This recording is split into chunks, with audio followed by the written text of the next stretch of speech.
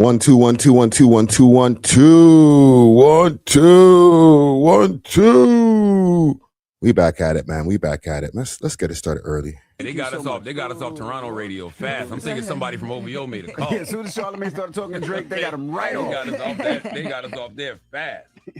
What's up, Charlamagne, I'm telling you, you and I and Drake, we have the same thoughts over and over and over again. He's not as popular as y'all think, by the way, just to let you all know. I don't know if the numbers would say that. He streams a lot. He's pretty popular. We love hip hop. I'm a hater, but I can't lie. No. And listen, in Toronto, he's not as big as you guys think he is. Not everybody in Toronto loves that man as much as everybody says. Drake? Oh, okay. Drake? Yeah, Drake, yeah. Okay. Girl. Yeah, if you actually Google him, he's never done anything for Toronto. He's never donated money to a sick kids hospital. He's never helped the homeless. He's never helped the poverty school. He's never done anything for Toronto, except for the basketball team. Oh, wow. Well, she's trying to get a black. Yeah, if you actually look it up. I can't argue. You on the ground there, so I can't tell you. I can't tell you about your city. You know more than me. They got us off Toronto radio fast. 1 2 1 2 1 2 1 2. We are back at it, man. Early. Okay, big salute to anybody who's popping up in the chat. I just played a audio or a video from the Breakfast Club. Big salute to the Breakfast Club. I gotta handle something before we get into any of our topics. Let me double check and make sure that my audio is sounding good. Audio sounding good. I might turn myself up just a little bit. Okay, I'm gonna play the video again for anybody who's popping up in the chat right now. Big salute to anybody who tuned in to day 14 yesterday, the IRL stream. We back at it. Hit that like. They got us off Toronto radio fast. I'm thinking somebody from O.W.O. made a call. Yeah, as soon as Charlamagne started talking to Drake, they got him right off. They got us off there fast. What's up, Charlamagne, I'm telling you, you and I and Drake, we have the same thoughts over and over and over again. He's not as popular as y'all think, by the way, just to let you all know. I don't know if the numbers would say that. He streams a lot. He sells out tours. I don't know. I'm a hater, but I can't. No. And listen, in Toronto, he's not as big as you guys think he is. Not everybody in Toronto loves that man as much as everybody says. Drake? Oh, okay. Yeah. Yeah, Drake. Yeah. Like button up on. Yeah, if you actually Google him, he's never done anything for Toronto. Google him. He's never donated money to a sick kids hospital. He's never helped the homeless. He's never helped the poverty school. He's never done anything for Toronto, except for the basketball team. Oh, wow. Well, she's trying to get a black. Yeah, if you actually look it up. I can't argue. You on the ground there, so I can't tell you. I can't tell you about your city. You know more than me. They got us off. Okay, so the reason I am playing this video here, okay, and let me bring my screen up so y'all can see my new fade. Bang. The reason that I'm playing this video here is because I got a response. The person who made this call, it was Alicia Cinnamon, and we'll play her right now. Go on, true, Alicia. The volume's a little bit low, so you're gonna have to turn up your TVs a bit or your phones. Make sure you check me out this Saturday, June 23rd. He did sponsor a KOTD event. Super organic. You don't want to miss it. Find out what your favorite spice has been up to all year long. Ah. Go on, my gal. We love hip hop. Mm-hmm. Oh. Make sure you tune in at 6 p.m. this Saturday. Okay. Now with that sexy smile, for the flashing jewel, totally impossible for a woman to sell. Impossible. We love hip hop. Baby boy, just wanna say We love hip hop. and maybe get your number and call you up sometime. Whee! Big salute to Alicia Cinnamon, okay? I'm playing this for a reason because I got a response. All right, I made a video and let's see if we can find the video. All right, let's, make sure to subscribe to the channel, the We Love Hip Hop Network channel. Okay, the video wasn't that long ago, so it should be over here in the clip section somewhere. Oh, there it is. We went right past it. We found Drake's Toronto haters and uncovered more. Great title, Friday. All right, so that video it didn't go crazy. It's not like it's like 10,000 views, but it's in circulation. It went around. And all of a sudden, I saw this. I saw it because I got tagged in it. Okay. So you guys are going to have to bear with me. When I saw this, I was like, this is a lot, fam. This is a lot. It's a paragraph. It's a mouthful, right? With an F. It's a mouthful. So let's go through it. So at We Love Hip Hop Network, out here reporting false news like the hater he is, among all the other goofy podcasters this week who hate black women. Oh my God. Okay. Note, not one of the black men in media have black spouses, and they use non-black women as weapons against us because they really hate black mothers.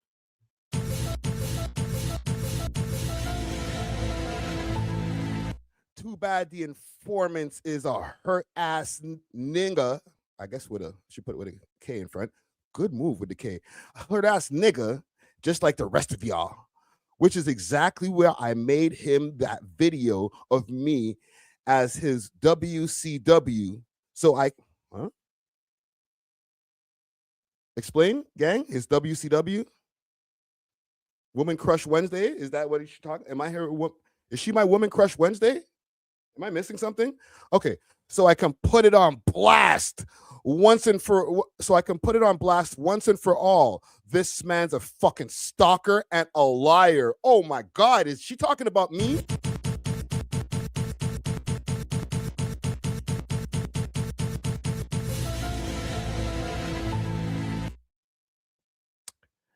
He breaches multiple NADs, I guess. Or NDAs. Oh, okay. NDAs. I thought she was trying to spell a different word. NDAs and contracts, trying to steal my identity and fabricate some kind of fairy tale in his demented mind after I told him clear as day not to write any songs about me for clout, at which he lied and claimed they were not publicly, but I was right there when he made them in the studio when they were supposed to be making. Is she talking about Drake? She might be talking about Drake. I don't know. She ain't talking about me. I've never been in the studio with her. My record, the one I still don't properly have, as he keeps trying to claim ownership of my shit because he's so desperate to be signed. For the last year, he's been stalking me every chance he gets from multiple fake accounts. There are things that I made up and told him. So when it came back to me, I knew where it came from. Oh, interesting. So she planted some kind of a booby trap. Interesting. For some whack ass awards nobody gives a fuck about. Look, gang, there's more. Any award that can be purchased, I don't want nor support. Go figure. He blocked me and disappeared, and then I'm trending about Drake because these goofs. Oh, I got you. Because you're a goof. Have been making him all my ideas as the indie artist because most of these men are down low, and that's why they hate women and they wish they could be. They hate women, they wish they could be. This man has admitted to being a drug addict, so I gave the benefit of the doubt after claiming heart failure for his regarded actions, but not anymore. He was unblocked from my page for one day and got jealous off of all the moves I was making, so he decided to cause drama, knowing I have a show this weekend because in his own words, you're always booked and busy. And he's not. Who the fuck is she talking about? Now I know she's not talking about me. This is like way off the trail now. Holy. Only time he gets any bookings is after he does some fuck shit to me like the puppet he is. Every man I got a problem with is well-known cokehead trying to pawn demons on me. I rebuke you. I'm lost too now, fam. I gotta admit, when I first saw this, I was like, too long to read. I'm not reading all of this, shorty. Like, listen, she added me at the beginning, right? And if you go through it, now it says, talk about ruin some shit. I like doing somebody a favor. I'm tired of looking at slick shit that comes out of your mouth. I'm not the type of woman you're used to playing mind games with somebody else. I can't even be cordial with you because your true colors show when you're mad, and I never forget nothing. It's a lot. Also, I'm gonna get ready to release and don't walk away. Can you remove the tag from the beat?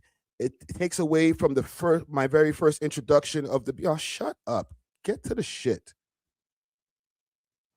So I'm gonna let this keep on playing because when I was going through this, I saw all of these messages. Obviously, these are not for me. I think this might be the song she's talking about. Shorty, if you're watching this, you got some free promo over here. Okay. Men in the Atlanta industry write a song about that sound like this. Men in Toronto industry, fake accounts, slander, and then the shit is cut off down there.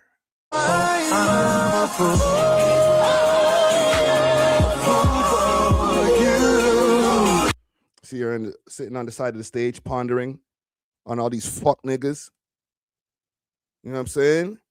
Making the game look crazy. I feel you, shorty. We love hip-hop.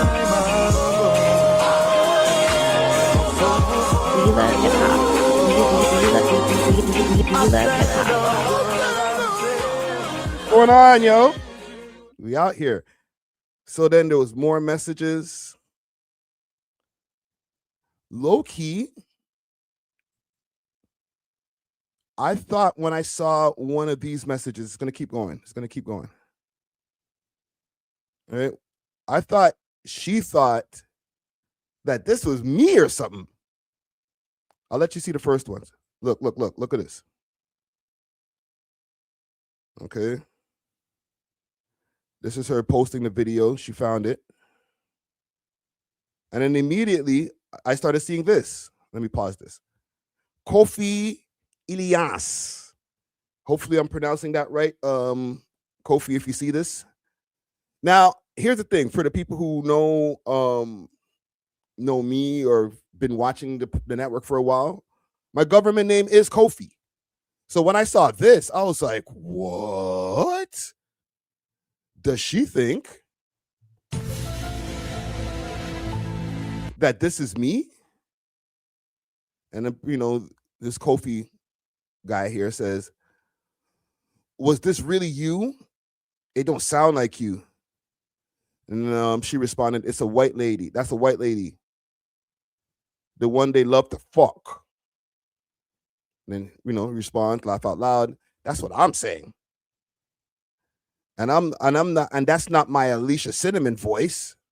All right. So in my mind, I'm thinking to myself, especially if you're going to be saying something like that, you're going to be coming with your cheesed voice. And she says, stay tuned, big up yourself. So I don't know. I'm very confused right now. Because once I saw the Kofi, I was like, is she talking about me? She added me.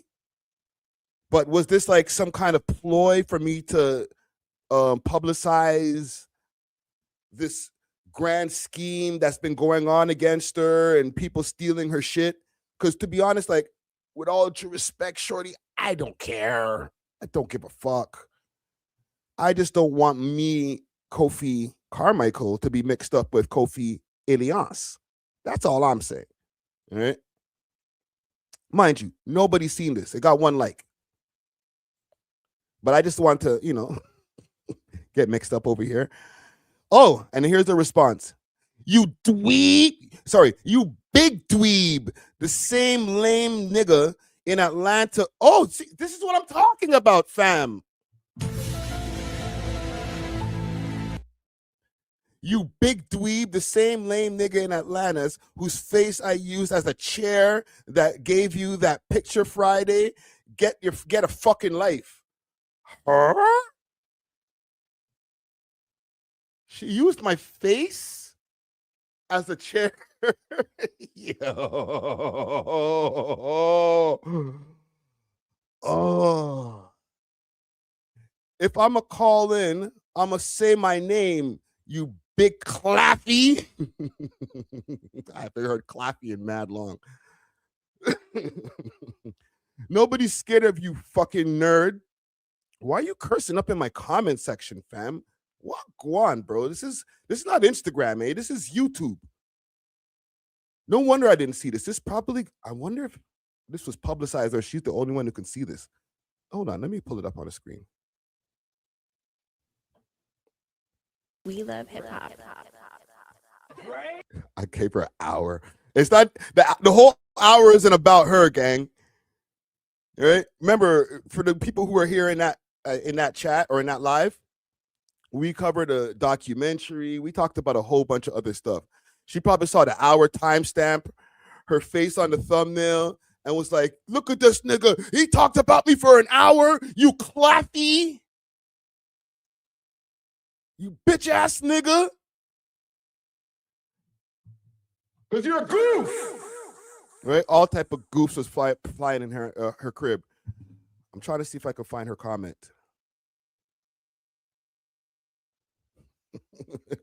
Chair face Ricky Trent is crazy. I'm here for it though. Listen, y'all already know me, man. I don't got no shame in my game. All right. I eat good. I eat box good too. Well, I never ate her box. Freaking, you would be so blessed to get my box eating. Shit. Could never get that privilege and blessings. Okay. Nobody's scared of you, fucking nerd. Tone Atlanta mad I wouldn't marry him, so he joined forces with all the other rejects in Toronto. Who the fuck is Tone Atlanta? Did we join forces? Tony, holla at me, bro. We joined forces apparently. It's clear as day that this is a white woman, the ones you love to fuck so much. Nigga, go buy some pussy and hop off my name. Holy. Jesus Christ, Friday. She told you. All right, what are you saying over here, Matt? Friday, invite her up for an interview. Rock clear the air, broski. And then what? She's gonna try to use my face as a chair? I'm concerned now. I wasn't aware of the last time, so now did I get roofied or something? Like, I don't know what can happen this time.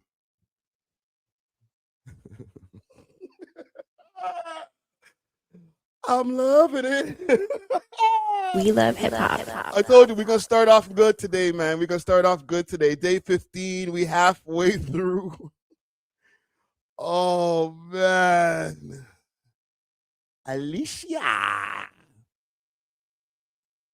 Cinnamon, school oh, my name's tagged in here too. The real reason why they're so bothered this week. We love hip hop, keeps it solid. Yo.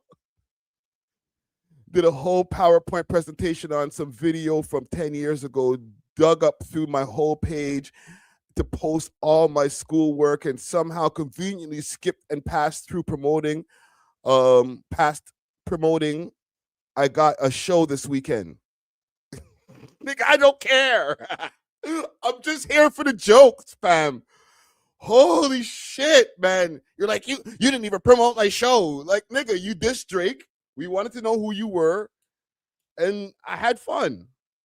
Okay? It wasn't like, yo, and by the way, this Saturday, over at Crystal's nightclub, and go see the R&B stallings of Alicia Cinnamon. Like, nah, fam, not to say that I wouldn't do that, but like, that just wasn't in my mindset at the time. I was just like, jokes. Next topic. But what else you got to say over here, shorty? And we could talk about the haters in the city. What about self-made independent female artists stay booked and busy even when y'all making up false stories for clickbait? Yo, I'm gonna clip this one here too, fam. Yo, subscribe to the Clips channel, yo. There's a world outside of social media, and more importantly, your small circle of friends. Okay, there's more than that. They want a feature from me, not the other way around. Get familiar with it.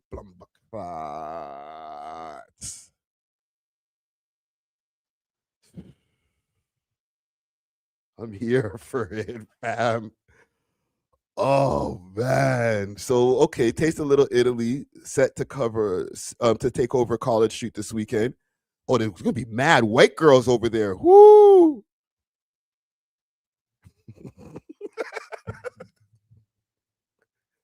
That's what you're saying, right? This is gonna be a milk fest. Not even milk fest. They're gonna have like, exotic white. I know Italians don't like to be called white and shit like that. You know what I'm saying? So, it's gonna be a lot of olive skin girls over there. Ooh, let's go. Oh man, how did I get into this? Well, I know how I got into it. I made an hour video on her. So yeah, gang, that happened. Okay, I just wanted to just get that off at the top. All right, just get that out the way before we get into our live stream here today. All right, big salute to Alicia Cinnamon. I know you remember when we used to chill back. We love hip hop. We love hip hop. We love hip hop. We love hip hop. We love hip hop. All right, big salute to Alicia Cinnamon. Hold your head up, girl. I ain't got no smoke with you. I don't want no problems with you. I was just having fun, okay? Maybe Drake will see this, hear the tunes, and give you a deal, all right? But we got a live stream to get to, so I just wanted to get that out the way. I didn't even have it written down, so salute to you. Let's get into it. What are y'all saying?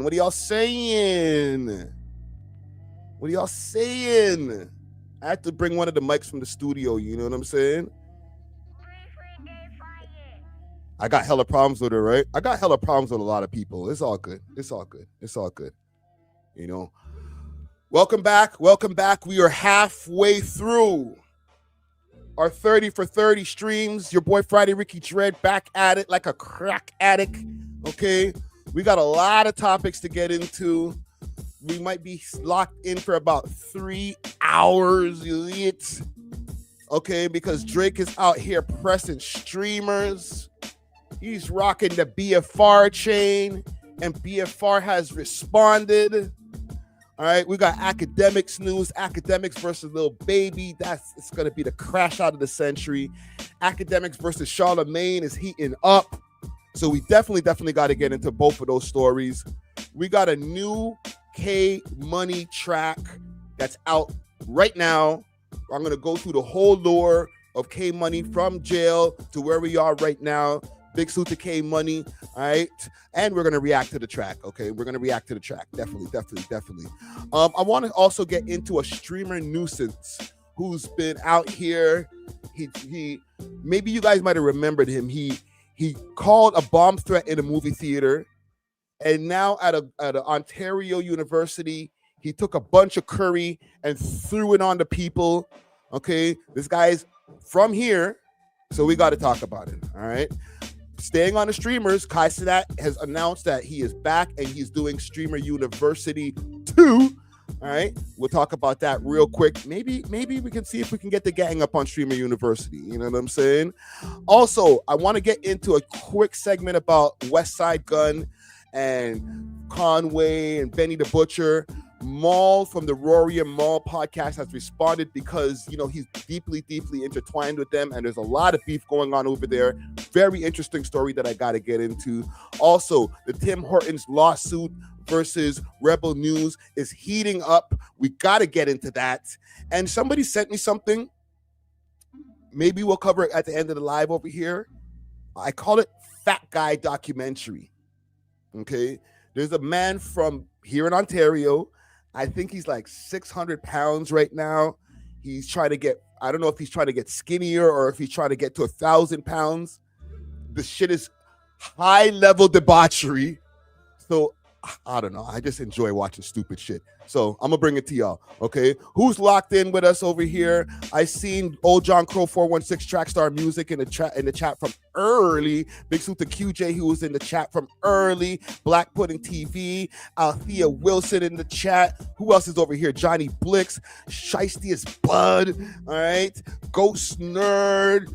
Yo, we got a lot of people in here today. We got a good set of people. Johnny Blix, I said. Who else? Welly 96, Jordan Chatham, Franklin Frazier, Ace in the building. Okay, it's Matt Alexander in the building. Big suit to Jennifer 6 in the building.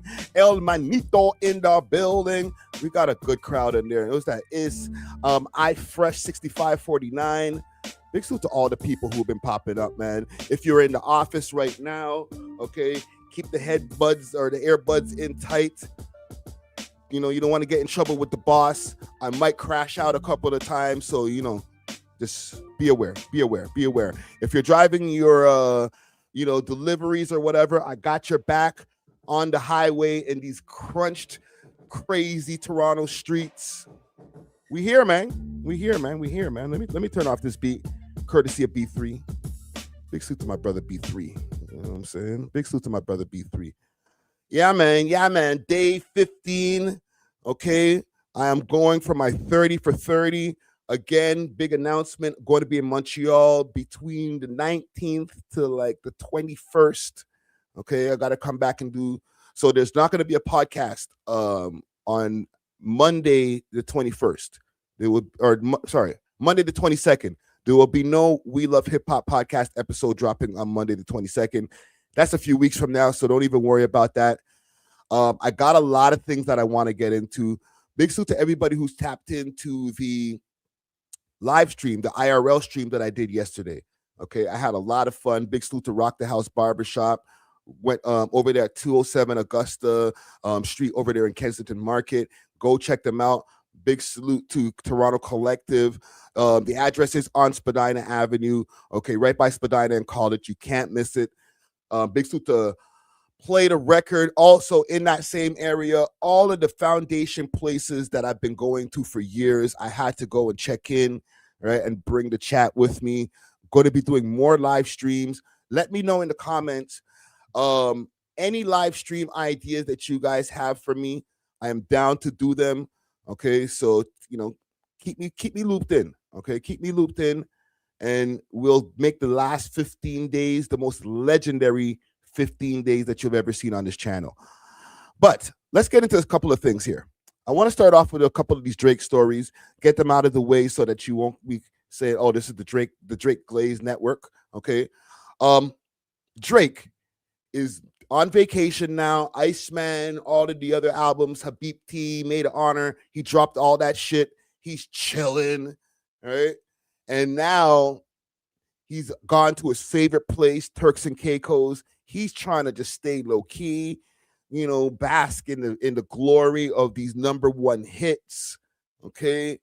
But these streamer niggas, the same streamers kind of low key that he kind of empowered with this whole Iceman rollout. Those same type of people came back to bite him in his ass. Pause. So I'm going to pull this up over here. This is courtesy of Fremzy over here on X. He's over here. I guess they're like on a pier somewhere. These streamers got pressed by Drake's best friend, O.V.O. Chubbs, for recording Drake in public while he was on vacation at his favorite bar, Noah's Ark, in Turks and Caicos. So let's see what's going on over here. But Liam, it's good connection. Shebang. Let us know when you see kilobytes. Good connection, Ryan, or what?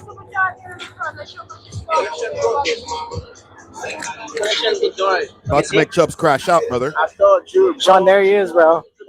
Yellow ski. All right, guys, that is Drake right there on the yellow ski. Sean, don't be too obvious. Bro. Yeah, take it. Just chill. Yo, chat. Right, Drake's literally here right now. So we cannot film him directly, but he just pulled up. Shebang. We told y'all we weren't playing, bro. We weren't playing, but we're about to go live on the casino on stake. We set up everything. We set up stake. Ryan, focus on that. Focus. This is important. Yo, Ryan, we can't be like that. No, not yet. But guys, he's here. Yeah. We can't film him, Ryan. The only problem is, Ryan, if you film him,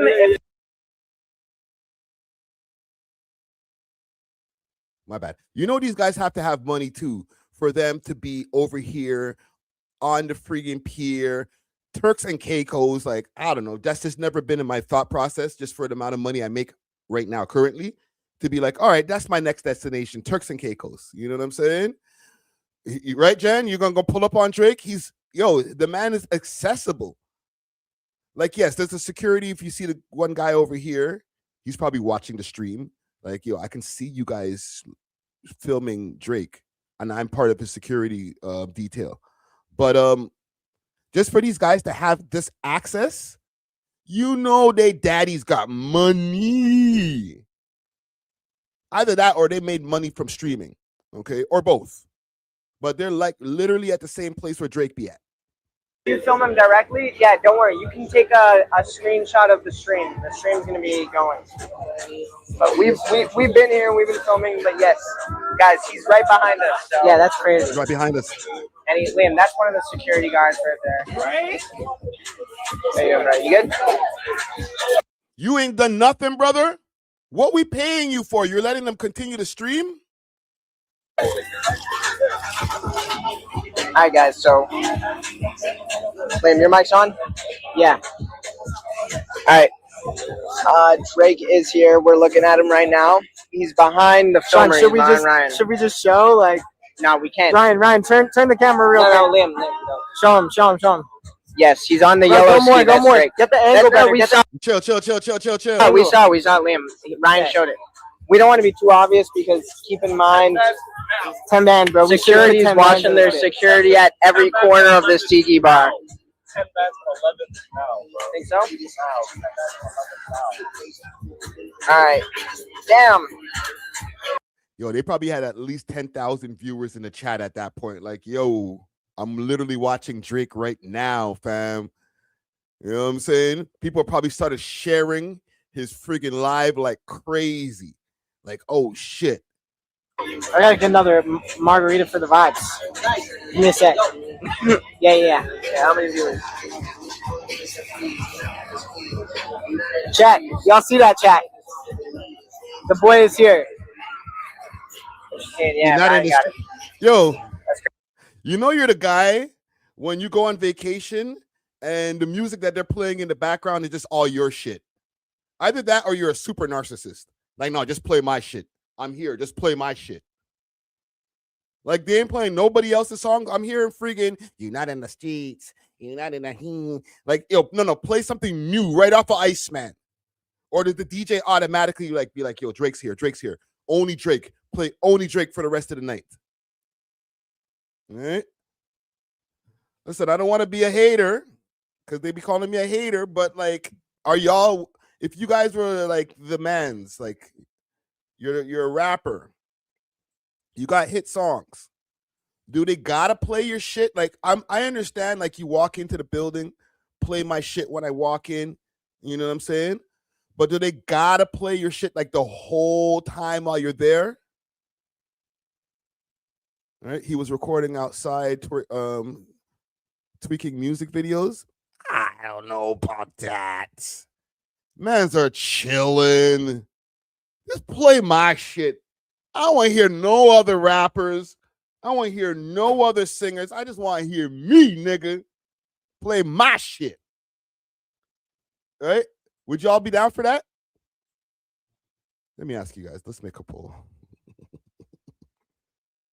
Some local music as well? No, man. Fuck them niggas, bro. They ain't over here. Play me only. All right? Let me ask you guys. Just for shits and giggles. would you want only your music played at a jam? Because keep in mind, like, that's also a stunt. Like, I got enough hits and enough songs that rock the party that you could play my shit for like a good 2-hour session and, you know, just don't make it obvious. Because kind of start playing the shit before I walk in. So just make it like I was only going to be playing Drake while we, you know, before you got here. You just so happened to walk into the bar. You feel me? Don't compare these rappers to Drake. I'm just saying, like, is that the rule for other rappers? No, pump it up. You all remember that video when Drake and Chubbs and them were watching the guy do the dancing for Pump It Up? They let Pump It Up play. He'll play one of my ops, right? Or he didn't tell them to turn it off. Like, oh, they're playing freaking that whole button ass nigga. Turn that shit off. He didn't do that. He's not a hater. Crazy. If they need help, big, got it, bro. Yeah, he got bigger. He got bigger. Iceman, bro. Iceman just pulled up. Wait, Ryan, you gotta be straighter with that, bro. You can't be that chat. It's going down. Yo, Wavy. Good. Who's that? You good, bro? I heard y'all been filming with them. Yeah? That's awesome, bro. We're live streaming right now. Kick. We got like 2,000. How many viewers? 2,000. Nice. Steady. Yo. Say what up. Say what up to Wavy. We got Wavy and Jason in the crib, bro. Yeah, we outside. One Jason in the crib. One Wavy, one Jason. If you ever come down to Island, you got to hit these dudes up, man. Okay, so these guys are Islanders. They're from over there. These guys know what's going on. These are the boys. Shout out Wavy. Shout out Jason. All right, guys, let's get it. Should I get the number, bro? Passion fruit. You can't stream. Yeah. We'll be right there. All right. What you say? He's filming the Whisper My Name back video. Yeah, right. Guys, they're telling us we gotta cut streams. Cut the stream, nigga. 2,000? Slim, homeboy just came up to us and said we gotta cut the stream. For real? Watch Drake, yeah, watch Drake. Security's coming now.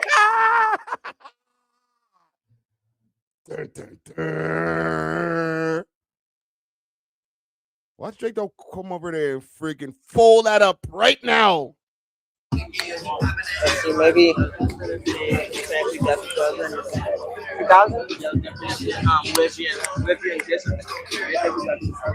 Slim, homeboy just came up to us and said we gotta cut the stream. Yeah. For real? Cut yeah, the stream, security's coming now. Who said that? That dude said we gotta cut the stream.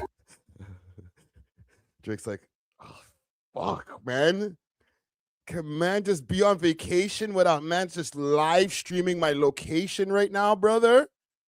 Brother. Why? I don't know. You just said we gotta cut stream.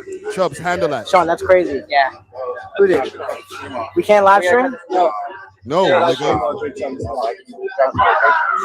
sorry, guys. Sorry. Oh, we were about to gamble. we were about to gamble on steak. Bro, we got the money in and everything, bro. Yeah, you can't live stream all okay. As soon as we leave and shit, y'all can jump back in. Okay, how long you guys gonna be here? 30 minutes, maybe? Okay, wait. All right. Yeah. That's Chubbs right there. Okay. He's giving them a nice press, a light press, not a crazy press. It's a light press. All right. The enforcer. Yeah, sorry, guys. Sorry. Oh, we were about to gamble. we were about to. Nigga, I don't give a fuck about the gambling, bro. Leave. We're about to gamble on steak. Bro, we got the money in and everything, bro. Yeah, you can't live stream all okay. As soon as we leave and shit, y'all can jump back in. Okay, how long you guys gonna be here? 30 minutes, maybe? Okay, wait. All right. Yeah, man. No problem. All right, guys. Yeah, we gotta cut. Sorry, I'm gonna replay that part in a second. Okay, but my brain is going into like 10 different directions at once. They're playing What Did I Miss? They're only playing Drake songs, fam. Are they just playing Iceman album? They're just letting their album run? Come on, gang. I thought it was just a one tune. The next tune that came in was freaking What Did I Miss? Niggas, yo, when I get on this place, if I hear one Kendrick song, I'm shutting the bar down. Okay? And I'm giving it a 1-star review on Google. Only my shit. The stream, you can film. We will have to cut the stream. As Okay. soon as we leave and shit, y'all can jump back in. Okay, how long you guys gonna be here? 30 minutes, maybe? Okay, wait. All right. Yeah, man. No problem. All right, guys. Yeah, we gotta cut the stream. You can film. We will have to cut the stream. Yeah, we're gonna wait. We're gonna wait. Okay, peace chat. Peace. We're gonna cut it. Yeah, we'll catch you. These guys, they got to cut it. Yeah, we'll catch you. They had to cut it, bro. Sorry, guys. The capo wasn't having it, man. All right. You can't just be out here just filming Drake willy-nilly, just giving up the man's location where he's at while he's having a good time listening to his shit. All right. You got to be low. You got to stay low, fam. Mind you, if I was there and they didn't know who I was, I might probably did the same thing. Right? If I didn't know who they were and they didn't know who I was, type shit. But like for these kids, like it's an opportunity of a lifetime. I joke, but like at the same time, I understand where they're coming from, bro. Like you're out there, you're like, wait a minute, I'm just out here. It's not even like these niggas came. These youths went there because they heard Drake was gonna be there. From the way it seemed, they're like, yo, oh shit, W Mans, Drake's here, right? This is my rich daddy freaking paying for my vacation worked out for something. All right, what are you saying over here, Matt? Friday, Drake does to Turks Noah's Ark or goes, I guess, all the time. And that's why they running his tunes over there while he's there. Stunner Sandy is there. They're definitely shooting a video for their track. Maybe. Then what explains the other songs being played? Why aren't they just running the song over and over again? Right? Nah, nigga. Let me check the poll. 50% of y'all are like, yeah, man, play my shit. Low key, I'll let some other people get into the mix, but you got to play like 50% my shit. Like if I had hits, not now. Like if I walk into a jam now, and now the whole jam has to stop dancing because it's like, yo, Friday the podcaster, yo, go dig in Spotify or go on SoundCloud and play some of his music. You don't got to do that for me, right? But if I had hits, nigga, run it. I'm only going to be here half an hour. He said he's going to be here half an hour. Run my shit for half an hour, bro. That's all I'm asking. Fam, you can't run only my shit for half an hour, bro. I eat that thing, bro. Maybe run a press or tune in there or something. You know what I'm saying? But yeah, salute to these guys. It's not a story. It's just like these kids having fun. You know what I'm saying? It was outside tweaking. Already filming the outside tweaking videos. That what y'all are saying? Interesting. I wonder if they're still releasing videos. The reason I wasn't taking in what you guys are saying like that, because I'm like, you guys released a shitload of music videos. Are you still releasing music videos from the Iceman project? If so, salute. All right, I ain't mad at it. Yo, big up, nice glass popping up in the chat over here. I'm gonna move on to another Drake story actually before we get off of our Drake stories, because some people were wondering the relationship, or maybe lack of at this point, between Drake and the BFR camp, actually. But there has been videos circulating of Drake in Turks and Caicos rocking a BFR chain. Okay, so I'll pull this up right now so you guys can see. All right, big salute to BFR, the whole team. Okay, so here's the the pic here. Let me go down and just pull up the actual post first, and then we'll go to that. Big salute to Keep Six Solid, where I'm getting a lot of my stories here today. So here we got Drake was spotted outside in Turks rocking a BFR chain, BFR Bundog, and Pressa's label. Drake shows love to his Toronto demons. Okay. So man's got the freaking iced out BFR chain on. And for a lot of people, this is like, to me, and Drake knows like he's going to be photographed everywhere he goes, right? So knowing that, you got to kind of like put little Easter eggs for the people, like, okay, this is the chain that I'm wearing. I know I'm going to be photographed. It's going to be picked up in the blogs, because people are probably wondering, what's the relationship between BFR and Drake? He took Pressa off of a tune. Like, what the fuck? That would have been a big opportunity for Pressa. But this, to me, is a token showing that we're still tied in. I could rock any chain on my vacation, but I'm going to rock the BFR chain. I don't even see an A.W.O.L chain. The nigga look like he just part of freaking the BFR team now. Like, I don't even got to wear an A.W.O.L, just BFR only. All right? Same chain as BFR Bundog. Mans are locked in, fam.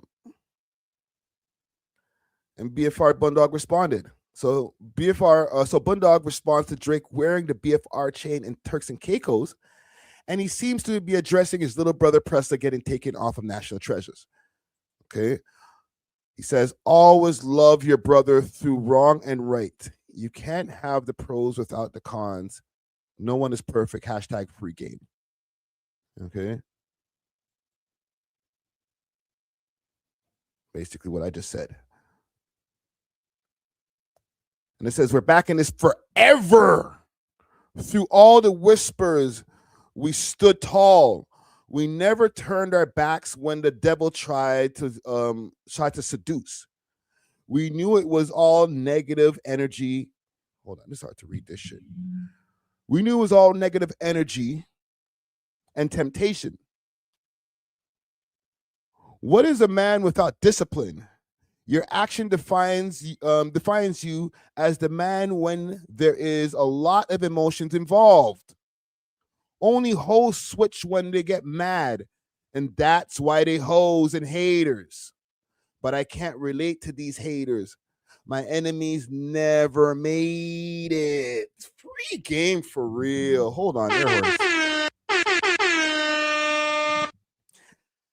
fuck with this message right here. Like a lot. Okay, from both sides right here. Even Drake rocking the chain. Look at the men, them are locked in with 50 Cent. All right. There could have been a lot of opportunities for these guys to, like, you know, start hating on Drake, especially with the whole like keep in mind, a couple of things happened. There was the No Face video, right? It was supposed to be National Treasures from time, like, what was that, like almost or maybe 2 years ago now, almost. And the video ended up becoming the No Face video that he filmed over at Scarborough Town Center. Pressa was supposed to film his part over at Jane and Finch Mall or some shit like that. And then they're supposed to combine the two videos together. That never happened. So it was kind of like, from the outside, I don't know the inner workings, but from the outside, it kind of could look like, oh shit, you pulled the rug from under my feet, bro. Like, walk one. One, like, you went and did the song that you had with Playboy Cardi and took Playboy Cardi off the song. Like, why can't you just use the video for National Treasure, fam? And the video didn't even really do anything. Like, it didn't really go nowhere. You know what I'm saying? Like, it was just kind of like a video that sat there in the zeitgeist. No Face. Like, how many views does it even have? 14 million, which is, oh, no way. That's not the official one. There's no way. There's no way that's the view count on this. Hold on, let me go to Drake's page. Let me see if he has this even posted on his page, bro. So that was like a Dashway video. Wow. You can't even find the video on his channel. So it would have been like, bruv, do you fuck with me, bro? Like, you didn't even care about this video. It's not even on your channel. The official one got released on Drake's Instagram. Yeah, so like, okay, why can't we do the video for National Treasures here? Because he wasn't going to be on the song. And then when we found that out and I broke that story, I'm sure mans were like, what the fuck, bro? Right? Because the song came out. The song came out with the Pressa version, like with the Pressa verse. A nicely mixed version, a clean version that everybody can consume. And people were kind of like, yo, this is what we need to do, especially off the heels of Kendrick Lamar and the GNX album. And oh, he put the whole West Coast. That's how you really put on for your city. Niggas is like, okay. National Treasures with Pressa, W move.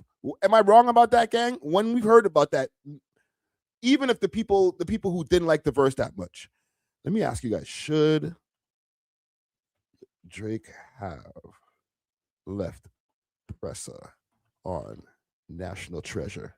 Okay, I want to know that. I'm just going to put NT. Okay, let me know. Should Drake have left Pressa on National Treasure? Or Treasures? So something like this, I felt like it had to be done. Like, bruv, I still fuck with you guys. Like, I just had to do what I had to do. It's not a diss towards you guys. It's just, this is the right move that I need to make right now with the situation that I'm in. You know what I'm saying? And I'm going to catch you on the next one. This is just my speculation, right? Like, the fact that you and Drake, Pressa and Drake, have a song together means they can have another song together. They might already have another one recorded and just nobody's ever heard about that one yet. You feel me? Because Boogs had like, 3 Drake verses? Smiley has 2 that are released. So he might have like 5. You never know. You just never know. Right? You're saying in hindsight, yes, leave Pressa off? Yes and no, in my opinion. Hold on, let me find that comment over here. Mixed with a nice glass. All right, yes and no. Because I guess if you were trying to make a specific kind of move, and I think Pressa held his weight on the song. I don't think he bodied Drake. Like, Drake went crazy on that first verse. On the first verse. But as far as like the song itself, minus Pressa, it didn't get better. I think it was better with Pressa on it. If you want my real honest opinion, I think the song was better in the original form, because when they switched the beat and they, he does that like that flow, that the flow's cool and the bars are cool, but like it's an underwhelming beat switch and change in comparison to the way the song was originally. My opinion, no hate. Just when I heard the song originally and Pressa's verse, when you heard Pressa's voice come in after Drake does a crazy verse, it's like, okay. And now it just beat switches and he's like, and it's like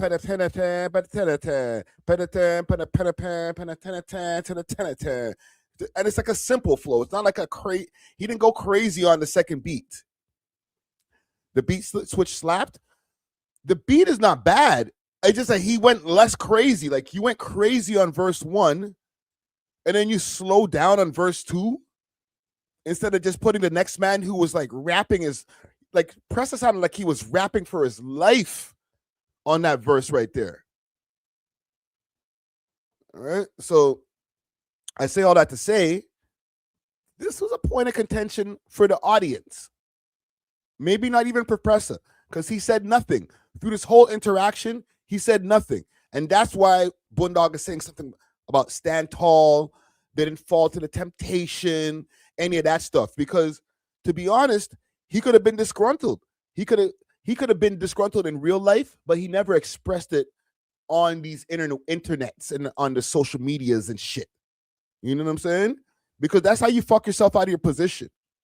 That's how you burn bridges or, blow things out of proportion without even actually knowing what the real story is.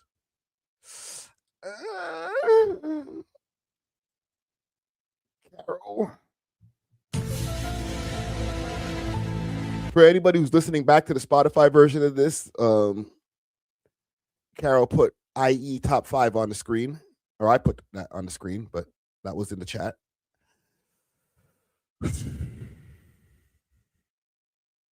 Yeah. Like, I get where top 5 is coming from. Like, yo, these guys are laughing at me when I got my neck slashed, saying that they're responsible. These are my ops, and blood was shed at this point, and I hate them, and all of the different things that come with opping with somebody, okay? I get it. But crashing out on the boy...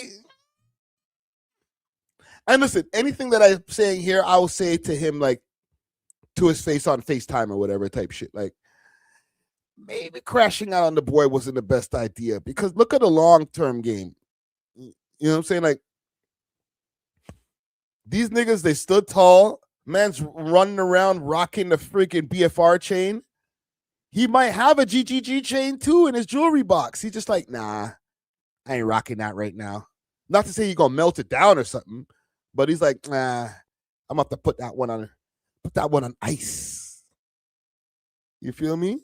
What up, Donovan? Because like, I think they're getting close to a resolution. Let's go to the gram. You know what? Let me move this over here before I go to the gram. Before BBL pops up on the screen. Let's go to top 5's page. I don't know if the story's still going to be there, because it might have been 24 hours already that the story passed. Top five. Yeah, the story's gone already. He had a story post with Chubbs in the story, right? And he had put Capo. So, and this is public. There's not one of his private stories or like friends only stories. It was one of his public stories. So there is some kind of bridge mending or fixing that's happening BTS, right? But I think that needs to happen, because bruv, like, this guy took, again, and I'm not trying to get on 5, okay? And we'll get off this topic. He posted your ops, okay? He posted Pressa when he dropped his new album. He posted a new album in his stories. Oh my God, I can't believe he did that. Arms house, right? Disrespect. I get it. What he did to them. Oh, let's do a music video, and you're going to do a video at freaking Jane and Finch Mall, and I'm going to do a video at freaking Scarborough Town Center, and we're going to combine it. Oh, no, sorry, I made it for another song. Hey, come to the studio. Let's do a song together, and the song sounds fire, and guess what? I'm going to preview the song in Iceman 3 stream, so now everybody might think that the song's going to be on the album, and it is on the album, but guess what? You just got taken off. Who would be more cheese between the two of them? The nigga who just got a story posted of the ops, or a nigga who got 2 opportunities swiped away from him? I just got to be fair. Fair is fair, bro. Like, shit. This nigga said nothing. And Drake is like, yo, sorry, next time, bro. I got you next time. And Press is just like, cool. All right, brother. I believe you. I fuck with you. I have faith in you. Says nothing. Okay? 5, you know I fuck with you, brother. But like, man, post in his Instagram stories, not the main feed, the stories. Yo, go check out that new Pressa album. Yo, fuck Drake. Yo, I should have been listening to Not Like Us this whole time. Especially, you know what my favorite part is? The A minor part. That's my favorite. Nigga, calm down. Like, man's taking this guy off of songs. And this guy's just like, all right, Drake, I hear you, brother. You're probably making the best decision. I'm not saying that that's what they said. I'm just speculating. Like, if, like, that's me behind the scenes and man's like, yo, I have to take you off of the verse. All right, brother. Do what you got to do. You know what I'm saying? You can't even act mad about it. You just got to be like, oh, that's what you're doing? All right, brother, say no more. I just keep smiling. Right? You start bucking up. Nigga, what? What do you mean you're taking me off of the verse? What the fuck? You're taking me off of what? Man, you know, why are you taking me off of the verse? Are you worried? You thought I bodied you, right? That's what it is, huh? You took me off of the verse because you thought I bodied you, right? Imagine how that was Press's reaction. You're not getting this picture, fam. BFR chain meltdown. You know what I'm saying? He just kept it cool. All right, bro. You don't want to use the verse? Cool. We'll make a next song next time. I ain't mad at that. I got to call it how I see it, bro. I might have overreacted. Right? Send top 5 to 48 Laws of Power. Yeah. They got the audio version too. I'll send that, fam. But, nigga, you got to be easy. Be easy. Woosah. Right? But listen, salute to Drizzy Drake. I just found this wild, bro. When I think about it in hindsight, like, nigga, you crashed. You think it should have been Tory'd on National Treasures 1? That wouldn't have been able to happen because, you know, incarceration, things like that. 2, I don't know. You think he would have bodied it more than Drake? You know what? That might have been a freaking good move still. Yeah, no, you ain't wrong. Okay, listen, let me show you something. I just opened Twitter. I'm going to show you something before I get to my next story. Just my quick sidetrack in my brain, okay? Sidetrack, no sidetrack. Y'all seen this? A little bit more mischievous than the cat. Do you know the difference between a cat and a rat? Katy cat and a Katy rat. Why don't you tell me? You know how the light cannot exist without the darkness? Yes. And that we should just embrace our shadow self? Mm-hmm. The Katy rats are a little bit more mischievous than the cats. Okay. But that's because they have a good relationship with all parts of themselves, whether that is the nice or the naughty. So now that I'm a Katy cat, should I aspire to be a Katy rat? A Katy cat. What? Huh? The nice or the naughty. So now that I'm a Katy cat, should I aspire to be a Katy rat? Now that you're a Katy cat, should we aspire to be a Katy rat? What does that even mean? Maybe, actually. Everyone has... Look at this. Look at this. She's just like, this is why I like black guys. I'm playing. I aspire to be a Katy rat. This fucking dumbass Canadian. Is that a Canadian question? That's what her brain is thinking. Okay, Katy rat? Huh? Are you keeping up with the joke that I'm trying to say? Maybe, actually. Everyone has a little rat inside of them. If you think you have no rat, then you actually are not even a Katy cat. So you have to kind of accept. No, you're a Katy cuck. The rat to be the cat. Okay. Hold on. Let me just get my guilty pleasure off, and then we can get to our next topic, okay? Just give me a second, gang. Give me a second, please. Please. Because y'all remember. Well, maybe you didn't remember. Watch them. Red carpet play.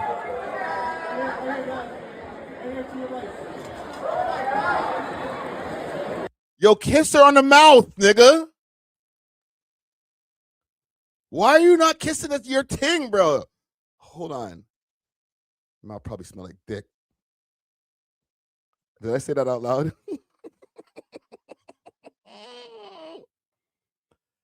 Oh, hey, shit.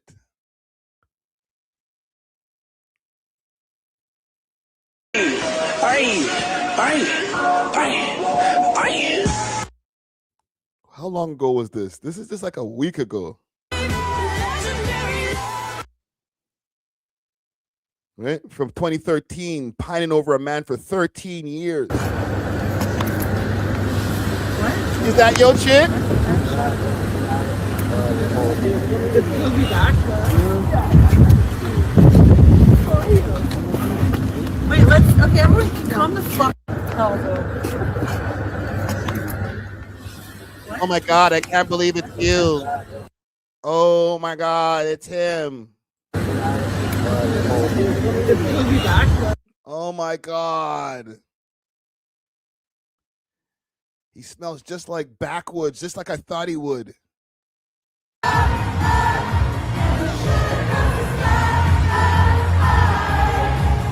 Yo, this is a fake relationship, bro. That's not your girl, bro. Stop the cap.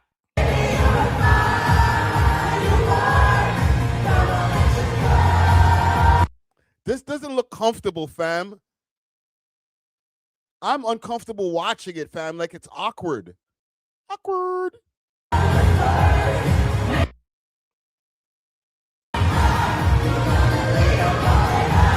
Bruh. Are these guys in a real relationship or not? Let me know. Huh? Money laundering relationship? Huh? The smile on his face holding her cheek.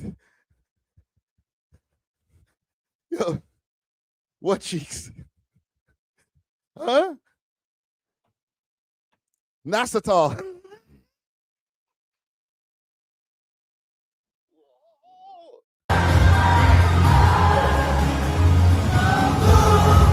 This just feels weird, bro. Look.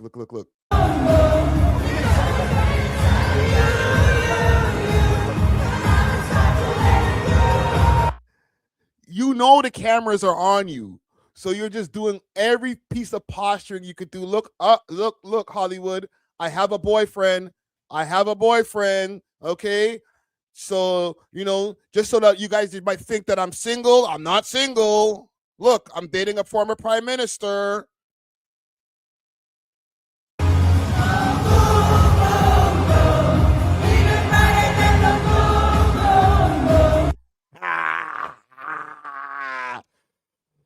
Oh.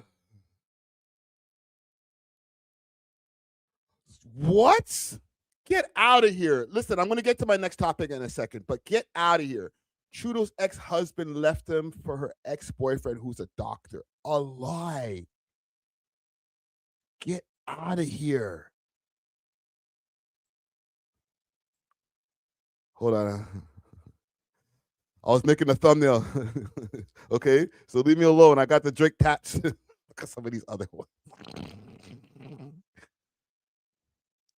What's wrong with you guys? Okay, focus, go. Focus. Justin Trudeau wife. Okay. New boyfriend. Let's do this. Oh, caught it. Caught him. What? Making thumbnails? You thought I was gooning Drake? Pause. Hey, yo, chill. So former Prime Minister Justin Trudeau is dating pop star Katy Perry. The couple is made. Okay, who cares? Justin Trudeau's ex-wife, Sophie Gregoire, announced their separation in 2023 after 18-year marriage, but remains dedicated to co-parenting their 3 children.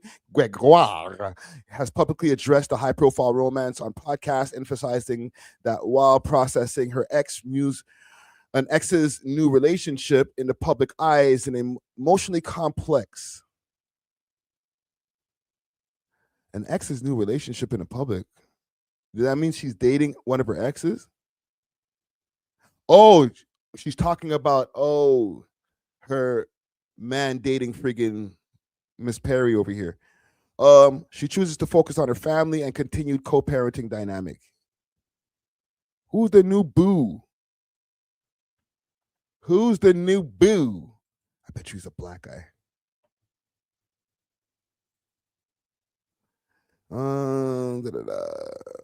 She is dating Marcus Vitali, an Ottawa-based pediatrician and surgeon. Really, eh? Yeah, eh? Yo, Zav, I'm just doing my job, brother. Why they pose for a photo before? Oh. His ex was all right still, fam. Not even mad still. Like, Sophie was so... I'm not going to say she could get it, but like, I'm going to be respectful, you know what I'm saying? But like, she wasn't bad looking still. Let me see this guy. Let's see this guy. Watch him, Bomba Clout. Cheese.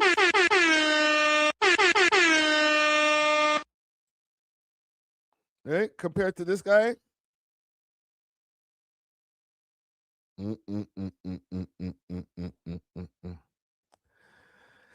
Sorry, gang. It was just a side mission, you know? I just had to I saw these things going around and I was like, what's going on here? She's always on promo mode. And one more hair straight ahead, please. Yeah. Not one lip was locked.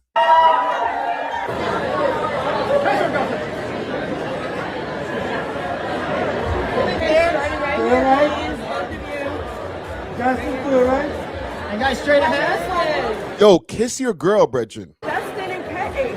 Justin K.A. Justin K.A. One more time, straight ahead. Right here, Justin K.A. Justin and Katy. Justin K.A. One more time, straight ahead. One more time. Look how he's standing, fam. He just doesn't even he just his body posture is just like all fucked up and shit, man. Okay, let me leave them alone. Not too much on Justin, man. not too much on Justin.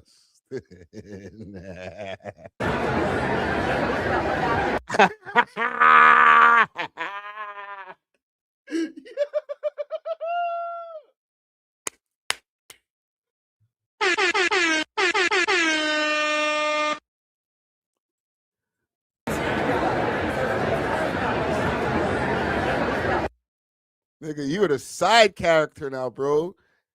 This man ran a whole country. This would be the equivalent of Donald Trump just being the side character now, bro.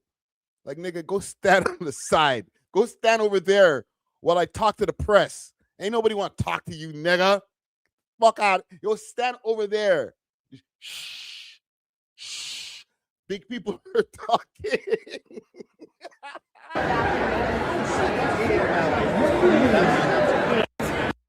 Oh, man. This is a humiliation ritual. Oh, nigga. I'm trying to move on. Watch your butt, man. I saw the show 3 times, but wasn't really paying attention to anything but Katy. Grabbing some Nasatol. Let me get a little bit of that pancake in my butt, in my hands over there. Let me grip a little bit of my bitch. This nigga's bold. Watch the. Jesus Christ. Yo, I got it. You know what? You got a little bit of respect points back, fam. I'm not trying to be a misogynist, but here we are. You gotta grab a little cheek, nigga. A little cheeky cheek. Justin, how proud are you? Have you seen the film yet? His head sliding right off.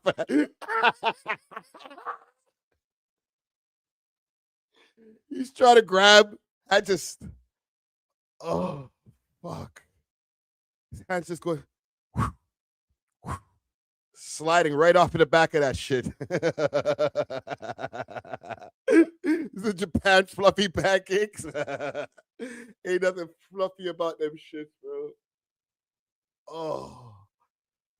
This is peak. I saw the show 3 times, but wasn't really paying attention to anything but Katy. So I'm looking forward to seeing the show now for the first time. I'll be seeing it tonight. This guy's in love. But you guys are beaming. I love it. I love her.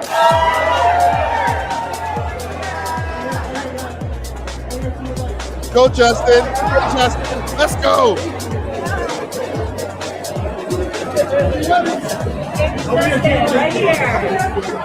She got a little poke out still. Let me not diss the thing, fam. There's a little symmetrical poke out going on over here still. All right. The ass to back ratio, we see about 4 to 3 centimeters, 3.5 centimeters of poke out. Okay. In inches, that would probably be 1.5 to 2 inches of poke out. It's not bad. It's not bad. You look good together. I like it. The PM got eyes on her, and she got her eyes on Chief Keef. Love triangle. Super love triangle. He might got his eyes on Chief Keef too. Okay. All right. Enough, Friday. You violated this man enough. Let's move on. Okay. I need to get into this academic stuff, okay? Because big salute to Akademiks. Akademiks, he's been doing good. But a lot of people don't like to see him that way, bro. Niggas is getting at him. Now there's a snippet of Akademiks or Lil Baby, Le Bebe, going on Akademiks. Okay? Let's go back over to Keep Six Solid, and I'll show you guys the post. All right, big salute to Keep Six. Le Bebe. He had it not too far down. Here it is. Call.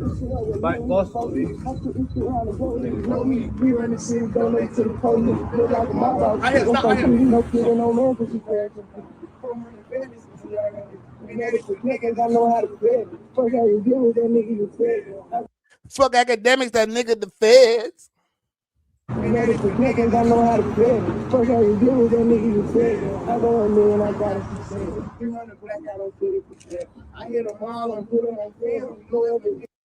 the feds? So what are you trying to say? The Akademiks would snitch? Is that supposed to be a diss?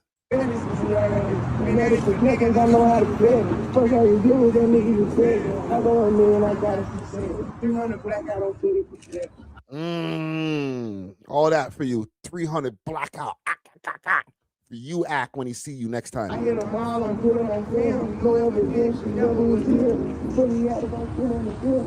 stop recording. Okay. Because I don't want y'all to get music. The Akademiks respond to this. So this is happening in real time, so Le Bebe. June 8th. We're the 9th today. Oh, he did respond. Akademiks responds to a little bit. Okay, here we go. Perfect. Call. Boss.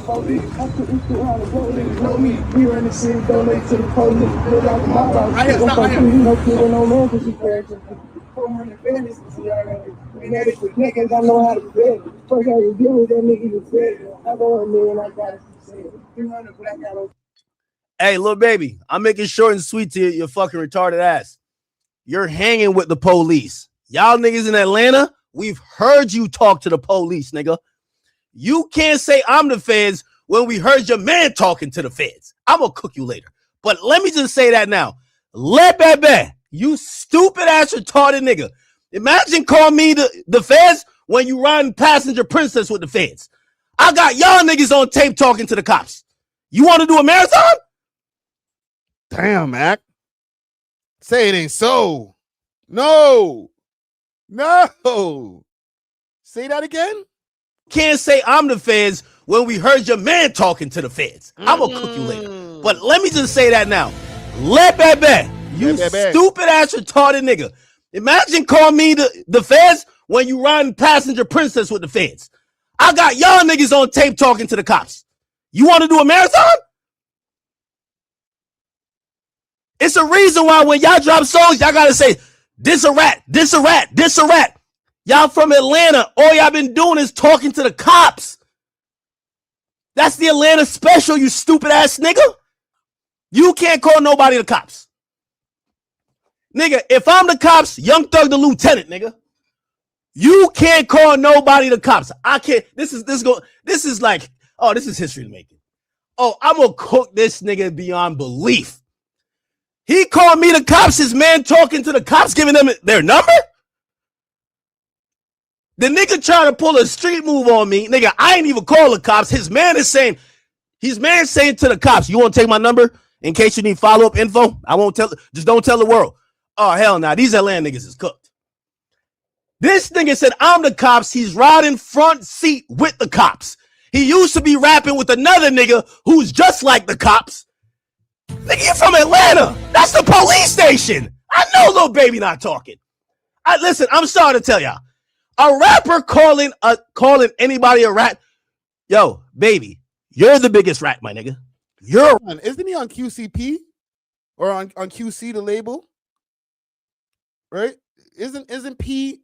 didn't P rat on somebody who chased him in the mall with a gun or some type of shit? Like, didn't he rat on somebody? What the hell, bro? Don't you run with Young Thug?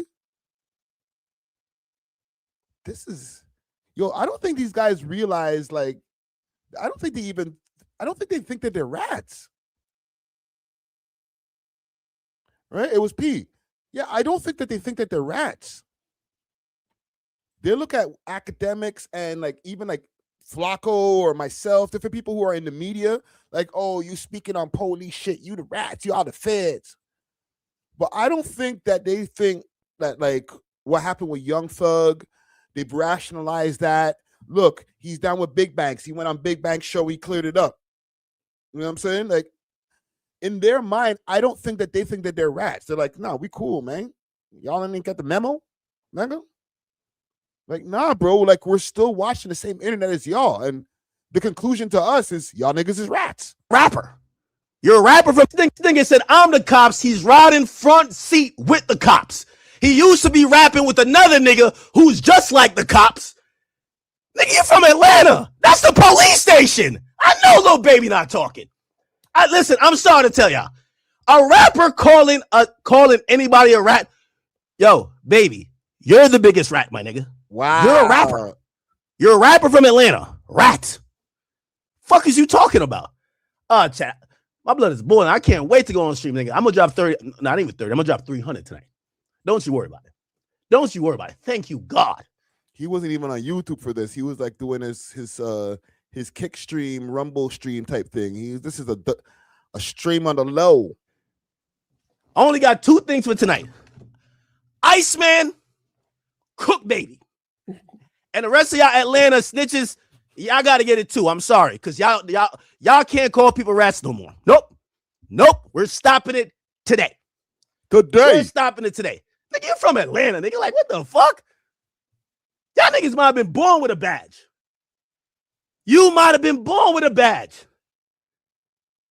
Oh, this is perfect, chat. Remind me. Hold on. Let me get off this gambling stream because I need to go cook up.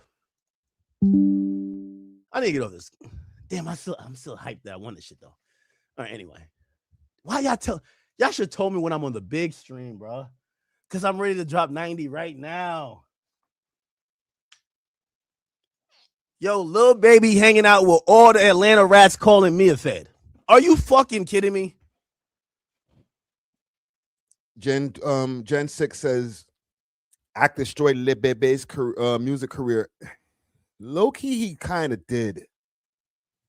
Not to say that he wasn't on his own way by just not like releasing like mid music, but at the same time, like just a lot of the shit that he was doing that like to get at Akademiks, like that first time when he just, I think he said he had more money than him or something. It wasn't even a crazy bar. But from when Akademiks started calling him Le Bebe, that was the nail in the coffin. It was done. it was like we just started looking at him different, right? And also, again, he didn't help his own case. He's at the white party. He's taking pictures hugged up, looking crazy. It's like the fame destroyed him. It destroyed his street cred. You know what I'm saying? It left him open for niggas like Akademiks to criticize just how gay he was starting to look. You know what I'm saying? I've embraced being called a feds at this point. I'm not even stressing it, because I know that these niggas, what they do as far as like federal activity is way worse than me talking shit about them on a podcast. These niggas be actually in police stations, even the Toronto ones who talk shit about me. A lot of them niggas that don't have the cleanest records neither. I just don't expose a lot of these niggas. You know what I'm saying? But I've had paperwork on a multitude of Toronto rappers who are supposed to be your toughest of toughest, hardest of hardest rappers. Okay? A lot of them niggas, chirpy, chirpy. Lil Baby's hanging out with actual niggas who talk to the cops, who got interrogation tapes, who's been up on the stand, who's documented cooperants, and Lil Baby, that bitch ass nigga has the audacity to say, I'm the feds, and hip hop gonna allow this?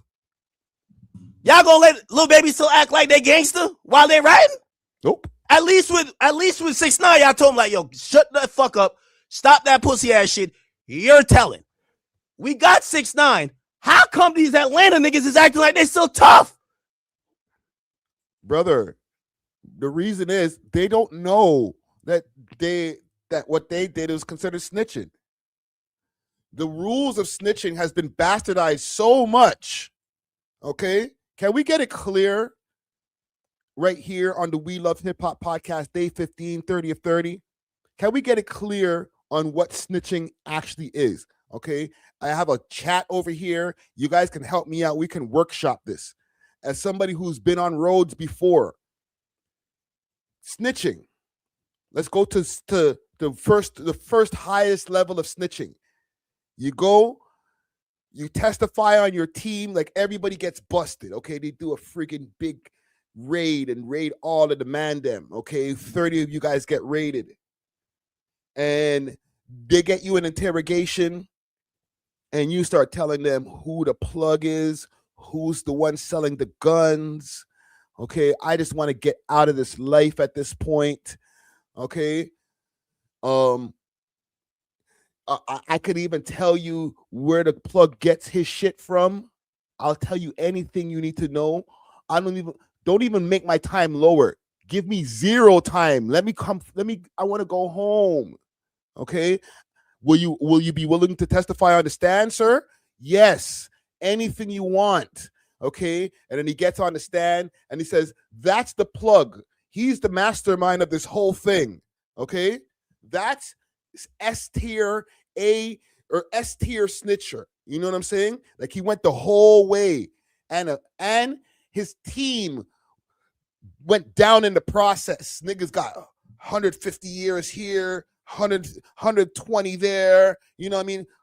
Well, this is Canada, so okay, 25 here, 25 there, 25 for everybody. Okay, and you get 3 months. Come home. Okay, S tier snitcher. All right, and then you got other levels. They're all snitches, so let's keep this in mind. You got the one who's like, yo, I don't like what my ops is doing. They're putting me under mad pressure. Them niggas robbed my gates, all types of shit. You know what I'm saying? Guess what? I'm gonna drop a dime on them niggas. Don't like that shit over there. Don't like that shit over there. All right? Belly, drop a dime. I don't like that shit over there. Drop a dime on these niggas. It's gonna get cut out. It's gonna get cut out of the tape later, but you know what I mean. Well, meanwhile, little did we know this local big head nigga named Rico started. Rico. His pockets was getting a little thin right at him. Yeah, they rolling hard too. They slanging real good. Slanging real good. Mm-hmm. Might have to drop a dime on them niggas. Right? Might have to say that again, Rico.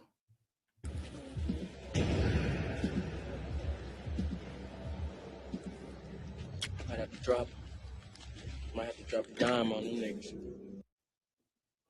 Right? Right when he's about to eat the banana again. Pause. Right? Hey, yo, chill. So that right there, I will put that in the A class of snitching. Right?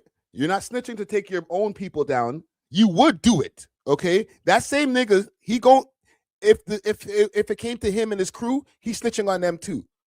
But he's in the A class, and that's how you get to the S tier. Okay? But in the A tier, I'll snitch on on the ops too. Okay?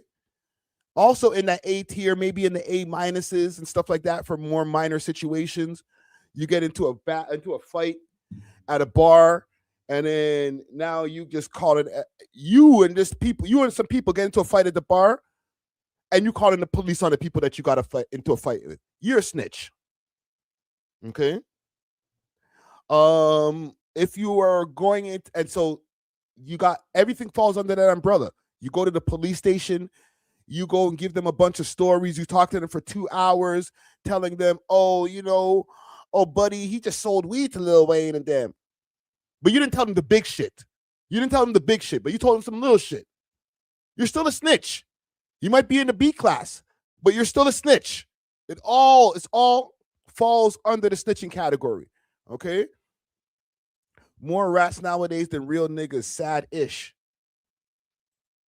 Bun Gunna, not for snitching, but for not having a convo with his mans first. So does Gunna fall under snitching? Because they asked him, is YSL a gang? He said, yes, ma'am. To me, it's, case closed. He's a snitch. Snitch. Right? But some people might move the goalpost around. Well, listen, man, they already knew that they were a gang.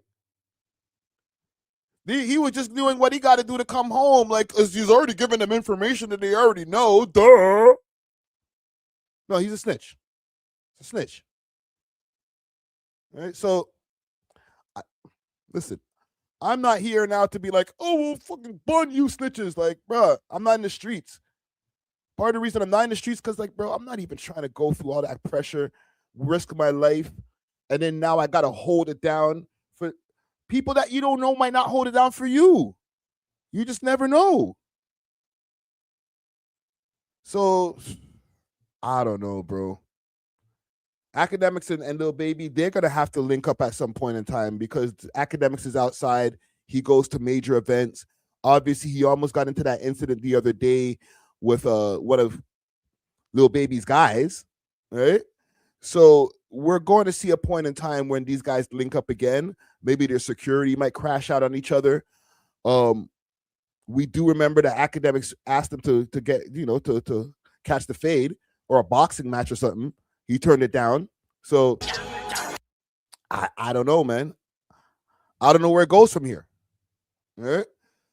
Salute to Akademiks. Oh, stay safe out there, brother. All right. You got rappers dissing you, calling you the feds, but them same niggas, if you crash out on them on road, you might be the one who catch a case. So listen, I don't even know what to tell you in this situation. It's hard to give advice to somebody. Go crash out on somebody that might give you a lawsuit. You feel me? So salute to Akademiks. Stay safe, brother. When you get into the Charlamagne, aka Rock Nation, I'm getting to it right now, actually. You're just in time, Matt. You're just in time. Yeah, staying on Akademiks. He has responded to Charlamagne the God's basically response to him, because for the people who don't know, Charlamagne the God gave Akademiks some warnings a few weeks ago, letting him know that there has been some people who've been watching him and his team. They're saying that him and his team are working pro-Republican, pro-MAGA, Drake, Grandwizard chat nigga, Akademiks himself, Aiden Ross. There's a whole cabal of Trump lovers that are being pushed on that side. Okay, people like Jeremy Heck was trying to expose Act. That didn't work, but Charlamagne the God gave him some warnings, and Act was not feeling that. Okay, Act went to war on his own stream. He mentioned that like he got no friends with nobody. If you over there, then stay over there type shit. And all of a sudden, as far as like post from Akademiks' team, not Akademiks himself, from his team, it was starting to become a bunch of crazy anti-Charlamagne, digging up old shit, you know, the lesser charge, all types of shit started popping up. And Charlamagne actually responded to this on his podcast. I'll play a little bit of it now. Another guy named Alex Ocha asked me who was behind it, and I said I couldn't tell him. That's not true. I said I don't know, but I would find out. But what I did tell him was that these three individuals, Carson McCoy, another guy named Alex Ocha, and George Nguyen. How you pronounce it, Chris? It's a Vietnamese name. Nguyen. Win is the closest, yeah. George Nguyen. He's that's Grandwizard chat nigga. And he is from Australia. What we were told was the Carson kid and George were getting investigated, got pressed by investigators, and cooperated. No, not Grandy. And told and said that they get their marching orders from Akademiks and Drake. I don't know if this is true. I don't know if it's not true. I'm just Grandy's Vietnamese. What is he? He lives in Australia. Yo, I sent Act the pictures they sent us of him, and Act goes, "Who is this?" And I go, "They say this is the George Grandwizard chat nigga dude." And then he was like, "What? I thought he was skinny." And so I guess when he sent Grand the pictures, you know, Grand confirmed, like, "Yeah, man, I got these pictures sent to me, you know, a few months ago." So I was just calling Act to give him a heads up. And I said, "Yo, you might need to watch the people around you." Because sometimes, man. No, Grandy. Listen, sometimes He's hilarious, though. I don't know. But sometimes you be in business with people and aren't fully aware of all the things that they may be doing. So right? so there's illegal activity because they're being paid to do things? What's illegal about that? I really, to be honest with you, I really don't know. I really don't know. When I say I don't know, I really. So I've played this. I'm not going to play the whole 8-minute clip again, right? But Akademiks finally responded to this. And I'll play what Akademiks had to say.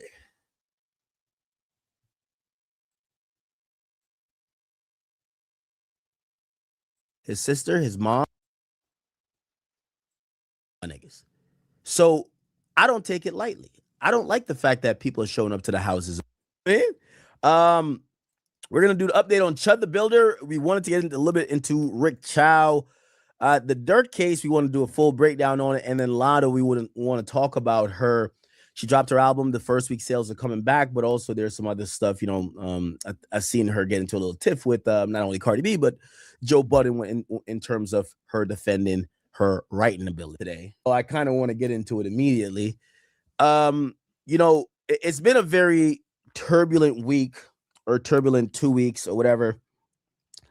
I've heard that Charlamagne the God has dropped an episode of his podcast. Brilliant. It is a podcast that I really enjoy. Shout out to Andrew Schultz, as well as Charlamagne. But you guys probably have seen what's been going on, you know, just publicly. You know,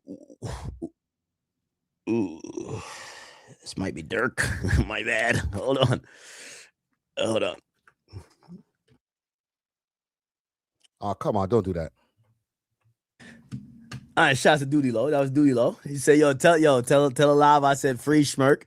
You know, they said, "Oh, you live? All right, you know, we'll do this, you know, when you're not live." It's all good. Shout to Smirk, shout to Duty Low, the entire OTF family. And we're hoping that the things that are being accused, right? And we're hoping that, you know, he could return to society and return to making music, you know, as an innocent man with Duty Low after stream. Okay. So let me just kind of do the lead up again. Yeah, so you guys have probably seen what's going on. There's not much really to explain, but Charlamagne responded to a bunch of stuff today, and I was kind of listening to it halfway before I had to get on stream, so I'm going to listen to it with y'all, and I'm going to listen to exactly what he said. Obviously, if you don't know the story, Charlamagne reached out to me about it feels like a week now, and he told me that, hey, listen, there is these documents or information about people associated with you, about being paid by politicians and all these other stuff. And yes, like they have you involved because you're also Akademiks, right? It mentioned Drake and other people, and I was a little bit confused what it was about. There was information that there was people that I associate with, whether it's Grandwizard or, other people that, I kind of consider as the team, that made sense from, and I told you guys this months ago, that some people that are affiliated with me were getting harassed. That people showed up to their houses there was a lot of weird stuff going on. Now, to be honest, and we're getting into what Charlamagne said, but he tried to give me he said he was giving me a heads up. And, let me tell you this. If it's anything going to be my downfall, chat, it's going to be my loyalty. I'm a loyal nigga. Y'all know I'm a loyal nigga. I'm not no snake. I'm not the guy to flip flop on people. Y'all can see even with the Drake situation, right? I'm just not like that. The point is this. I take it personal. It doesn't seem like, because everybody know where I live at. Everybody know what I got going on. I haven't been harassed necessarily, other than the Meg Thee Stallion stuff, which I definitely know is Rock Nation. I haven't really been harassed otherwise about some other shit, whether it's about steak. I haven't been harassed about none of that, or bot. Like, who the fuck is gonna, like, I talk. He's breaking it down. Listen, I asked in the poll, can Akademiks trust C to God? Because, from what Charlamagne has been saying, he's like, yo, I'm just giving this guy the heads up. Like, I don't know why he's so cheesed. But Akademiks is like, bro, like, how do you have information on me? Like, how is it that they're so comfortable to talk to you about me, basically, is the sentiment that Akademiks has. And why won't you tell me who your sources are? Right? He'll explain here how in the past things have come across his table and he's not one to hold back who the source is. We'll actually stop there because when he gets to that part, because I can relate. Every day online, no one harasses me. But my team has been harassed. And as I said, loyalty is a thing that I'm very big on. So I rock with my niggas. So I don't take it lightly. I don't like the fact that people are showing up to the houses of the people who work with me. I just don't like it. And whether, I'm gonna be honest with you, my loyalty goes so far, I'd rather they would have showed up to my house, because I'm a public figure. I kind of own everything. And I got put on game about, these whatever type of inquiry or whatever that, Charlamagne was privy to. And of course, I put the team on game, like, yo, this is what I'm hearing is out there. They kind of heard that there was some stuff out there, people are taking pictures of them. Apparently, it's not only just them, right? It also extends to rappers and other stuff like that. Now, Charlamagne didn't tell me about like Nicki or nothing like that. What I've heard is that these inquiries have targeted associates and affiliates of anybody Drake, anybody Nicki, anybody Aiden Ross, and anybody Akademiks. Okay. So, I'm just not the guy who's just gonna like sit in the background and like, no, I'm gonna get online and I'm gonna blow the lid open. To be very clear, and I've said this before, my associates and my people, I go to war for them just like I know they would go to war for me. Okay. And I fuck with you, Ak, but just like that they would go to war for you, because if you know confidently that these niggas will go to war for you, then fine. But we've seen in the past, some of these niggas that you've had around you have moved kind of shaky. Cap the God. Okay? Cap the God said, yo, them niggas robbed me from my chain. Help me get it back. And called the police, and the police freaking went and got back freaking some of his jewelry and had Akademiks out here looking crazy, trying to get jewelry back for a man who already called the police. Okay. Nice Glass says Grand and are locked in. I believe that. I believe that if he does have somebody who's loyal on his team, it's crazy enough, it's the person that he never even met in real life. Because the ones that he met in real life, I'm not trying to diss his crew. Man like AJ, big salute to AJ. AJ seems like he stood 10 toes for the whole time. He's never betrayed Ak one time. Okay? But you had the next guy around. I seen somebody say Walmart, right? Walmart, boom. Not to say that Boom betrayed Ak directly, but that weird activity that he was going on with that he got arrested for made it look real crazy to be able to say, oh, I'm a chat nigga. Like, nah, B. Exiled. And he should have been exiled. I've heard Ak even still say, yo, that's my man's. I don't condone what he did. Like, nah, bro. Exile that. That's just me, fam. I can't tell the next man how to live. But, like, not all of you can't just, I know. Oh, the pool party. Thank you, Carol. 2 mans that were at the pool party. They run a train on a thing while you're asleep, and the people don't know if it's we don't know, or sorry, the courts didn't know if it was a train or if it was an R word. Okay, and all that shit fell back on Akademiks. Not cool. Not cool. So never say I can't stomach you saying, I know that they would do the same for me. I know. Maybe say, I'm really sure that they would do the same for me. What I mean by that is I don't necessarily have an issue with Charlamagne. But here's the thing. If people are creating documents about people that are close to me that I care about, that is falling in his hands, I appreciate he gave me the heads up, but I'm gonna be honest, and you'll hear this conversation. I think he gave me the heads up to say, Ak, don't trust the people around you. Well, here's a newsflash. I trust the niggas around me more than I trust the rest of the media.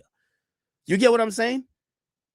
So, the heads up from Charlamagne was kind of like, hey, I hear some of these guys you might know, like you're gonna hear him say that Grandwizard is fucking cooperating with the Fae. I don't know what.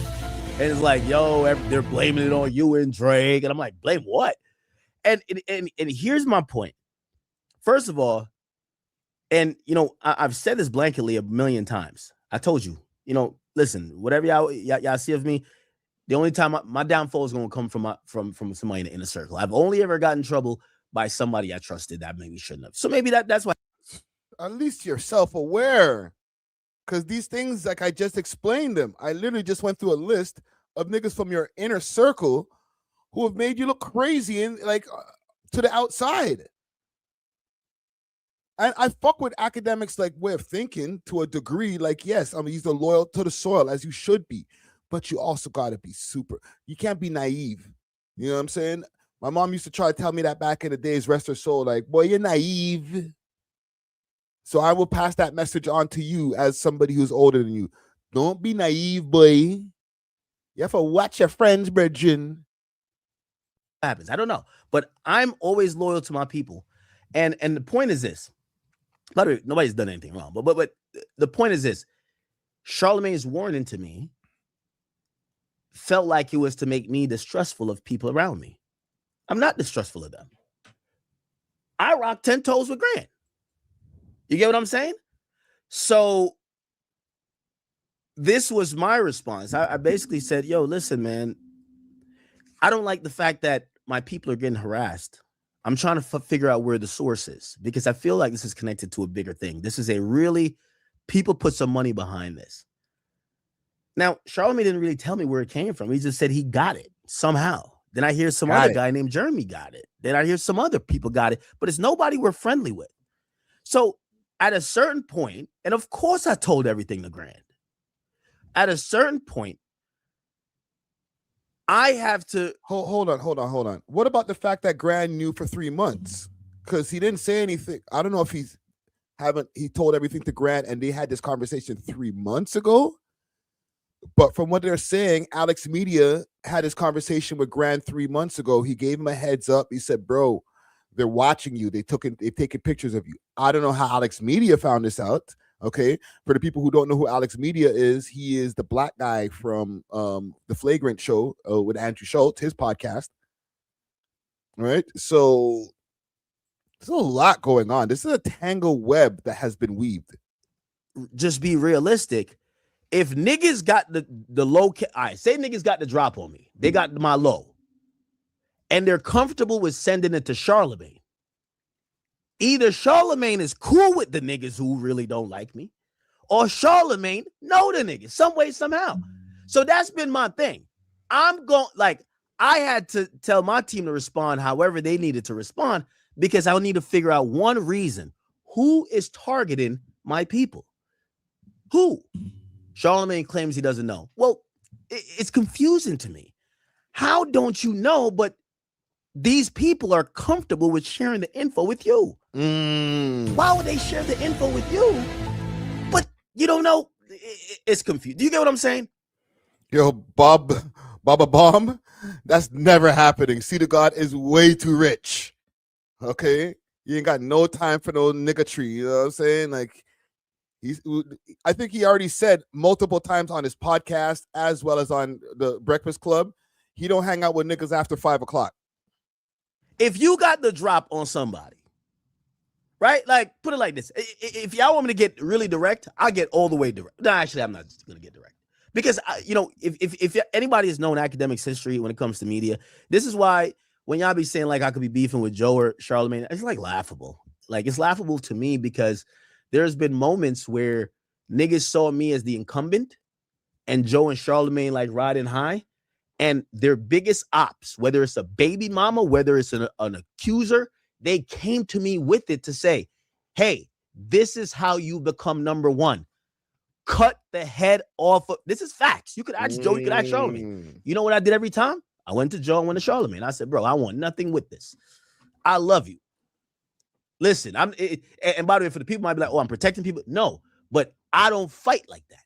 I don't want to fight with, oh, let me. And yeah, I have seen the pictures. Listen, you know when I saw the picture, Jen? When friggin' Charlamagne the God, and I saw them before, like there was a picture that was floating around before, but when Charlamagne the God posted it on his extremely popular podcast, it was like, yo, there's Gran. Right? Rocking the Harvard sweater and shit like that. Like, damn, nigga. You do look like a white act or like an Asian act. You know what I'm saying? Salute to Grandwizard. That's my guy. I fuck with Grand. But yeah.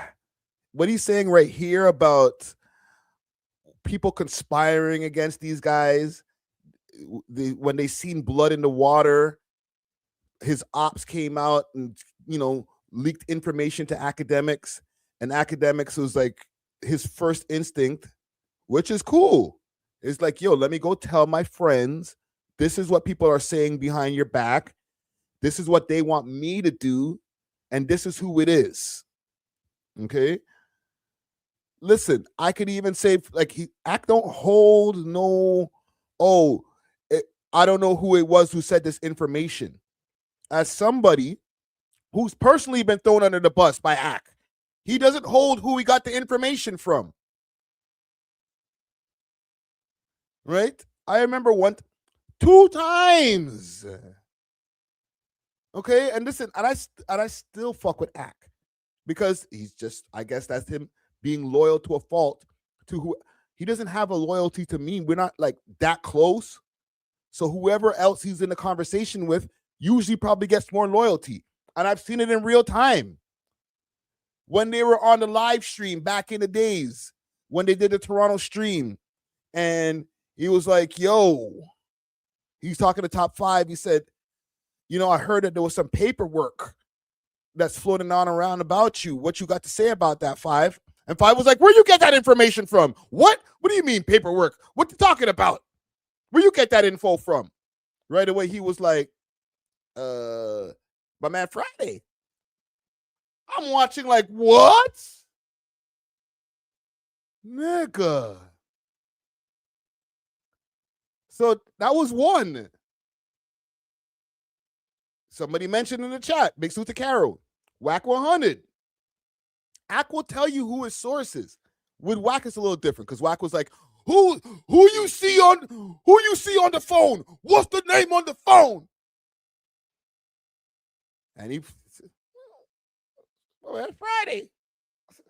Nigga. So when it comes to like holding back names, he's not lying. He ain't gonna hold back the name. If somebody says something about somebody and that person wants to know who it is, he'll tell you. He's not lying. Try to get ahead by trying to cut you down at the moment that your biggest op want to come through. Nah, I want to outwork you. That's what I've always wanted to do. So I asked Joe. I don't want to bring up the situation. I asked Joe, I asked Charlamagne. I'm the first. They gave me the platter. Like, yo, this is what to do. I told both individuals. I said, not only did I tell them, I told them exactly where it came from. Because I'm not in cahoots with no one. I didn't only give them the info. I told them exactly where it came from. Yo, remember this dude? Okay, he's the one behind it. Of course. It's not just the info. Where is it coming from? Where is it coming from? So again, I know this necessarily isn't like, I don't even feel like it's at me, but I'm telling, and I've said this multiple times, my people who I rock with, it's like my little crew. I defend them. I do defend them. And I'm not saying they're perfect, but I do defend them. And we know. I'm not going to bite for some, separate yourself. No, I'm fuck with these guys.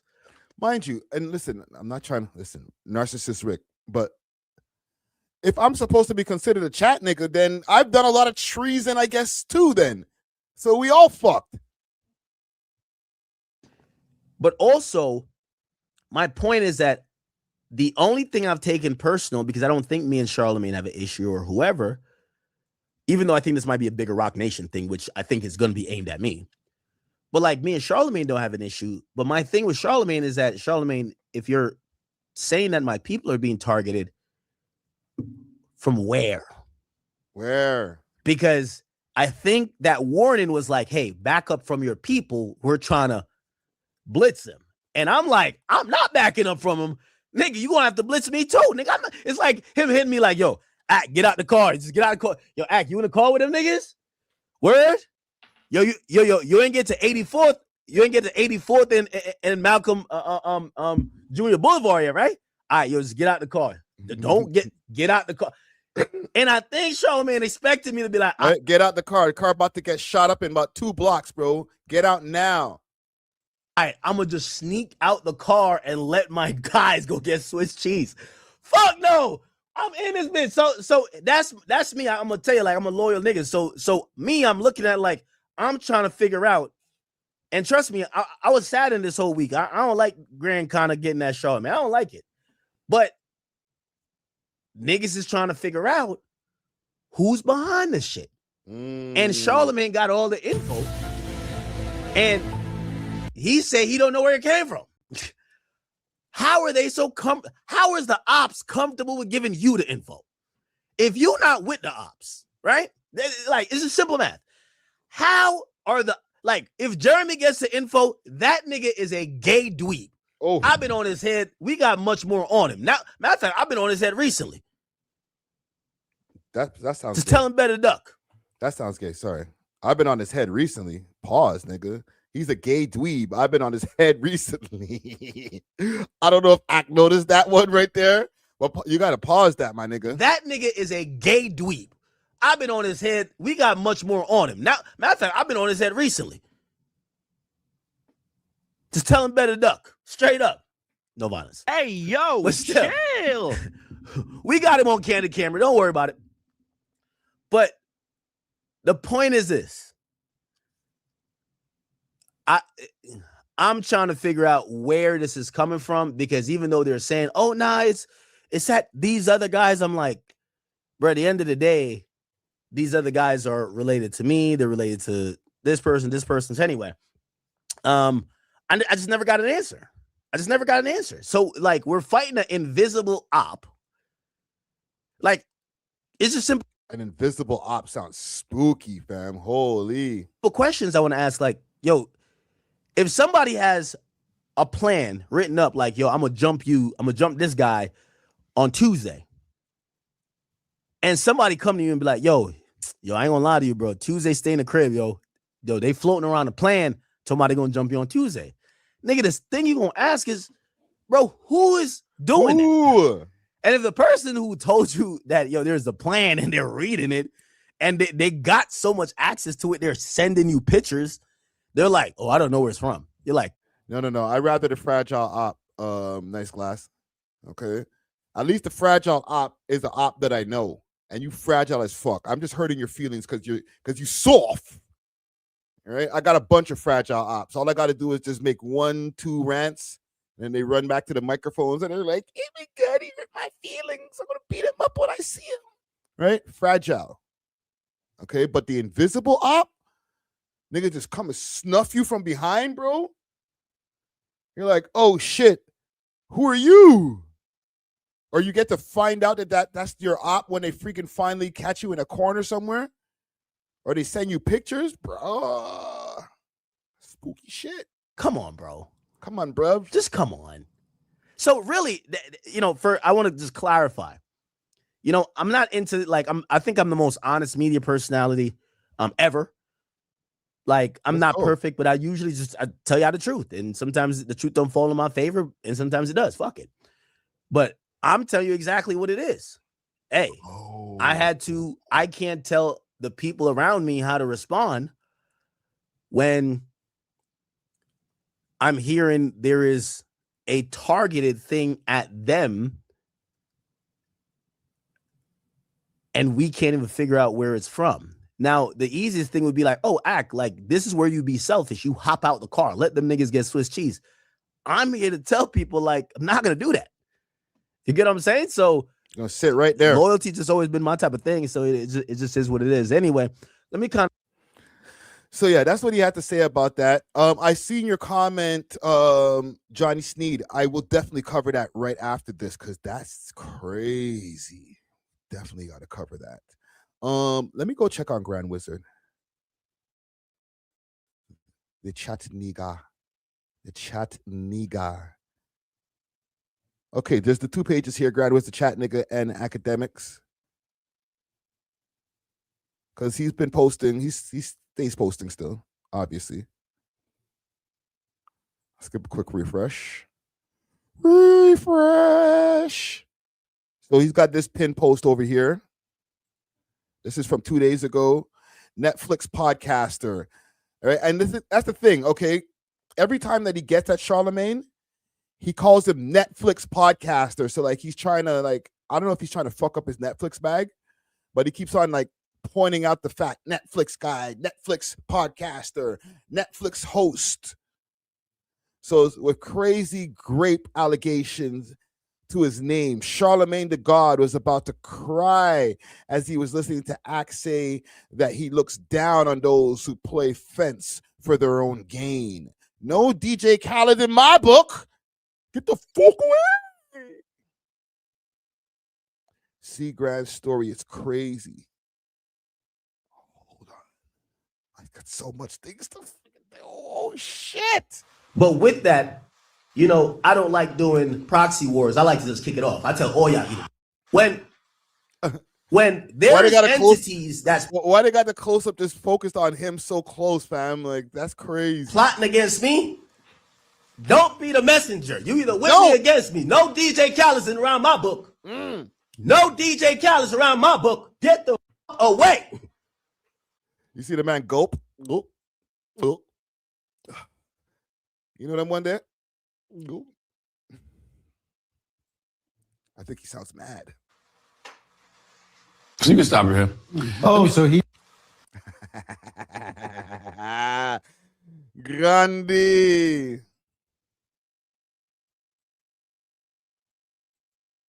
Let's check the stories. Okay. Bike is short for Bikel. The more you know.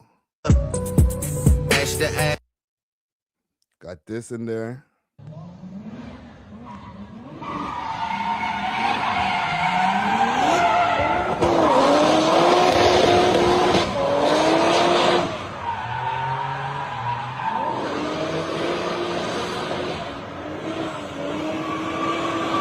Knicks up 7, looking for a 3-0 lead. We've been competing with Cardi B here.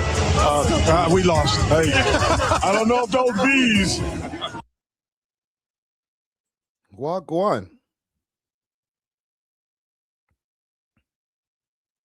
What am I looking for here? I don't see anything crazy in there. What about these stories? There's any stories in here? Nothing in there. All right.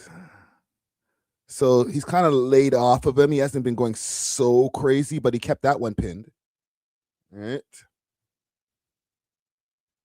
I seen him post Flacco because he was like, yo, see, Flacco agrees. Everybody agrees. Charlamagne's talking shit. Somebody said, do you watch Batty Hub still? I found a better website. If I tell y'all this will be shut down by tomorrow. All right. So I don't know, man. Let's go check Akademiks TV over here. All right. Let's see what they're saying over here. We're going to get into that story in a second here. Akademiks reacts to Jay-Z announcing Funk Flex on Jay-Z and Drake.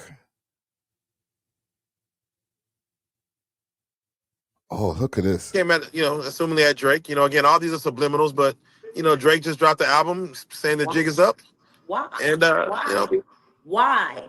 Why? If Drake is so irrelevant to you, if you are so the man, if you never looked up to anybody and everybody looked up to you, why are you mentioning somebody that you supposedly said out of your own mouth you can't say? How does that make sense? The pause is crazy. Make sense. Because if everyone looks up to you and you look up to no one, how did you notice he was there? How? Shouldn't even be on your radar. You shouldn't even be worried about it. When it comes to hip hop, we're watching an elderly man. We're watching. Yo, that's her technique. If you guys ever watch the freaking Jaguar Wright interview, she waits till the interviewer is about to say something else. And then that's exactly when she starts to, and another thing. I've seen it like 12 times at this point. Like Piers Morgan, he's like about to ask another question because she puts like a super long pause. And she's like, it's almost to say like, I'm not done. And a senior citizen throw a temper tantrum in real time. In real time.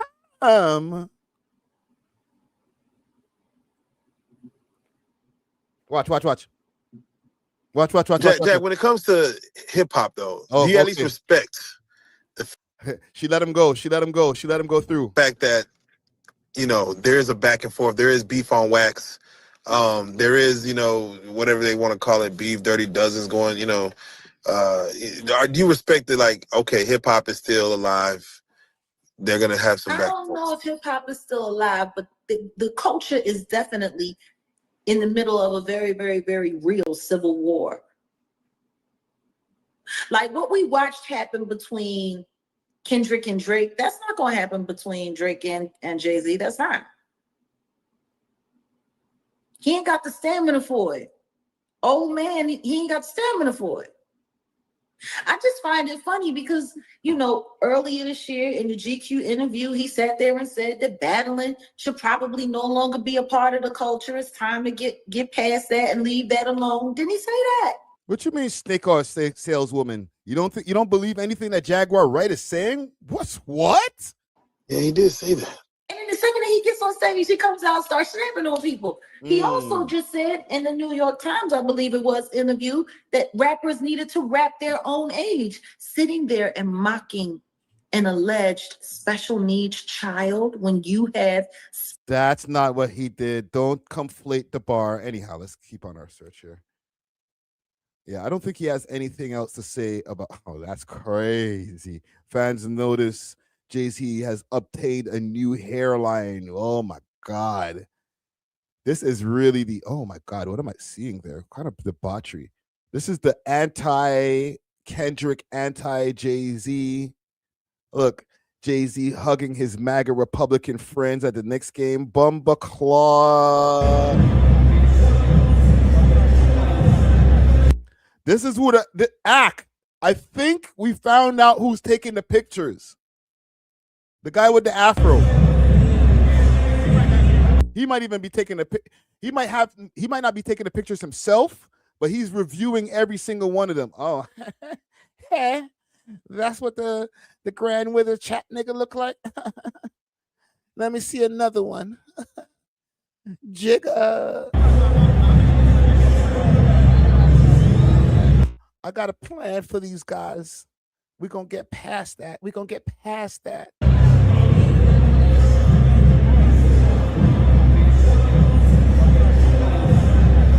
Niggas looked up to me. I never looked up to them.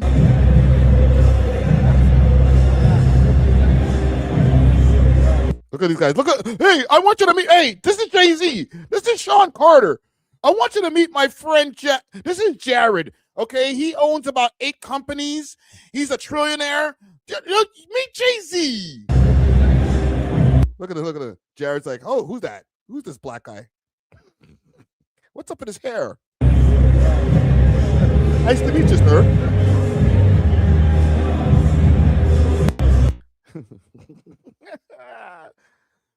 Billionaires gotta meet, brother. I can't show this. I can't show that. They fucked up the Knicks fan, bro. Yeah. So I can see where maybe some of the issues might be coming there, just to let you know. Okay. Same with you, Grandwizard. Might be a little bit of a Rock Nation thing. Okay. I think you guys already know. It's kind of obvious, but you're not helping by staying on these guys and showing the man's hairline or lack of or whatever. Like, you might need to back up off of Jay a little bit, just a bit. All right. You know what? I seen you guys talking about. I seen somebody in the chat say something about the Carmelo Anthony case. Okay, and not the basketball player. We're talking about the college student. Anthony. Apparently, he lost. Carmelo Anthony trial, jury deliberation underway. Verdict, Carmelo Anthony found guilty. Oh my God. Yeah, he got found guilty. Hold on, let me play this video. Mod thing. This is courtesy of WFAA. The crowd outside has just heard that verdict. Wow. And we are seeing just a tremendous emotional reaction from some of the people in the crowd. Again, it was probably about 30 seconds to 60 seconds after we announced it on the air. The people started getting the alerts on their phone. You could see everybody starting to look down at their phone and getting those updates and finding out that Carmelo Anthony has been found guilty of murder. We just got word from inside the courtroom that they are proceeding to the punishment phase. And Jobin Puneker, our reporter in the courtroom, says that he saw Carmelo Anthony's mother audibly sobbing in the courtroom. Oh my God, that's making my body physically cringe. Hold on, I need to just find something here. Carmelo Anthony case. Let's just go to a case because I want to see. Because a lot of people don't have no. Oh, this is live. What's going on here? 1 second. The case basically, and I'll explain it while I'm doing my search here. This young gentleman, Carmelo Anthony, he was at a college game. He was looking for shelter from what they were saying in the news reports. And when he went under the shelter of, I don't think it was an opposing team. Correct me if I'm wrong, but it could have been an opposing team. When he went under their shelter, he got into a fight.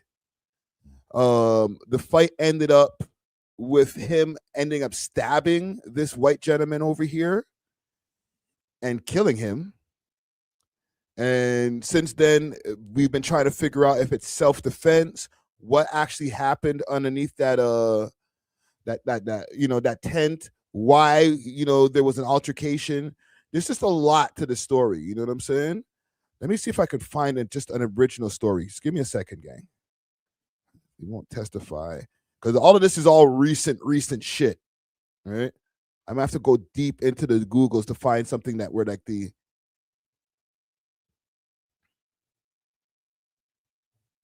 this is wild. You know what I'm gonna go to?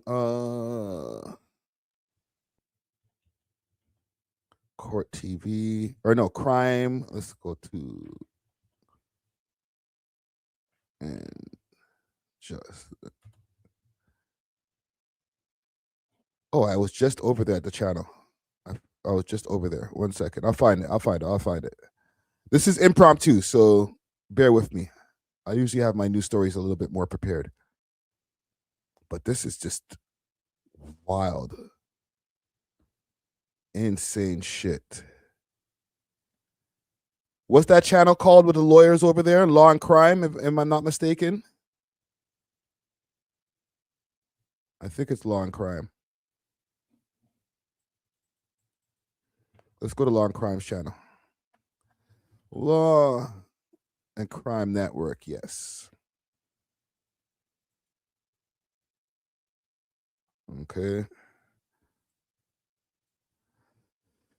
Let's go Carmelo.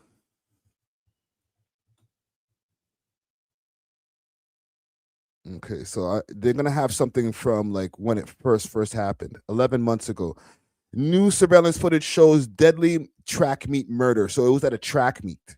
Okay. Teen stabbed to death at a high school track meet. There was this kid, before I knew his name now, this kid was sitting under our tent at track. We asked him to move. He started getting aggressive and talking reckless. And my brother stepped in and said, "You need to move." He's like, "Make me move." Also grabbed his backpack. The kid, I tried to whip around as fast as I could, but I didn't see the stab. Video from WFAA in Texas. Tragedy at a track meet. A teenage football life cut short. His family says he died in his twin brother's arms. The suspect, according to police, was a fellow high school athlete who allegedly brought a knife to a track meet and changed so many lives. Allegedly, in the course of doing so. We're on the case presented by Law and Crime. I'm Chris Stewart.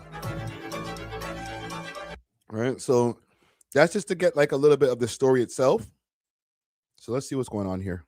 After that verdict was read, again, you can see some of the reaction here from outside the courtroom. We're going to keep an eye on that. But Rebecca, Tanya, I apologize for interrupting you, but I would like to bring you in for just to touch on the emotional toll that this has taken on two families. Well, Chris, there have been people here that I have seen every single day since I got here during jury selection. Many of them fought to get into that courtroom so they could see some of the proceedings. And there were people on both sides trying to get those seats, all very emotional. But some people have been here every single day. And so many people on both sides, Austin Metcalf's family and friends wanted justice for him. They felt like he died in a senseless, very horrific way. Then there are the people on Carmelo Anthony camp who felt like the system was rigged against him because there were 3 African-American jurors that identified themselves as African-American jurors that were kicked off this jury, that were not picked. I wouldn't say kicked off, but they were not selected as jurors, or they did not make the cut. And so they had an all-white jury? Damn. People felt that the justice system was just not going to work for Karmelo Anthony. So I suspect that that's some of the emotion that you are seeing here right now in the display. And Rebecca, you were in that courtroom, regardless of. Talk to a little bit about the the racial makeup of this jury. Yeah, I heard a lot of people saying that there were no minorities or that it was an all-white jury. That was not the case. Wow. There were Asian Americans. There were a lot of women. There was also a Muslim woman, a woman that also, I would say probably 4 Asian Americans. And, we don't know because the jury questionnaires are not public record.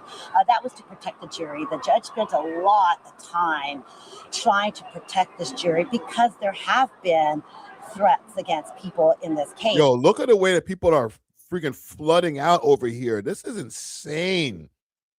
On both sides, and the judge wanted to make sure that the jury was protected, and so a lot of their information was never made public. And we could hear the crowd getting louder and louder, and I'm not sure what this is about, but there have been people out here calling for peace to tell everybody to please stay calm. It is.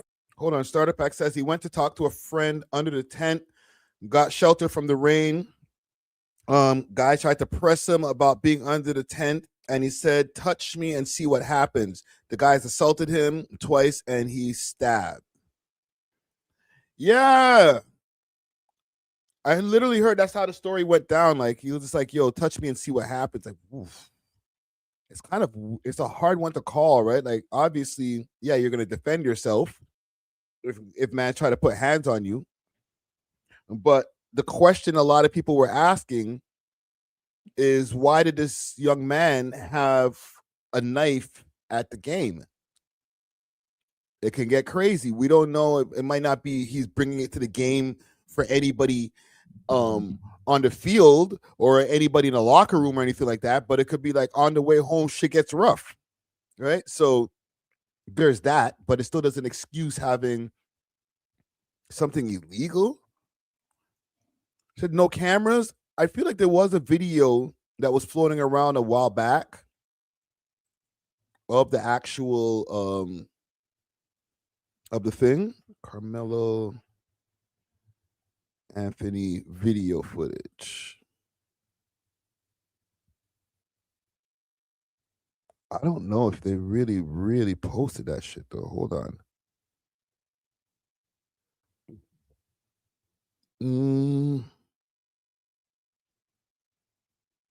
Oh yes. Look.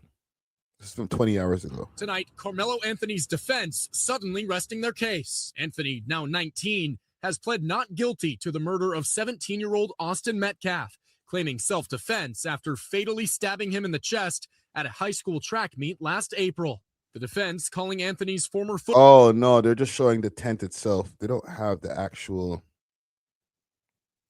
immediately after the stabbing, telling the jury he saw Anthony crying, a coach comforting him. A contrast to the exchange captured on the arresting officer's body camera, where Anthony says, "I'm not alleged, I did it, and he put his hands on me, I told him not to." The defense argues Anthony was responding to a physical threat from Metcalf, but prosecutors call his actions unjustified provoked murder, alleging he goaded Metcalf into pushing him, then killed him. Also in dispute whether Anthony should have been in a visiting team's tent in the first place. His former teammate today testifying that was not unusual, but witnesses for the prosecution said Metcalf's team had a strictly enforced no uninvited guests policy. One witness testifying that Anthony refused to leave when asked, calling the students a bunch of expletives who were not going to do nothing about it in the moments before the stabbing. The trial that has ignited racially charged rhetoric across North Texas now barreling toward a close. Anthony's supporters raising concerns for fairness after the prosecution struck all black jurors, urging their supporters today to avoid disruptions. That only serves the interest who wants you to turn this trial into a circus. All right, Ryan Chandler joins us live. Ryan, deliberations will begin after closing argument. Let's go back to the other story here. I'm just catching this in real time right now. This is just coming in. It's a very, very emotional time for people out here. It is, and I think that, we can see behind us that this crowd is pretty heated. And I was, Rebecca, on the other side of me, I watched as a number of additional Collin County Sheriff's deputies walked up. You obviously can seeing some people being push that. I don't know exactly what's going on, but now Yeah, the it seems to crowd be a is woman starting with a to baby that is come a being little bit told to towards us. leave. And again, you've had people out here that are not here because, Chris, they truly wanted to see any of this stuff. They never made it into the courtroom. They never even tried to get into the courtroom. They were here for their own political purposes or whatever. And that is what you're seeing. And now you're seeing people screaming at one another. And the sheriff's department, I will say, the Collin County Sheriff's Department has done a very good job of dispersing these crowds. There were a couple of times when they were having clashes, and they immediately got in the middle of them and stopped some of the confrontations. They're going to let them have their free speech. They're going to let them, do what they are going to do, but they are not going to let people get violent, and they have made that very clear. Well, wow, that's sad, man. Listen, man, both people lose on both ends, right? A young man's life was lost, right? RIP to that young man. Okay, no matter what it was and what happened underneath that tent, like, he didn't deserve to lose his life, right?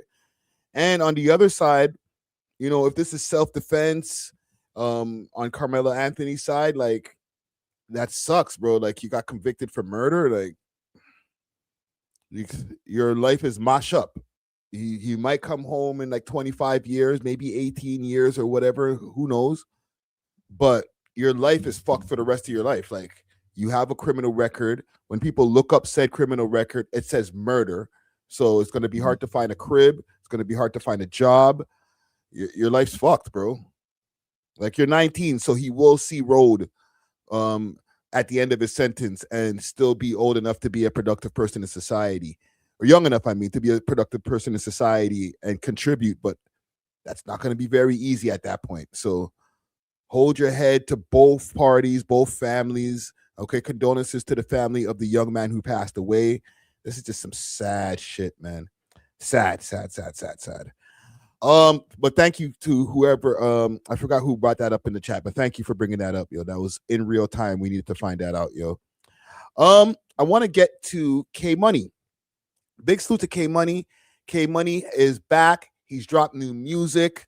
He put out a new music video that we're going to do a reaction to just now. I'll show you a clip of it over here on Instagram. Let's get the volume on this. That shit looks crazy. All of them whips out there. There's a little bit of behind the scenes footage from there. And big salute to just so you could all right. So they had just bare whips outside. Okay.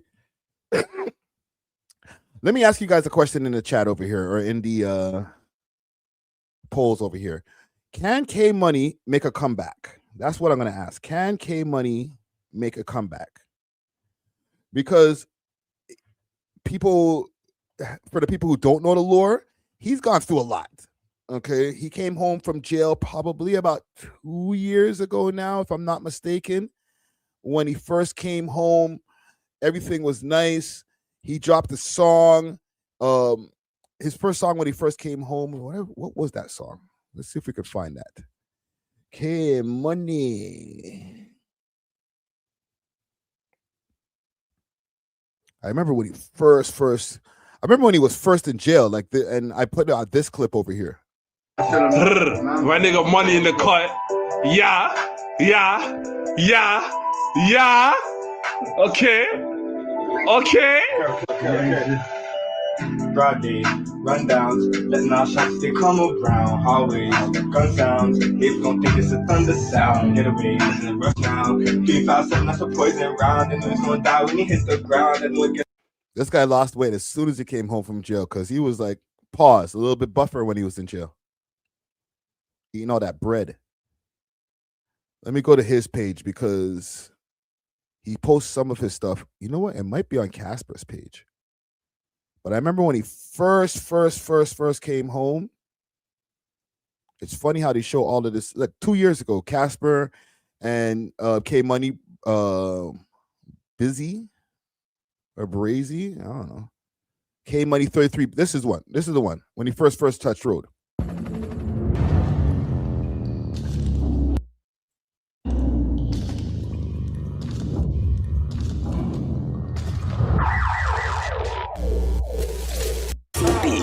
talk my shit, just came off a hit. I don't give two shits. You wearing them tight, she slim and thick. I did 5 years, I'm trying to hit. Look at my wrist, it's lit as shit. His watch is fake, it looks like shit. Right, so he was on fire when he first touched road. He had posts all over the place. Look at this, 2 years ago, 451,000 views. He was on fire. Okay, and then let me get some of this stuff off the screen. And then Top 5 popped out the woodworks. He said that he had paperwork on him. And this is during the time that Top 5 was still in jail. Let me just double check the date on this. Just getting rid of some screens, gang. This is 2 years ago, May 2024. Top 5 came home from jail in 2025. All right. If I'm not mistaken, it was September of 2025. So while Top 5 was still in jail, he decided to start his attack on K-Money. And when he did so, this is what he did. And I'll play Friday from the Past to explain this to you. 5 posted K-Money's alleged paperwork. Toronto rapper Top 5 posted K-Money's alleged paperwork on his Instagram page today with a laundry list of other Toronto rappers in the paperwork. It's your boy Friday Ricky Dread here with another news hit for you. Let's go, Friday. Make sure to hit that subscribe and leave your comments below for this news story that we're about to drop here.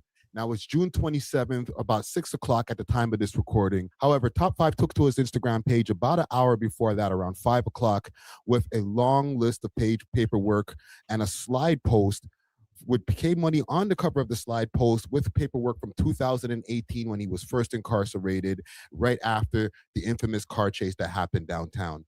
Now, I don't know exactly what to believe as far as the authenticity of this paperwork here.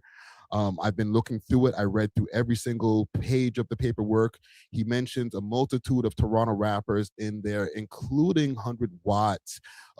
He mentioned some beef that was going on with his brother Casper TNG and some other people that helped to avenge the beef. Just a whole laundry list of things that is going on in there. I would advise for anybody to go up on Top 5's page, or I'll be posting some of this on the screen as we're explaining it here. However, in this paperwork here, it seems right now that the whole rap game is going crazy. A lot of his ops are on their Instagram pages right now going live. I just came off of an Instagram live, or viewing an Instagram live from rapper YH and Roni that were like saying, hey, we were. So yeah, basically, right? And, you know, as Friday explains, his ops came out the woodworks. Everybody was going crazy. Okay. And from there, this started the beef between, I would say, K-Money or MG4L, right? That's K-Money and Casper and them's crew, right? And the GGGs. And things got besides just paperwork coming out, because Top 5 touched road back, like I told you, in 2025. He came home. He went viral. He was popping up all over everybody's stream. So Top 5 was back to, like, take over the streets, basically. And they ended up butting heads at one point. Okay, if I look up K-Money chain snatch, let's do that. Let's see. We'll give somebody else some love on a news story over here. So Top 5 and K-Money beef has turned deadly. 5 people shot in Toronto. All right. Top 5 robbed K-Money for his chain and took D-Money's chain back with it. Because, okay, just a little bit more lore. K-Money, D-Money. Let's do that first. I'm giving you guys the full story of how we got to where K-Money is now. Casper obviously has the biggest song in Toronto out right now for the summer with The Market. Big salute to Old John Crow. Thank you for the donation right there. So if I look up K-Money, D-Money, all right. Should K-Money flush Top 5 GGG's members chain? So watch this. Toronto rapper K-Money wants to know if he should flush GGG rapper Top 5's manager chain as get back for them jumping him at the Raptors game. Now, y'all remember in the past, Top 5 went viral for flushing DJ Snoopy's chain, rapping about it, making jokes about it. Now it's looking like the jokes is on his guys. How is Top 5 going to react? And do you guys think K-Money should flush the chain? Let me know your thoughts in the comment section. Yo, Snoopy gang. Should I flush it? Should I just flush it and get back for you right now? I want to bully my dog DJ Snoopy. Should I just flush this shit right now, gang? So let me know, Snoopy, fam. Let me know, gang. All right, so that happened. Retaliation. They said a chain was snatched, right? Top 5 members rob K-Money for his chain and took D-Money's chain back from him. Salute to Rockboy Ninja.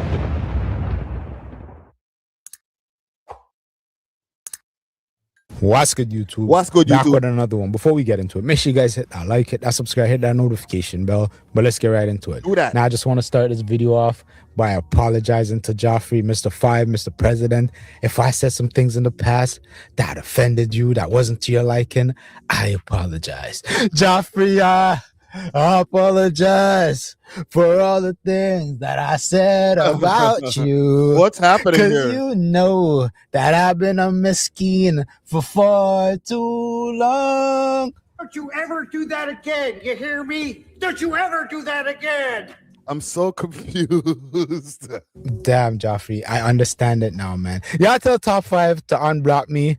I want to be part of the team now, man. I want to be down with the mandem now, Top 5, man. Is that offer still on the table, man? Can I be part of the GGG? Let me know, man. But it hasn't even been a week since that boy K-Money got Top 5's manager for his Cuban chain. And we are like, yo, what's going on with the GGs? Flipper gone, Sentry gone, 100 gone, all doing time. Niggas don't respect the gangsters in the city no more. Where's the Marleys at? I thought this N-word Top 5 said he had 100 flippers ready to go. But little did I know, the president was making moves behind the scene. I see Keep 6 Solid posts.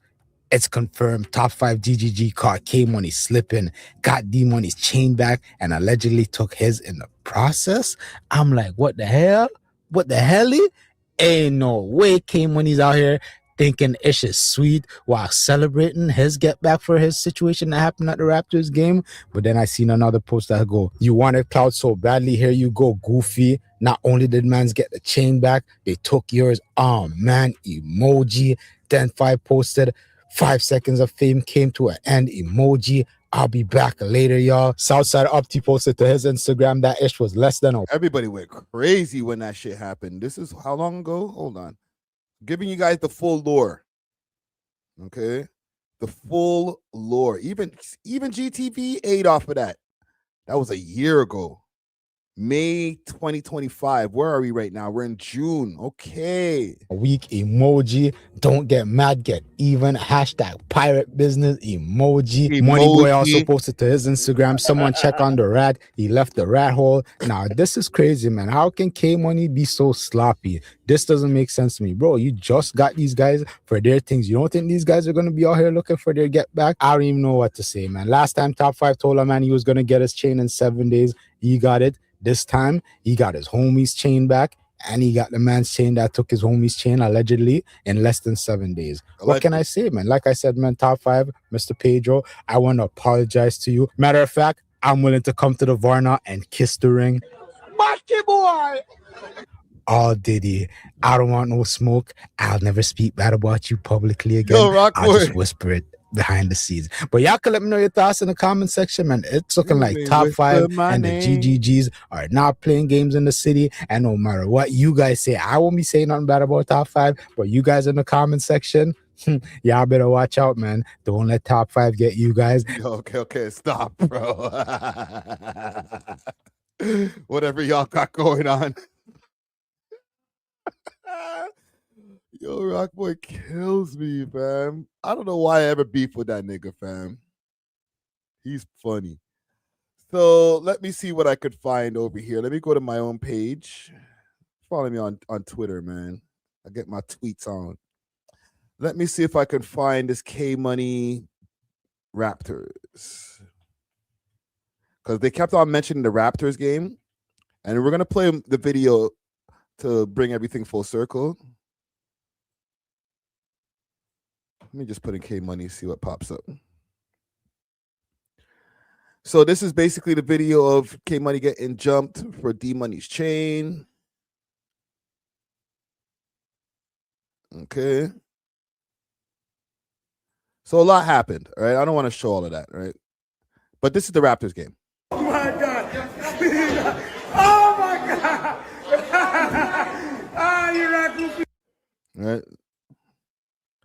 And they're saying this was the aftermath, but it wasn't the aftermath. Basically, you know what? He'll explain when I play the interview clip, but this is before that happened here. Okay, so I say all of that to say a lot happened in a space of time between K Money coming home, dropping music, being on fire when he first came home. Right? If I go now, just to give you guys, because K Money came through, he cleaned up everything. Right? Pause on that. That should be a pause. Okay, let's go to his interview. And they were taunting him. Look. This is when. K Money. Shout out D Money. Shout out D Money. Get back, gang. You thought you're the real money. I thought. Less than a week. Damn. Put the rest back. Right? So it was like some wild times, needless to say. So let's go and find the K Money interview. Okay, this is the one a year ago. He pulled up after right after the Raptors. Get some clout, get some clicks. You know what I'm trying to say? But okay. Any real nigga in the streets. I have it timestamped. And big salute to everybody who tuned into that. Okay. Not losing traction and get in jail. Getting love from Drake, you're the ruler. Getting back into music. The Raptors game incident. So let's go to here. So let's get into a little bit of what's been going on lately.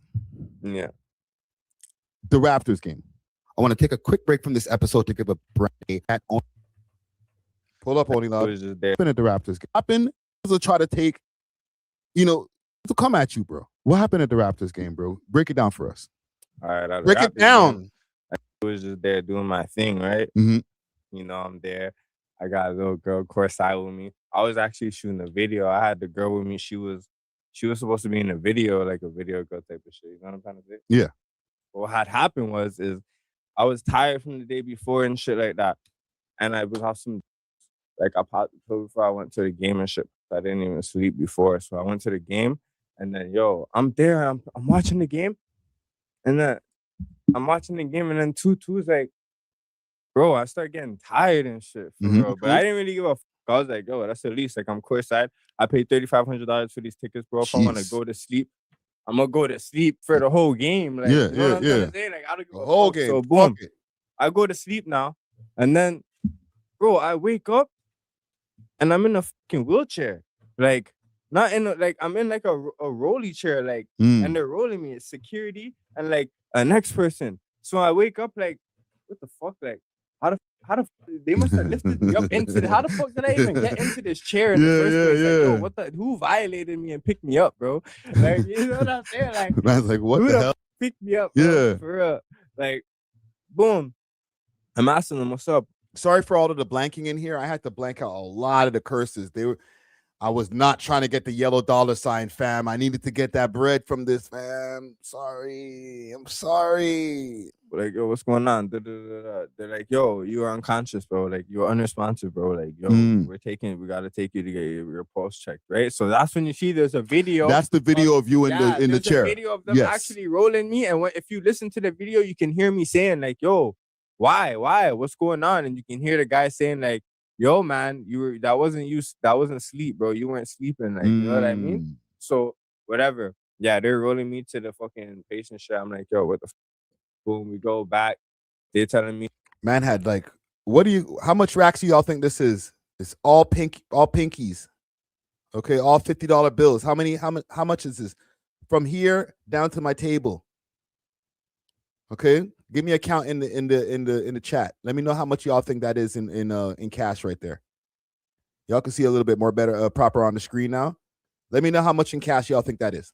Like, no. I wanted to say that too. A lot of the videos and shit, they're thinking like, oh, I got beat up and I had to go in the wheelchair. They reversed it. Yeah. No. It was crazy because you can actually go and watch. If you go watch the game, if you go play back the game, my uncle even watched the game. He called me and he said, yo, what happened to you? I'm like, what do you mean? He's like, yo, I was watching the game.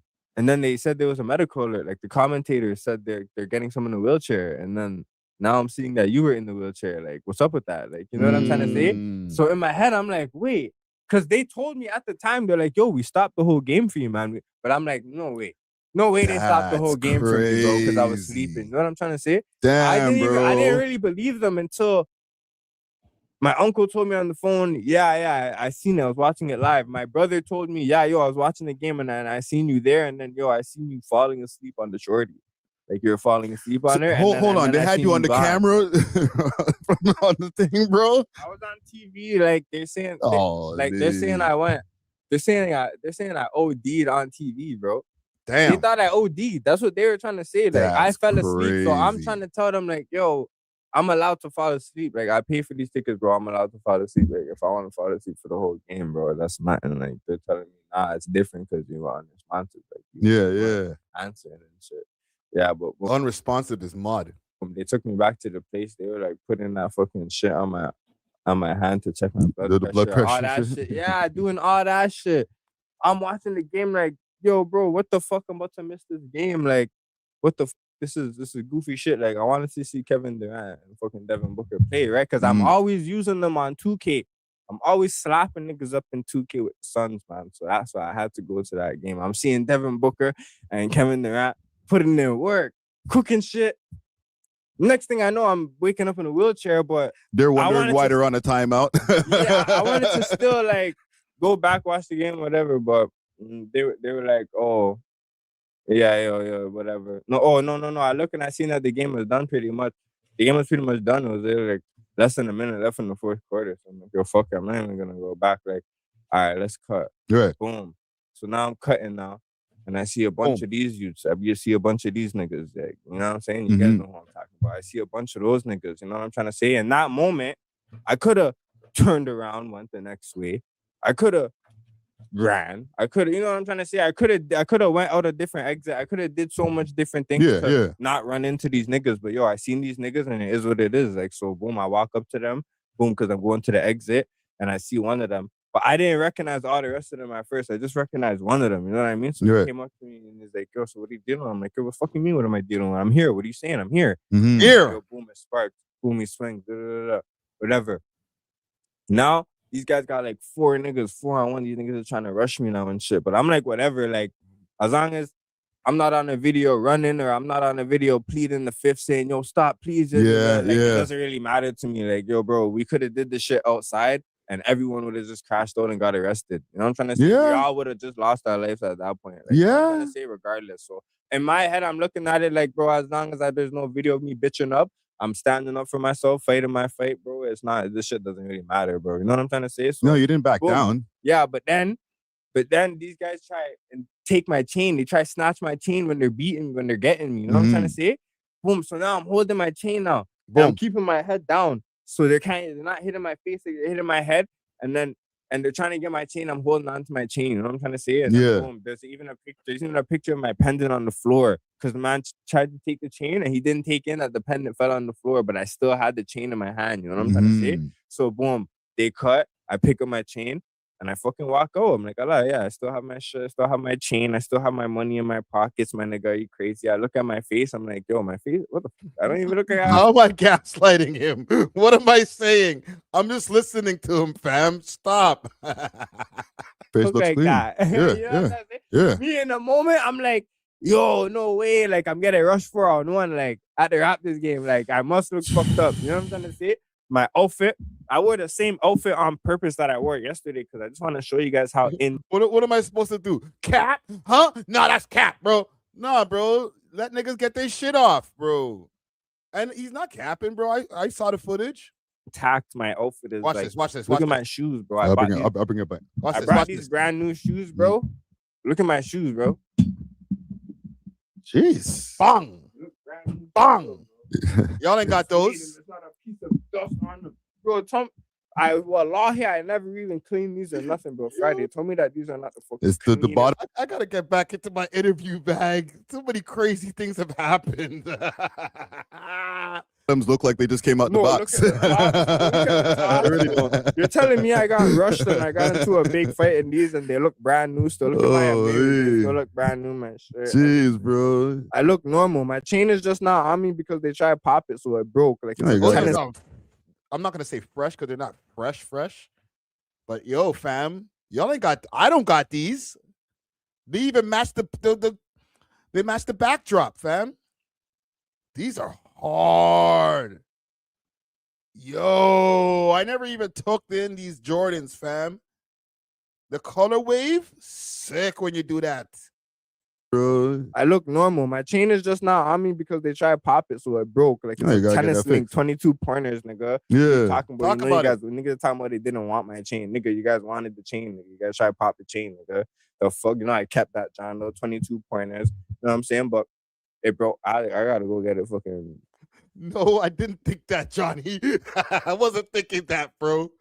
I'm saying it's not that I haven't thought that in any other interviews, but not in this specific interview.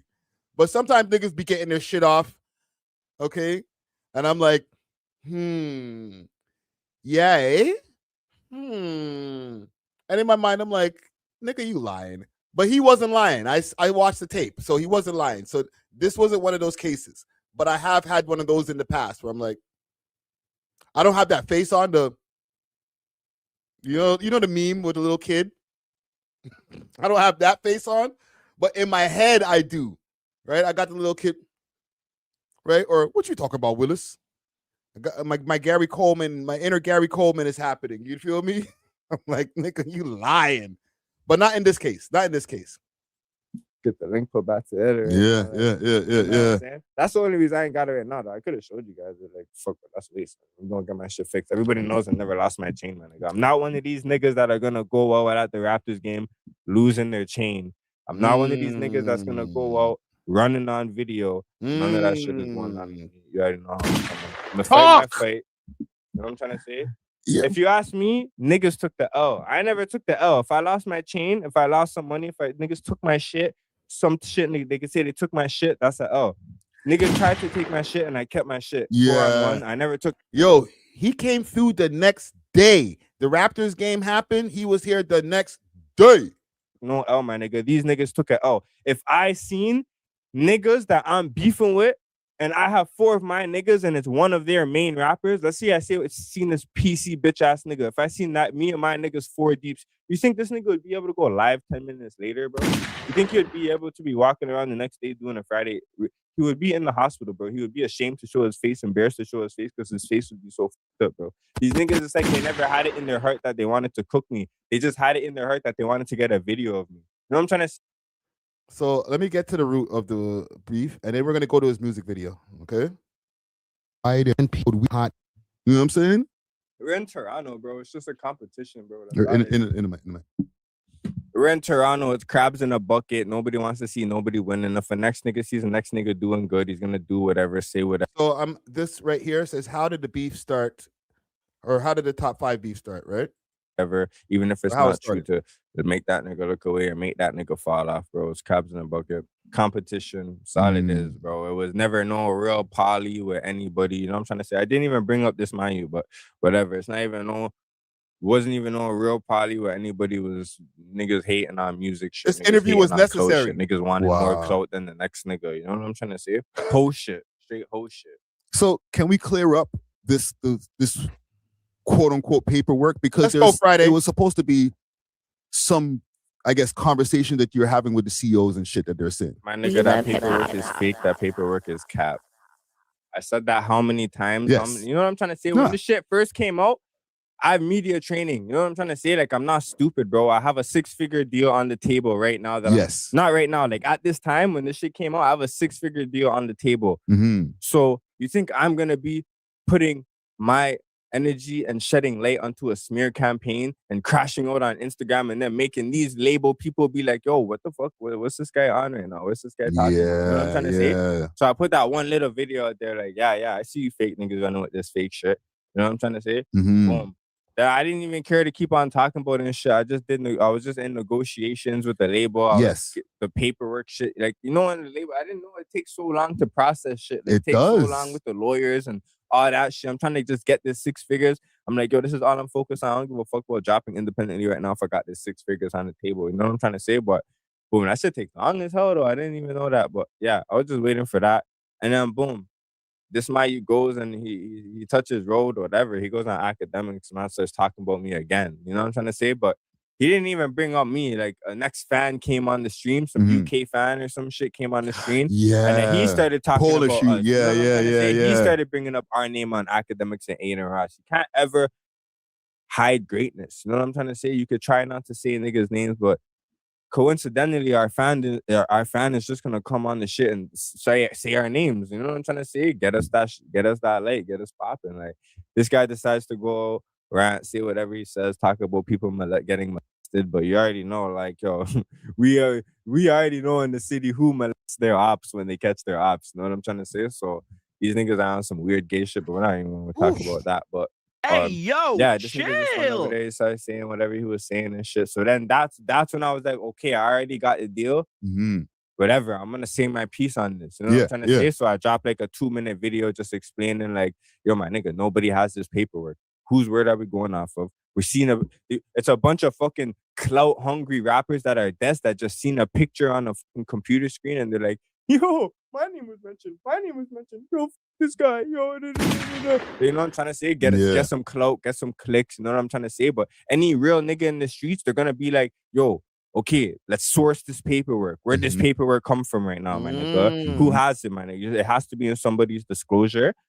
It has to have affected somebody. It has to be on Can Lee. You know what I'm saying? Even if niggas are saying, yo, it must be a confidential informant thing if nobody has it, then somebody would have that same paperwork, but with everything, with names blacked out. Yes. So people would be able to match it. Like, yo, look right here. Boom, boom. Look right here. Match it. You know what I'm trying to say? This is the same one. Yeah. You know what I'm trying to say?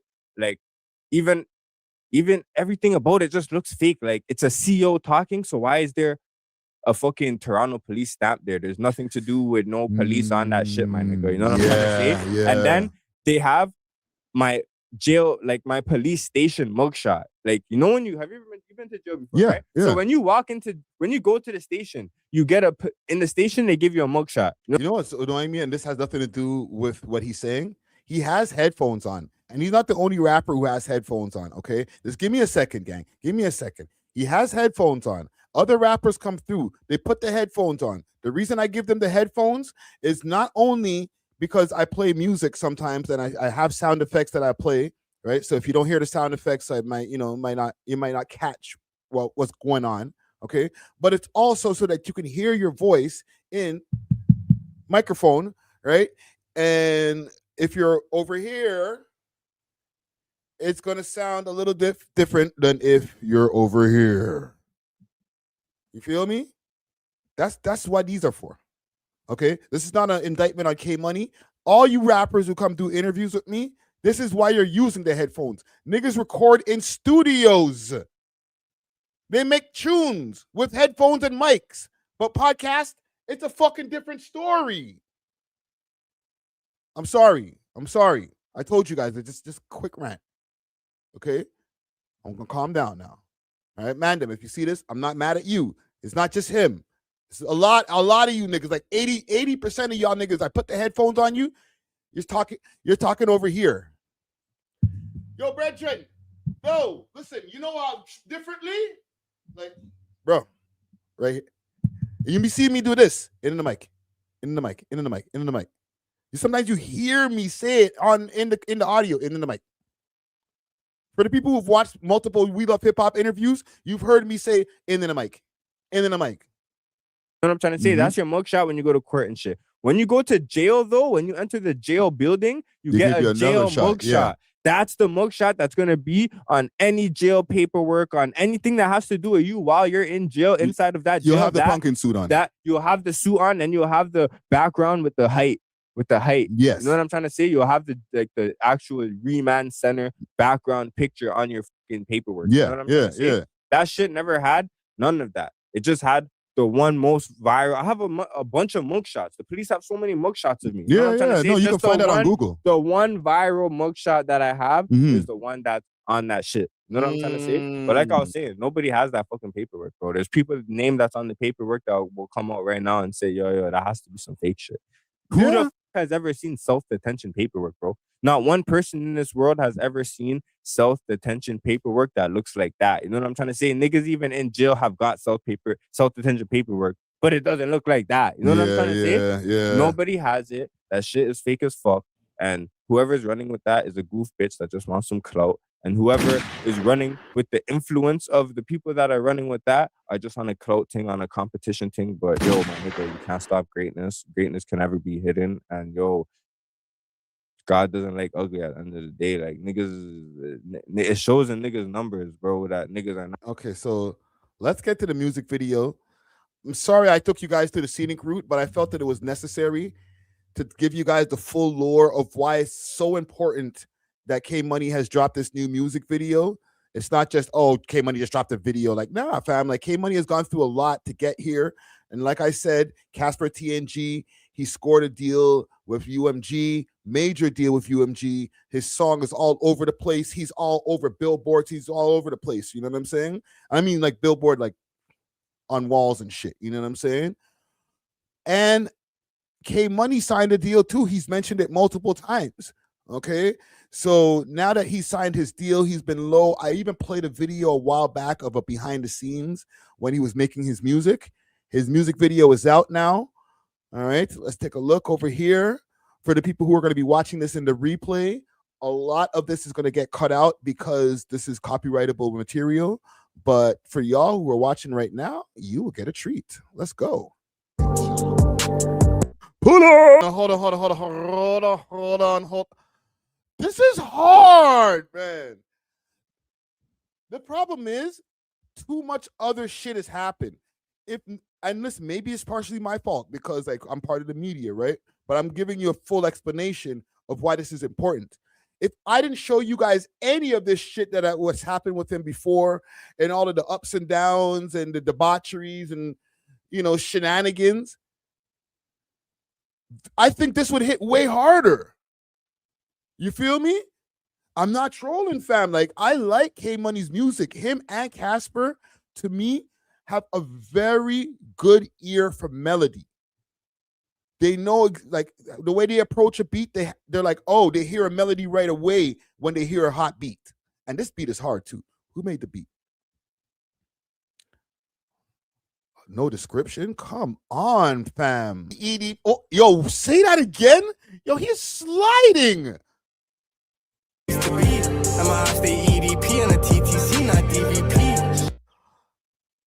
Ooh, did you catch that bar? My ops is EDP on a TTC, not DVP. That's a bar. He don't got a place to be. I'm a stay EDP on a TTC, not DVP. Oh, that's a bar. And they don't gotta see. EDP, you guys don't know who EDP 445 is?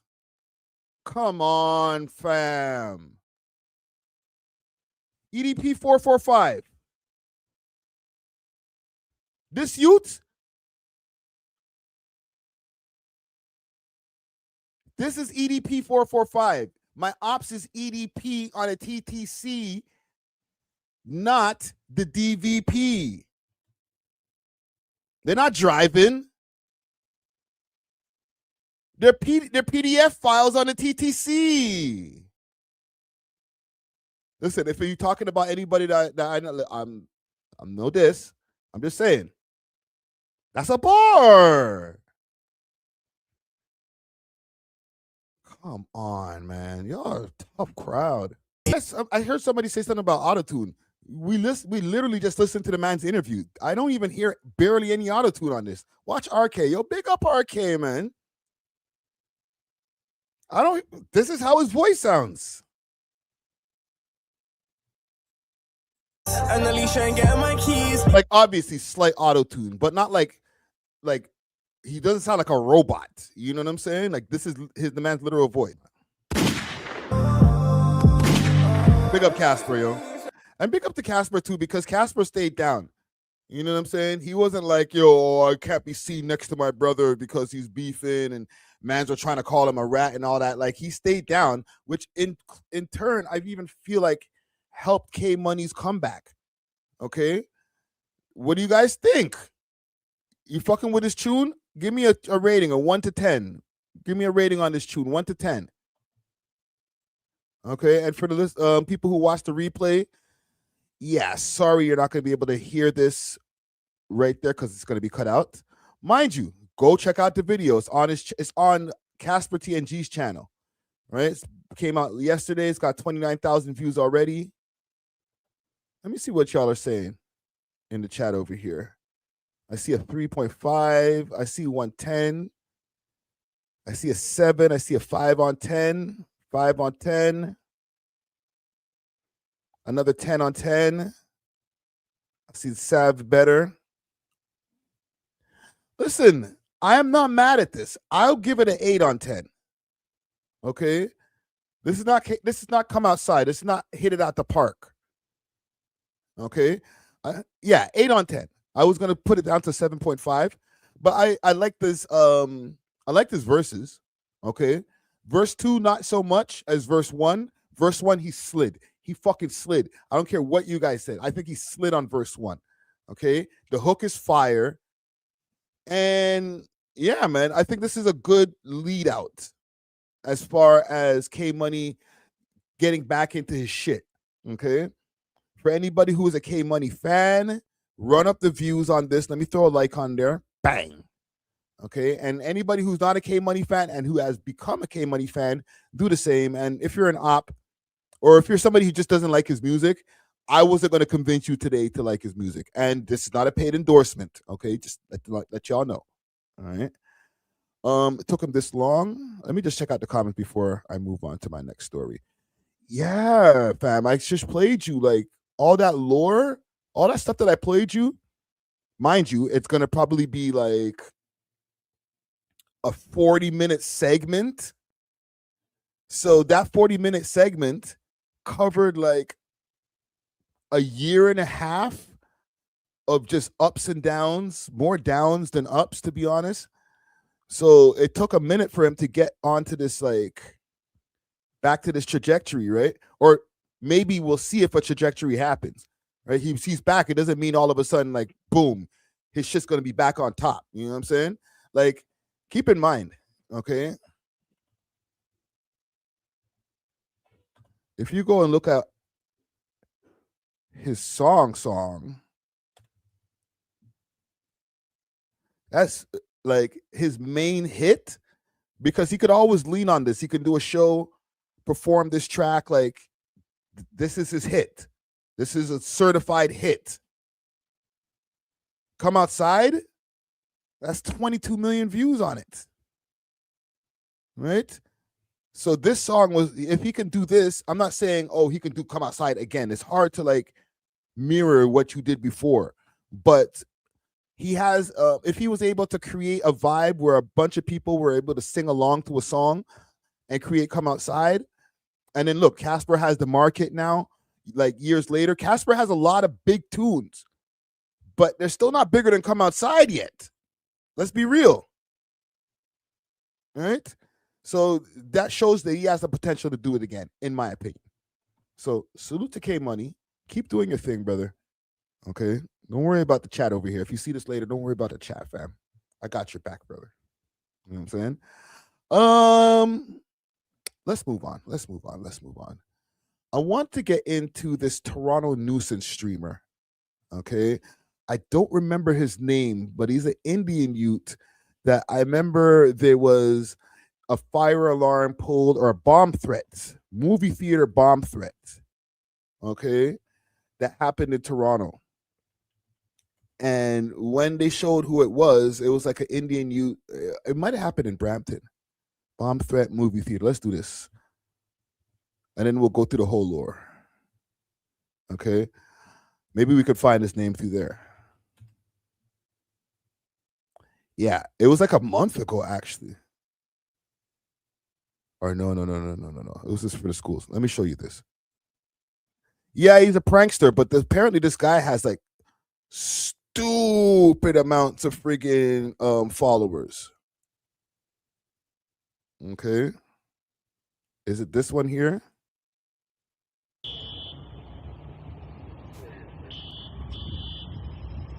My bad.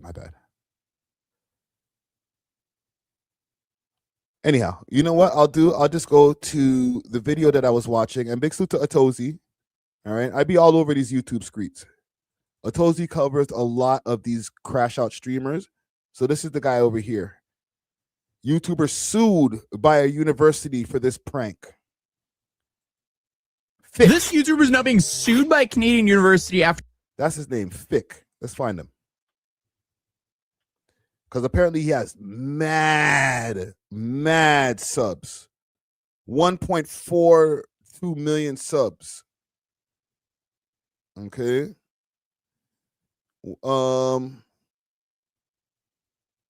This is in French. Because they reposted this. He took it down off of his own channel. He took down the movie theater prank. So apparently this dude is from Toronto. Let's see some of this stuff. Let me see what I can play without getting my shit fucked up. Guys, we are 700 subscribers away from 100K, bro. Guys, this is a dream come true. But I'm like anxious. Like, I'm never nervous, but like I'm actually nervous. Honestly, my boner is coming out, and my brother has chocolate on the side of his lip, like a big bag. Yo, don't do that, bro. I'm like picturing it now. Guys, this is actually crazy. It's gone. Just don't think about it.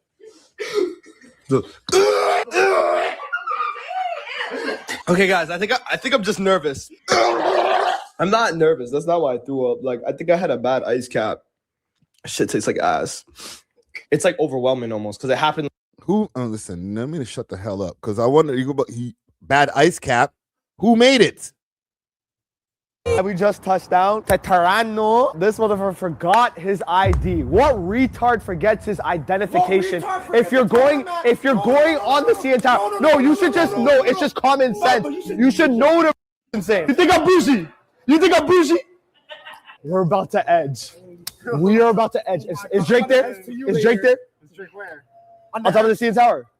I don't know. Hopefully. Come on, so where do we go?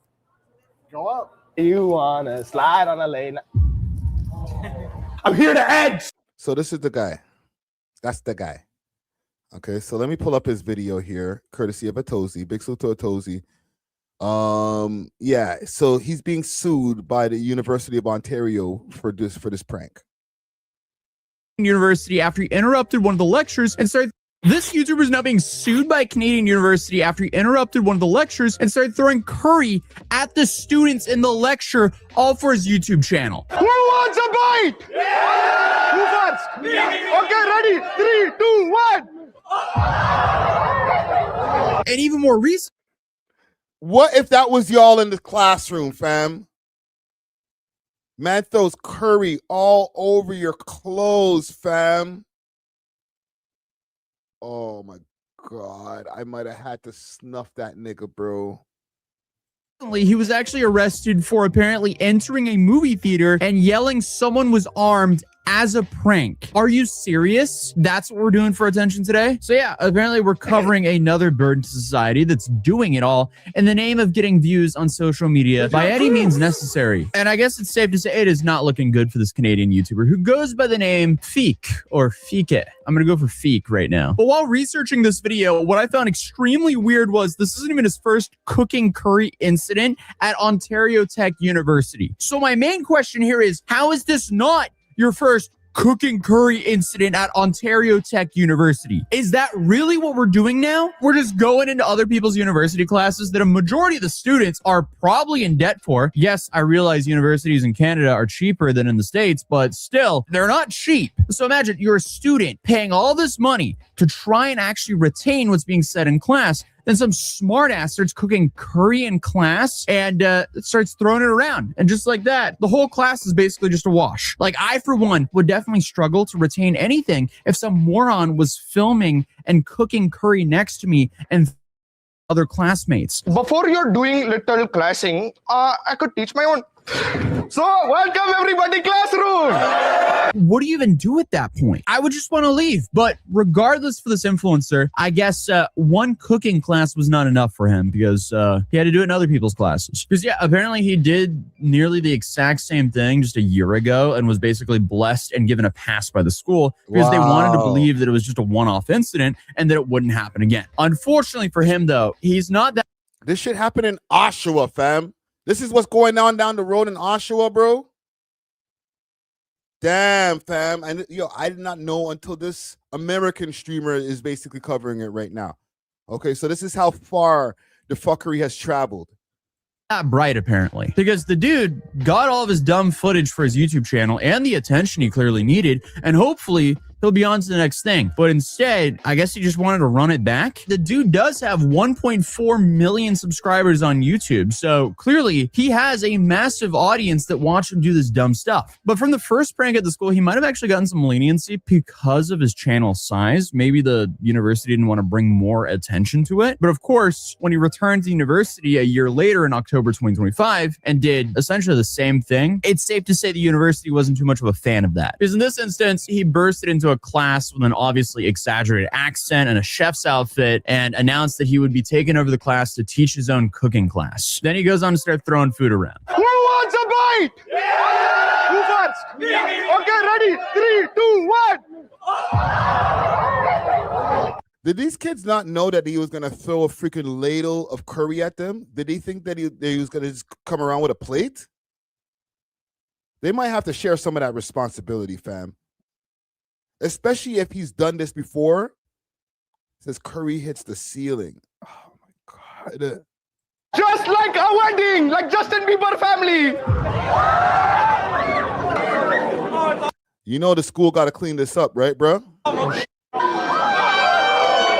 But I don't know. I guess he thought it was just an acceptable thing to turn the whole classroom into his own hibachi restaurant. And keep in mind, in the process of all this, he's not only making a mess of the students and the desks, but he's also flinging food all over the ceiling like he's some Splatoon character. And even if you somehow get away with interrupting the class, being insanely annoying, and filming it all, why would you expect to get away with splattering curry all over the ceiling and not at least be expected to, I don't know, clean it up or at least pay for it? It's important to note that during his final visit in October 2024, he kept it pretty tame in comparison, which isn't saying too much, but this is why I think they let him off with a warning, essentially.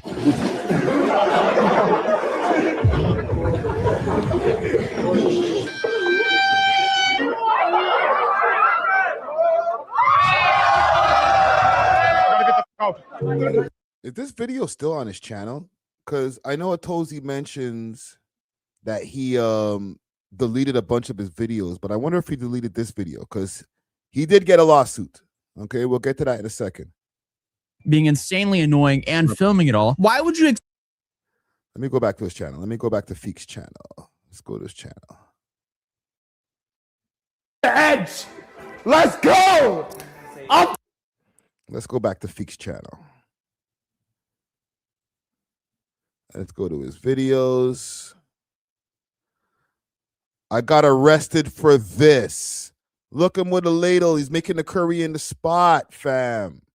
Look at this. 1.3 million views. A super idiot thing, fam.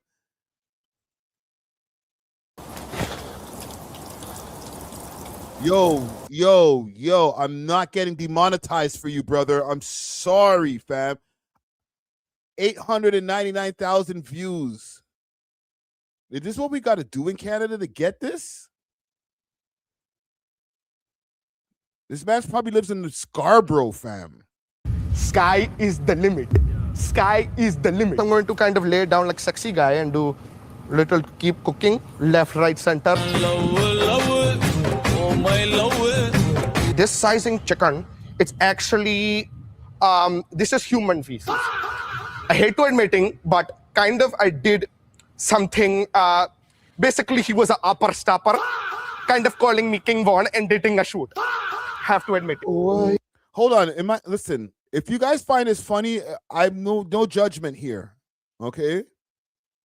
But like, Is this entertaining? Is this funny? 1.3. Actually, this one has like 899,000. 899,000 people watch this. So somebody's entertained. Hey, buddy, doing how you are? He's saying it's only like 1,000 views and there's like a bunch of freaking Indian bots. I'll say the quiet part out loud. Don't worry about it. I'm cool. Would you like to try famous butter chicken? No. Are you racing? Yo, bro. You're not helping y'all cause, man. You know what I'm saying? This guy's just like, this is the problem with the immigration. I told you. I was telling Barbara they let too many of them brown guys into this country. This is, you're giving him confirmation bias. Don't do that, bro. Especially like man doesn't even have that accent. Like he has a regular like Toronto accent or whatever. You know what I'm saying? But look at this guy with the thumbs up. He's just like, yeah, go back to your fucking country, man. I'm not trying to put words in his mouth or in his mind, but you can just see the look on his face. It's like, Canada first. Would you like to try famous butter chicken? Are you racing? That's why balding is happening in your hair. You guys wanting butter chicken? That's why balding is happening. Yo, fam, it couldn't be me, bro. That's the thing. I'm not saying I'm some kind of tough guy or something, but it just couldn't be me where you're harassing me on road to putting me in your YouTube video, bro. Like, that's coming out of the that's coming out of the tape, bro. Yo, come off the thing, brother. Yo, get down, fam. Let me talk to you, brother. Hold on, let me make my screen bigger. Yo, get down. Come down. Let me talk to you, brother. You know what I'm saying? Let's just have a quick conversation outside the store. Let me see your phone, bro. Where you filming that on? Right? Delete that, brother. Put me on your fucking video. Man, I don't wrap that camera around your face, my youth. It's pre. You can try. This is our kneecap. Oh, no. You don't like it? Fam, I might even throw something up there. I'm not gonna lie. I'm trying to be respectful. All right. Friday, you have to do a poutine mukbang in MTL. Oh, fuck yes. Yes. And thank you for the 7-month membership, Nice Glass. Hell yeah. Poutine mukbang on the way. That's happening. Racing to friendly fire. Oh, you're vegetarian. Oh, no. This is vegaнаries. Come try. Bro, no, don't even have a conversation with the Mayute, bro. One piece of friggin' merchandise right to the dome. Bong, knocking right off of this shit. In GTA. Okay? Something from the hardware section. Pow! Right into the middle. Right there. Pong. Throw a wrench right upstairs. Hey. On your break time? Okay. Go to work. Hey, missing. You want to try butter chicken?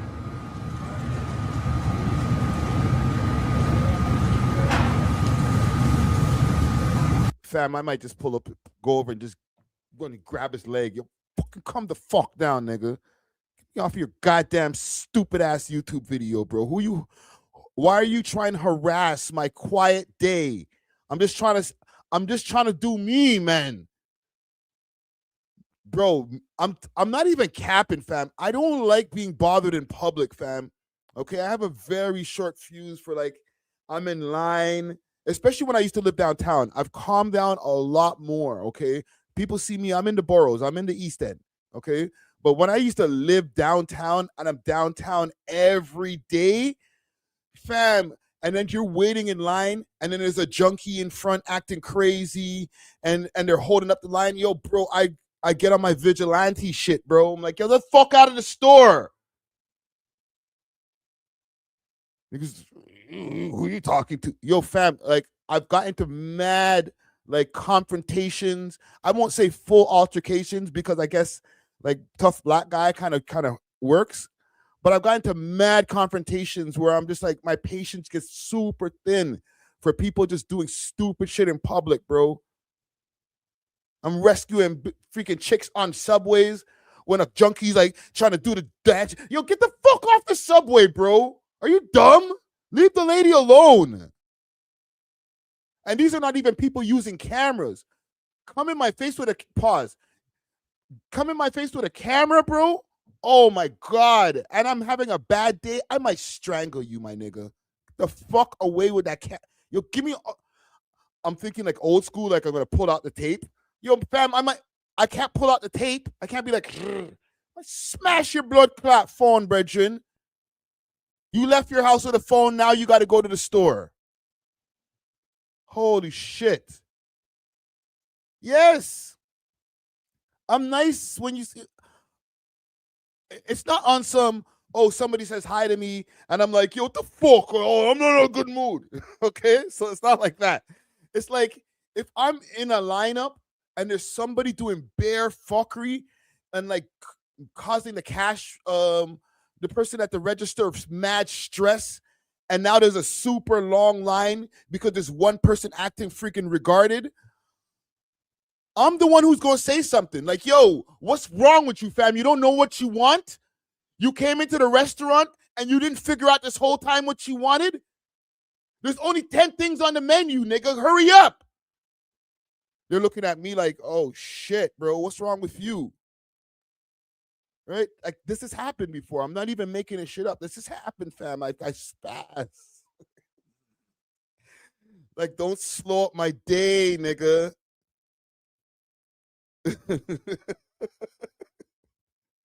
Holy shit. Sorry. That was loud. But like, for real, fam, I've had those incidents. So one of these guys come with a camera, throw curry on me. Oh my God. I might go to jail.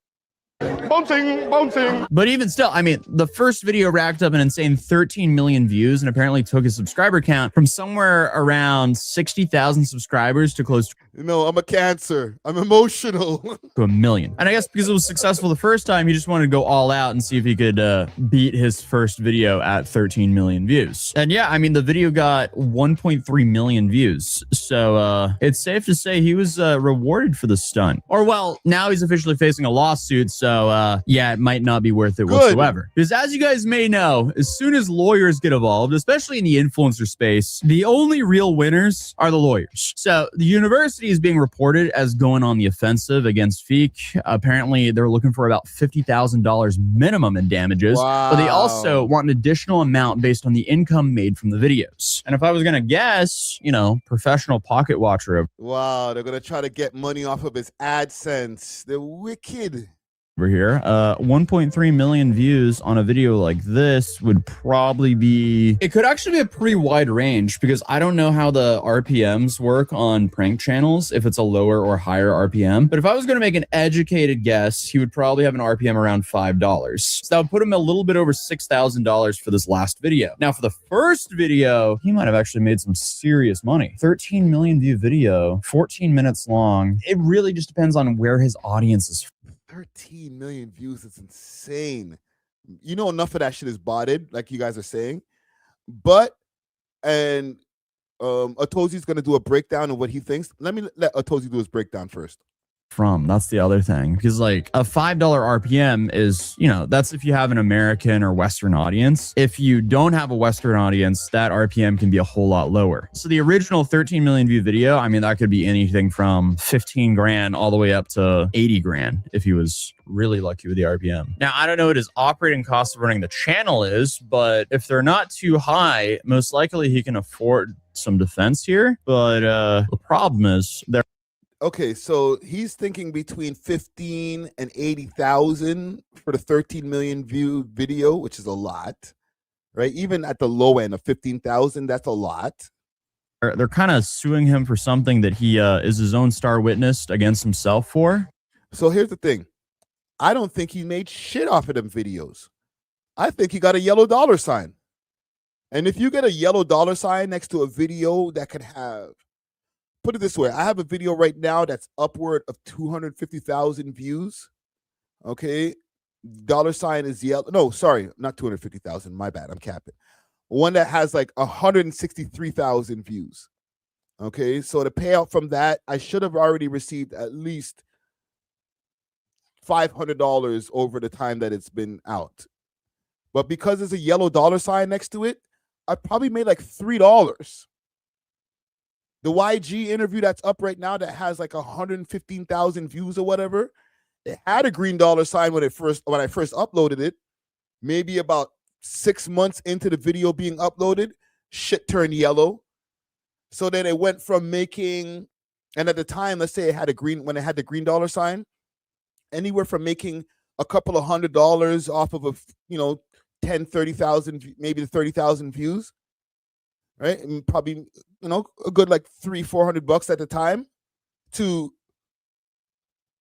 $3 by the time it got to 115,000 views, maybe $5. So as far as like trying to take some money out of his YouTube income, that might be an L. So again, that's not really ideal for a lawsuit. But regardless, in the lawsuit, they're saying he directly profited off of trespassing unlawfully, and the university wants their fair share for providing the set, essentially. But additionally, during the second visit, Ontario Tech University also claims that tensions escalated and a confrontation almost turned violent because kids who wanted to actually continue with the class in peace, they started getting into it with Feek. Listen, if she doesn't want to take a bite, I go out classroom. Done. She's calling security on you. For what? Because you're. Oh, because you are what you eat, I guess. I like. Why did you step out? Why are you touching me? You want to doing assaulting? Why are you assaulting me? What are you doing? Touch me and see what. I'm not going to touch you, man. And the professor teaching at the time is said to have been traumatized. Somebody's ready to fold him up right now by the experience, and the school has received complaints from faculty and students about these pranks. And honestly, I'm kind of surprised more creators haven't been sued by universities, considering how much money universities actually have and how incentivized one would think they would be to prevent these people from doing this. I don't know. One would think it's pretty logical to not disrupt a highly profitable business for your own YouTube content, because essentially, as I said previously, you're filming the evidence that's going to be used against you. So in this, for it a bit. Fighting back, because in a statement from the defense, Feek denies each and every allegation, which again is interesting considering, he filmed and uploaded all the evidence himself. But apparently his argument is that it's a publicly accessible space open to the public. So naturally, you should just be able to go in there and turn a classroom into your own hibachi show. Come on, dude. And Feek is also saying in terms of profits, he says he simply does YouTube for the love of the game, and the channel is actually operated by an acquaintance who lives in Pakistan. I don't know. He's doing it for the love of the game, gang. Okay? He don't control this shit, man. This is for his acquaintance. It's not even a friend. His acquaintance that lives in Pakistan. So you guys are right. It's not his page. It's the bots. It's not me. It's my homie Raj. He's the one who's controlling the page. It's not me. Come on, fam. I'm doing it for the love of the game. Who cares about the money? 1.3 million views? Who cares? 13 million views? It's for the love of the game. For the love of the game, and the channel is actually operated by an acquaintance who lives in Pakistan. I don't know if I buy that. So apparently this is all for entertainment, and he's making people smile, and he's not being a lolcow for no money whatsoever. Yeah, totally. Come on, dude. Obviously, I can't prove that, but if I was a betting man, that sounds like an excuse. But if you go to his channel bio, his channel is based in Canada, so one could only assume that he's getting paid out in Canada. Again, what do I know? I'm just speculating here. But hey, whatever. I'll let you know. No, Atozi, he is not getting paid out in Canada. He is actually, as a YouTuber over here, getting paid out in the United States of America. All right? Just a little game for y'all. We work for an American, I work for an American company. Okay? I'm uploading to an American website that is based, their home office in California. So everything that's done is I got to pay a tax to get my money. It's in American money. So obviously that's cool to get a conversion, but I also have to pay like some kind of like treaty tax. That's what it's called, a treaty tax or some shit like that. Okay? They make you fill out the paperwork when your channel is monetized so that they can make sure to tax your money properly that's coming from America with you being in a foreign country. You feel me?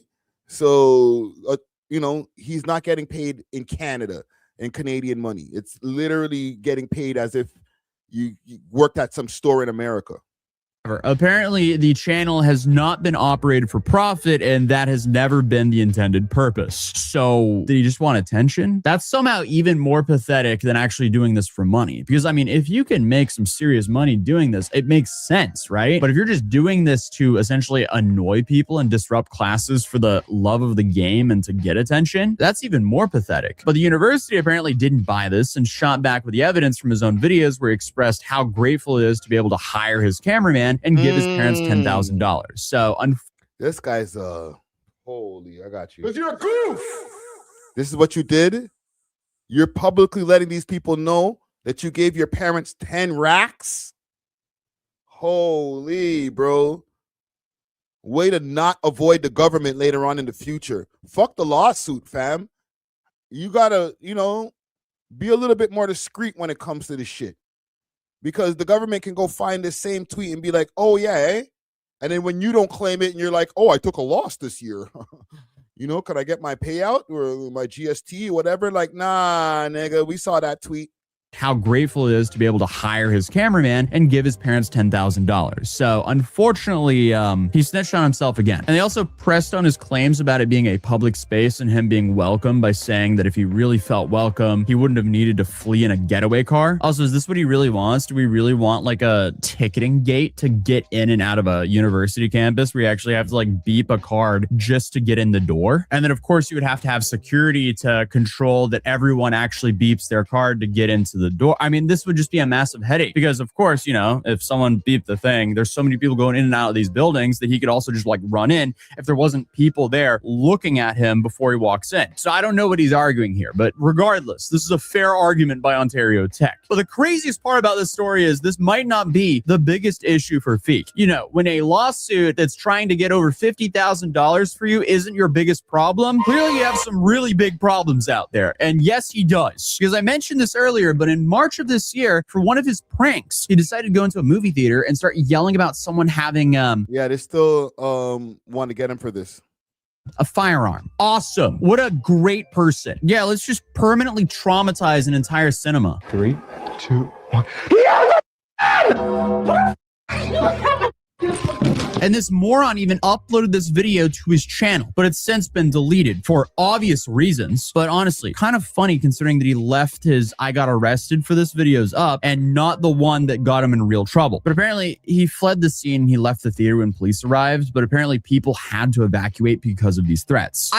Imagine you're going to movies and your shit is done because somebody went in there, said, oh, there's a firearm, and then ran out. Like, bro, I'm out with my girl, fam. Like, walk on, bro. Freaking punch to face. I'm just saying, bro. This is annoying shit, fam. But also, I wanted to say, when you delete shit off the internet and there's a lawsuit against you, they can see that. It doesn't work in your favor. All right. Maybe you didn't get the memo, but once you got a lawsuit on your head, you can't delete the footage and be like, oh, well, it's not there. Right? It's not there. It's not there now. What video? Where is it at? Where is it at? Like, nah, fam. Like, they could even see, yo, your video was there on this date and it was deleted. So now, the defendant is trying to delete the evidence. You got to kind of leave it up and just be like, you know what? All right, I'll just fight it in court and just say that it was free speech or whatever type of loophole you're going to look for. But deleting it ain't going to help your case. It actually makes it worse. I can only imagine the frustration of people who actually work hard every day and they get off work to go relax with their family and friends at a movie theater, and you have to evacuate the space because some dumbass YouTuber thought it would be funny to do this kind of prank. Like, imagine the thoughts that were going through the mind of the parents there that were there with children. Regardless, Feek and his two friends were charged with causing a disturbance and mischief, and they were all released. And these charges have yet to be proven in a court as well. It seems like Canada takes this way less serious than what the US does. You're right, sir. You're right. You're right. Okay. In Canada, We're going to give him a little slap on the wrist.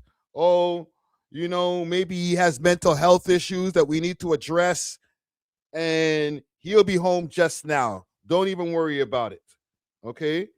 He don't even have to go touch a cell. In Canada, we will actually say, you know what? Maybe we can help you. Do you need a grant so that we can maybe address your mental health issue? All right? We will coddle the fuck out of this guy. All right? So don't even worry about it. He will not be punished.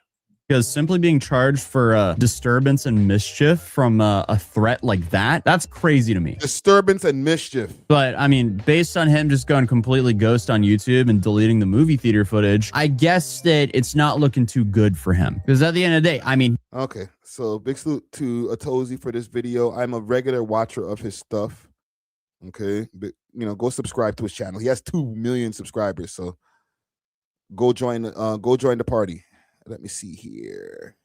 I just want to do a quick check and see if I can see what the mon look like here. Hold on. Just give me a second before I open up the Instagram so quick. Okay. Sorry, coast is clear. No BBLs in sight. Cloud Air, what the hell is this? Our new fragrance available now. Ultra Beauty. Carry summer with you. Interesting. This is what the boys posting. All right. Break. Okay. Let's stay focused. Stay focused. Let's go find Feek. Look. The internet's a nasty place, bro. Is this him? Feek Ayubi? It is him. Look at the guy's Avi. Him in handcuffs. It's like he loves it, fam. I got arrested again. W content. Right? That's the goal. Am I going to get arrested, or will somebody want to arrest me by the time I'm ready to finish this live stream or whatever, if he's doing a pre-recorded thing? Fam, like, you have all of the evidence here, brother. Why are you keeping the evidence from January 1st?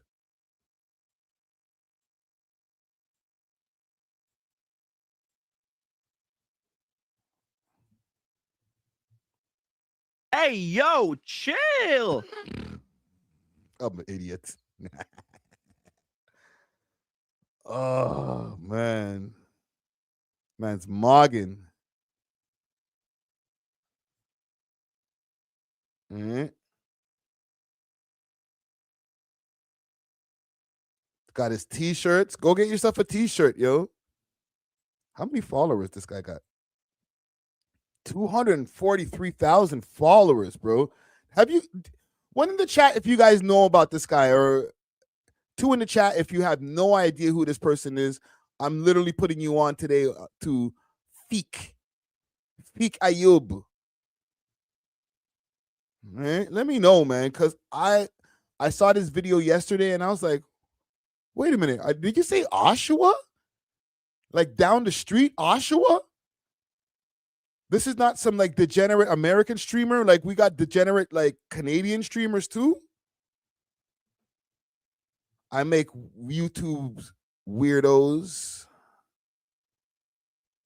Fam, I go to tech. I never heard of him. For real, eh? Fam, I literally heard of him yesterday. The man has 1.3 million. Sorry, 1.4. Sorry, didn't want me to disrespect you.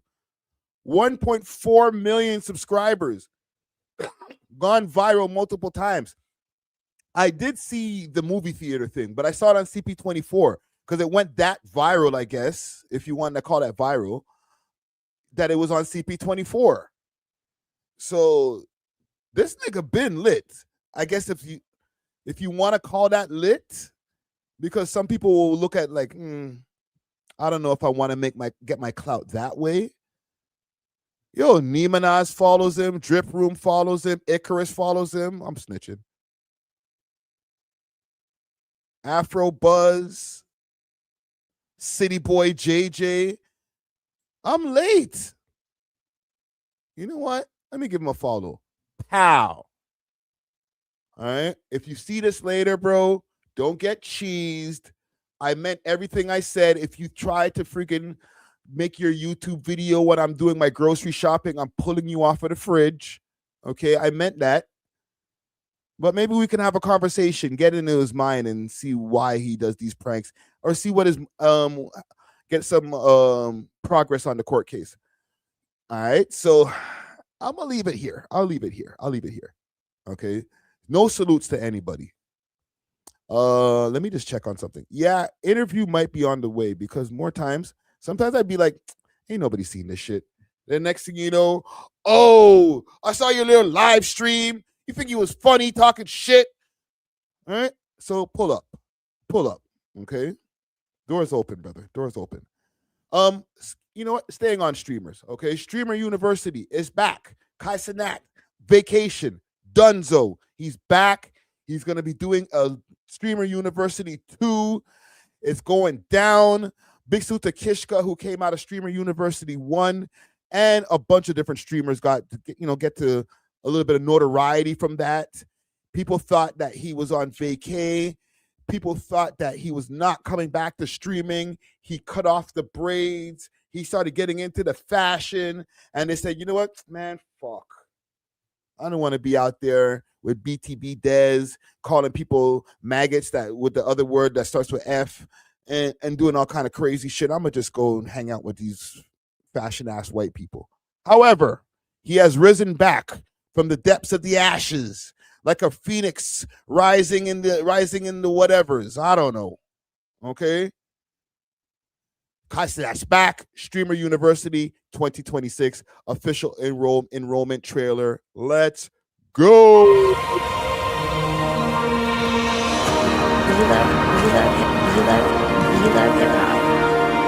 Streamer University. It's good to be back. Hello? Where's everybody at? It's application day. Hold on. What the hell? Hello? This nigga's rich. Anybody home? It's application day. What we doing?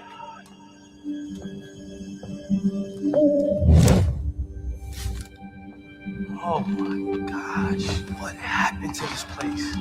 Are these supposed to be the new uniforms? Damn. God. Who's there? Is that you, guy? Shh. Chris, what are you doing in there? They're everywhere. Huh? They're everywhere. Who? Why is nobody here? They taking over. Who? Stop saying that. You're gonna upset them. Who? No. Chris, are the delivery hours here?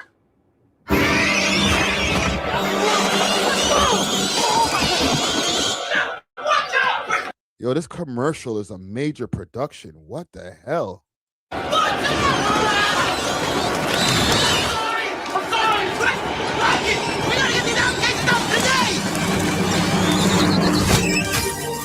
Is that supposed to be an OVO disc? You know, is it a little sub? Is it a sub? Is it? I don't know. Wait, I have a solution. What is it? I've been working on this paper puzzle. Where is it? There! Yes!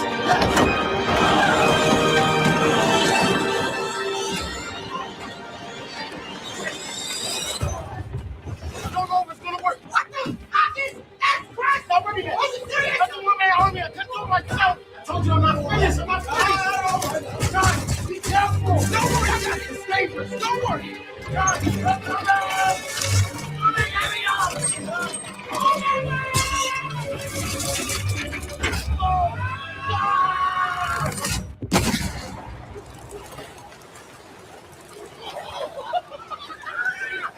Yo, this is a lot.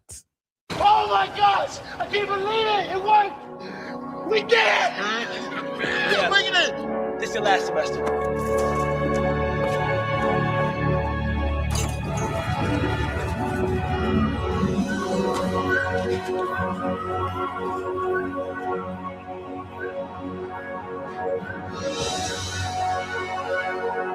Selected alumni will return.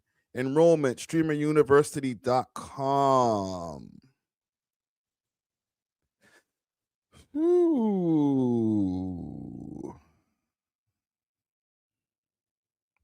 Oh, fuck, bro. The SEO is crazy on this. Hold on. Let's go look up the site. Maybe we could do the enrollment on air.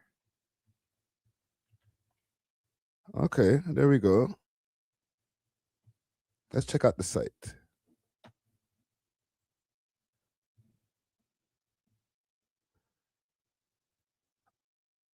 Okay, so applications open, class of 2026. This is where the next chapter begins.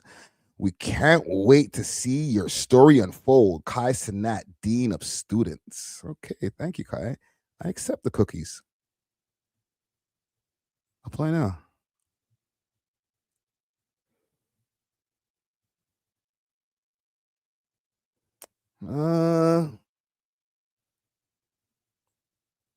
What should I apply for? Gang, we need some help over here. Student, I don't know if I could be a professor. I'm like, the channel's not that big, fam. But I've been doing this shit for a while. Club director. Club director equals lead one of our clubs. Interesting. Gang, y'all let me know, man. We're doing this together. Student, professor, or club director. I might be too old to be in the student category. I'll be the only person at Streamer University with gray hair. Janitor, I don't know if I want that job. My goal, get lit, nigga. I'm always down to learn something new, okay? Because when you're in this game, the game's steadily evolving. You always want to keep up with what's going on. You could always learn something new, okay? But I'm always down to teach, get some elevation for the platform at the same time as, like, I don't know, get some new connections, you know, network with new people, whether it's the people who are involved, like Agent A.W.O.L or Kai himself, or other students. There are students that are actually enrolled into this new Streamer U. I'm going to put myself as a club director. How about that, Kang? All right. Did that work? Have some confidence and apply my U. I'm applying. I'm doing it. I'm doing it. I just want to make sure to apply for the right thing, fam. I don't know if you could do multiple applications. You feel me? But I want to make sure that I give myself the best chance. And I wonder if I apply, if it's just for me or is it for the team, fam? I didn't fucked up the rest of my spliff just now. Okay. Did you participate in Streamer 2025? No. Full name. Okay, hold on, gang. Let me do some shit. Because there's a lot of automatic pop-outs coming up. I don't want y'all seeing all my shit. Kofi Carmichael. You guys can see the email address. That's cool. Obviously, date of birth is 75 because I'm 50. Am I putting that in right? Hold on. I'm putting it back up on the screen. How are we doing this? All right. Birthday's on the way.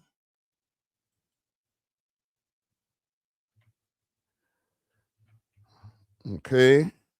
Gender. What gender am I? Other? I'm playing. Which club do you want to direct? Drama, debate, basketball, musical arts, cheer team, film club. Ooh, musical arts. Describe briefly why you want to run it. I produce and host. Let's do it every side. Host a hip hop. How about this? I have been. Okay, we're gonna do it up, gang. We're gonna do it up.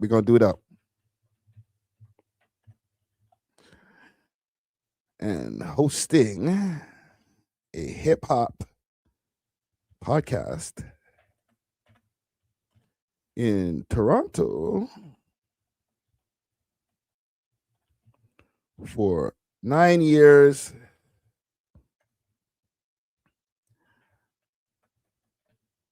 While that covers the music scene here and abroad. Okay.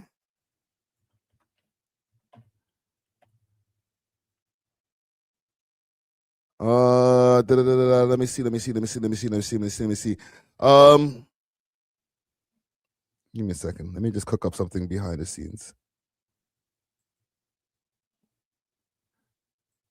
You say via Zoom? Come on, fam. I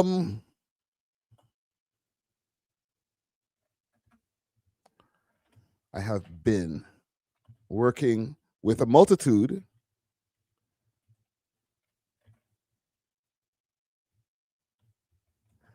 of labels for several years.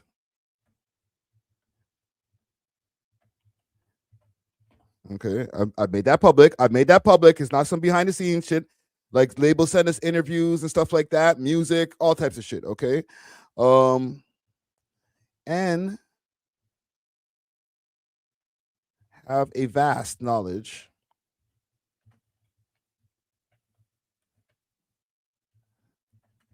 of old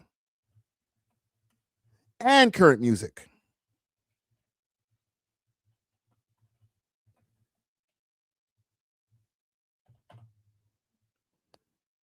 I might have to apply for professor still.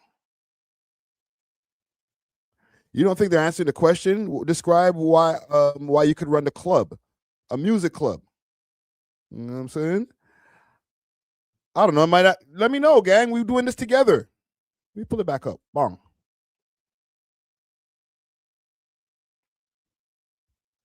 Good. No, yeah. All right, fuck it. I'm going with it. Are you on international applicant? Yes. Residence, Canada.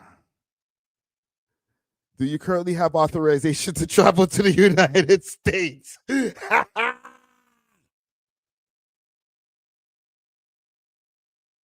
I will need to apply. There we go.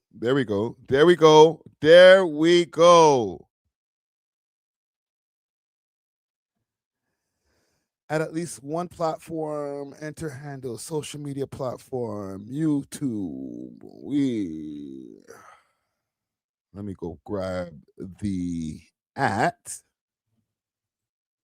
for the channel. Bong. Put that in there. Add another platform. Let's add the gram. Let's go to the grams. Okay. We're getting it together. We're gonna go see if we can get into the streamer university. Okay. Bong.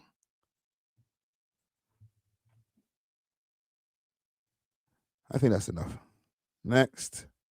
Nearest airport. Pearson. Do I get a Dropbox? U.S. and international airports are supported. There we go. Clothing size.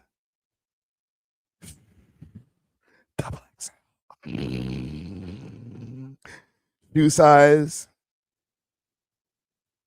I'm thinking around a 12 right now. Emergency contact. There's some private shit. Okay, give me a second, gang. Let me get the private shit out the way and we'll move to the next page. Give me a second, gang. Un momento.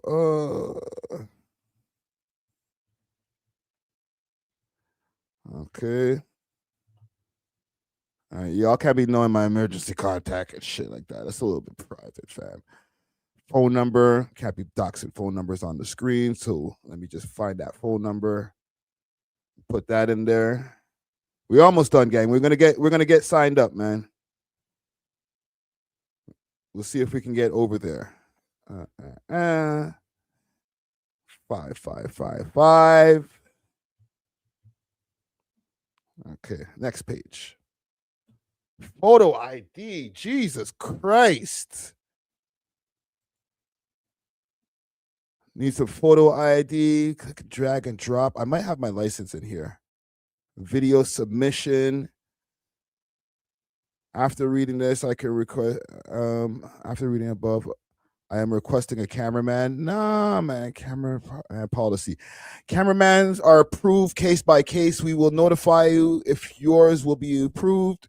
We do not cover travel costs for cameramans, as they are not required to be successful streamer. You okay? I don't need a cameraman. Salute to One Take Jake, but I'm gonna do this part after, because this obviously is the end of the submission here, because I could accept the services and all that here at the end.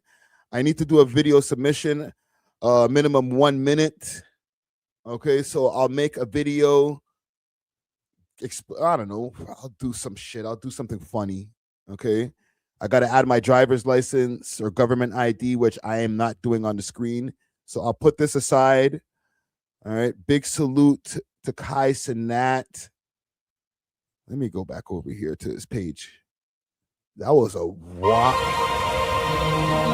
Trust me, it's a digital cage for real, fam. Like, you know, when you get caught up in these loopholes, like you're like, damn, bro, like, or in a wormhole, they try to ask you for everything. But I get it though. All right. I fuck with this though. Streamer U. Applications are starting now. Okay. Anybody who's trying to get into Streamer U, let me know, man. Like, I guess the links will probably be in the description and all that too. So salute to Kai Sinat, man. Welcome back. You know, I actually interviewed, before I get off this Kai Sinat segment, I interviewed one of his people a while back. I wonder if he even remembers this. BTB Dez. This is one of his all right. Let's have a conversation. His Clover Boys crew. He was in town a while back. I didn't even timestamp this. He was in town a while back. This is what, like 2022. Holy shit. I had to be that way so people could look at me like, hate me like, well, why he's, let me see why he feel by himself like that for me. Yeah. I went to him. I said, yo, let me sing. I sing better than all of them. As a kid. At 12, you're saying this. I was just talking though. I just wanted him to say, go ahead.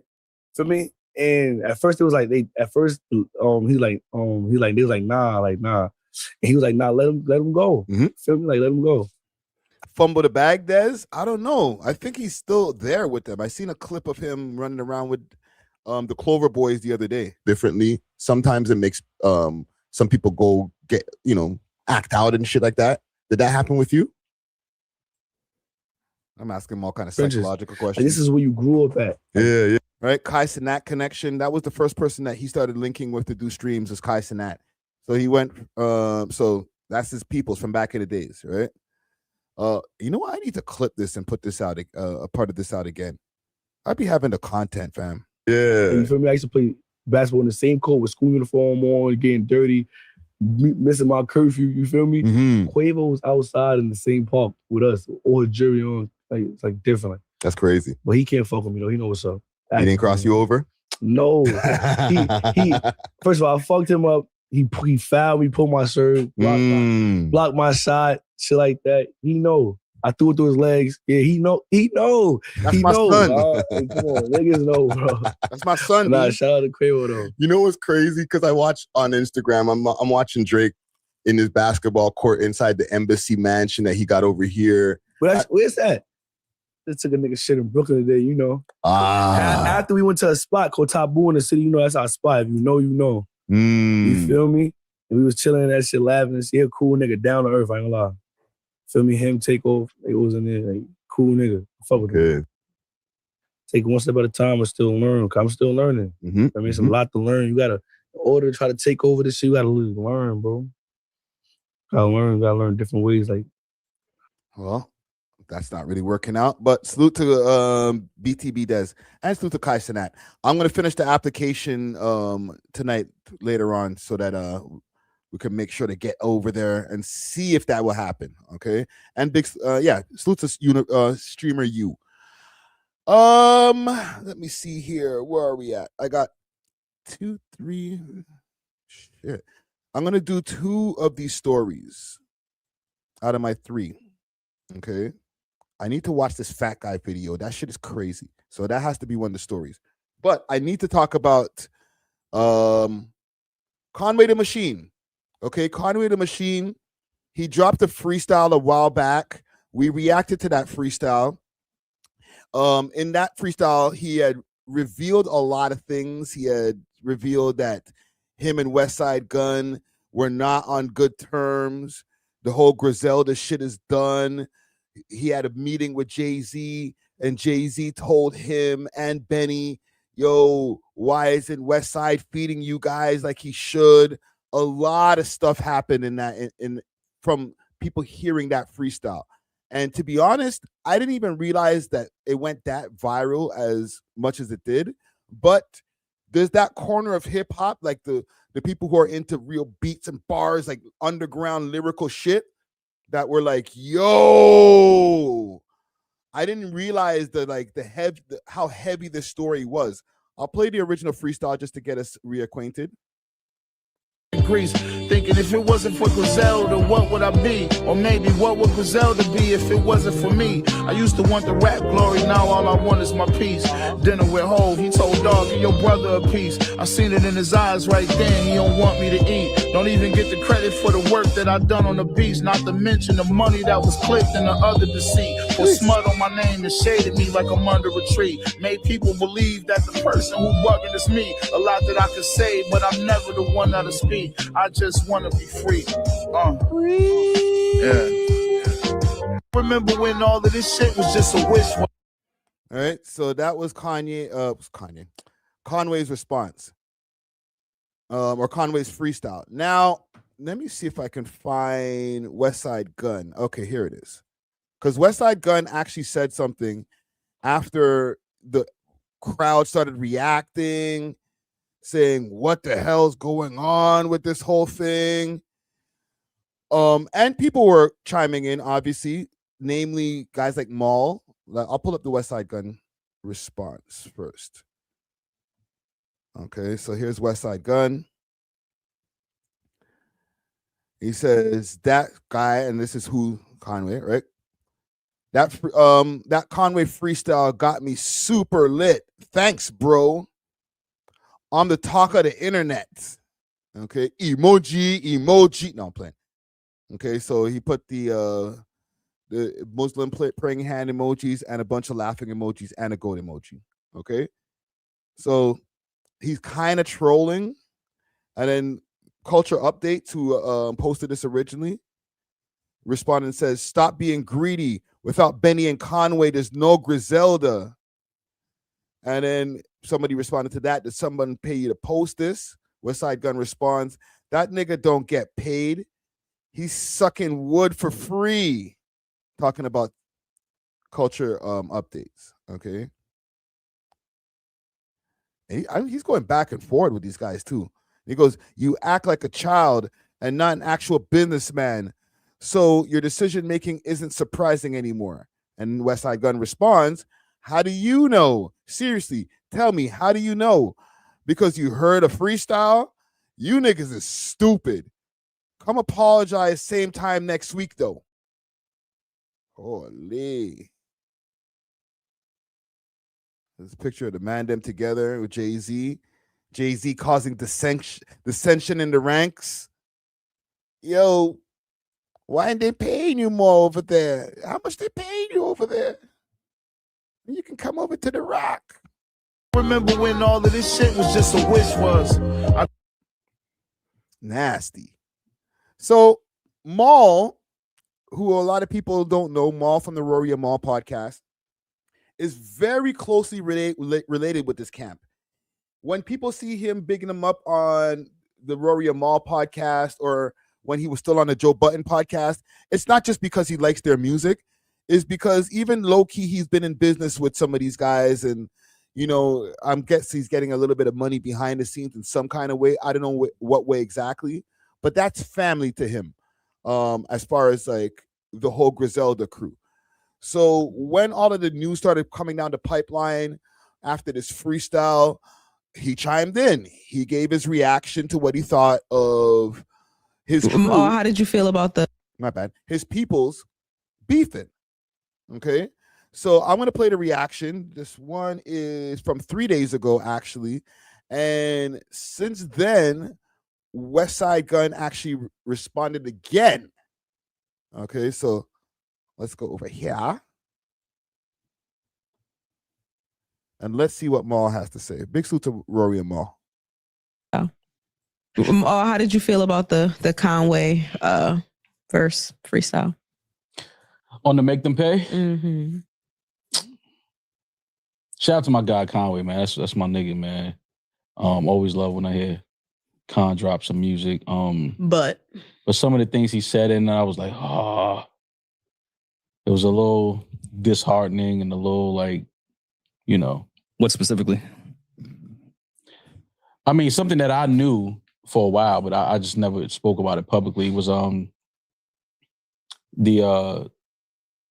of the main reasons why there was kind of like a split in Griselda was because Westside Gunn didn't want to give Benny and Conway 5% of Griselda, so 10%, and let them split 10%, which is something that Jay-Z had kind of like suggested in a meeting with them, and Gunn said no, he didn't want to do that.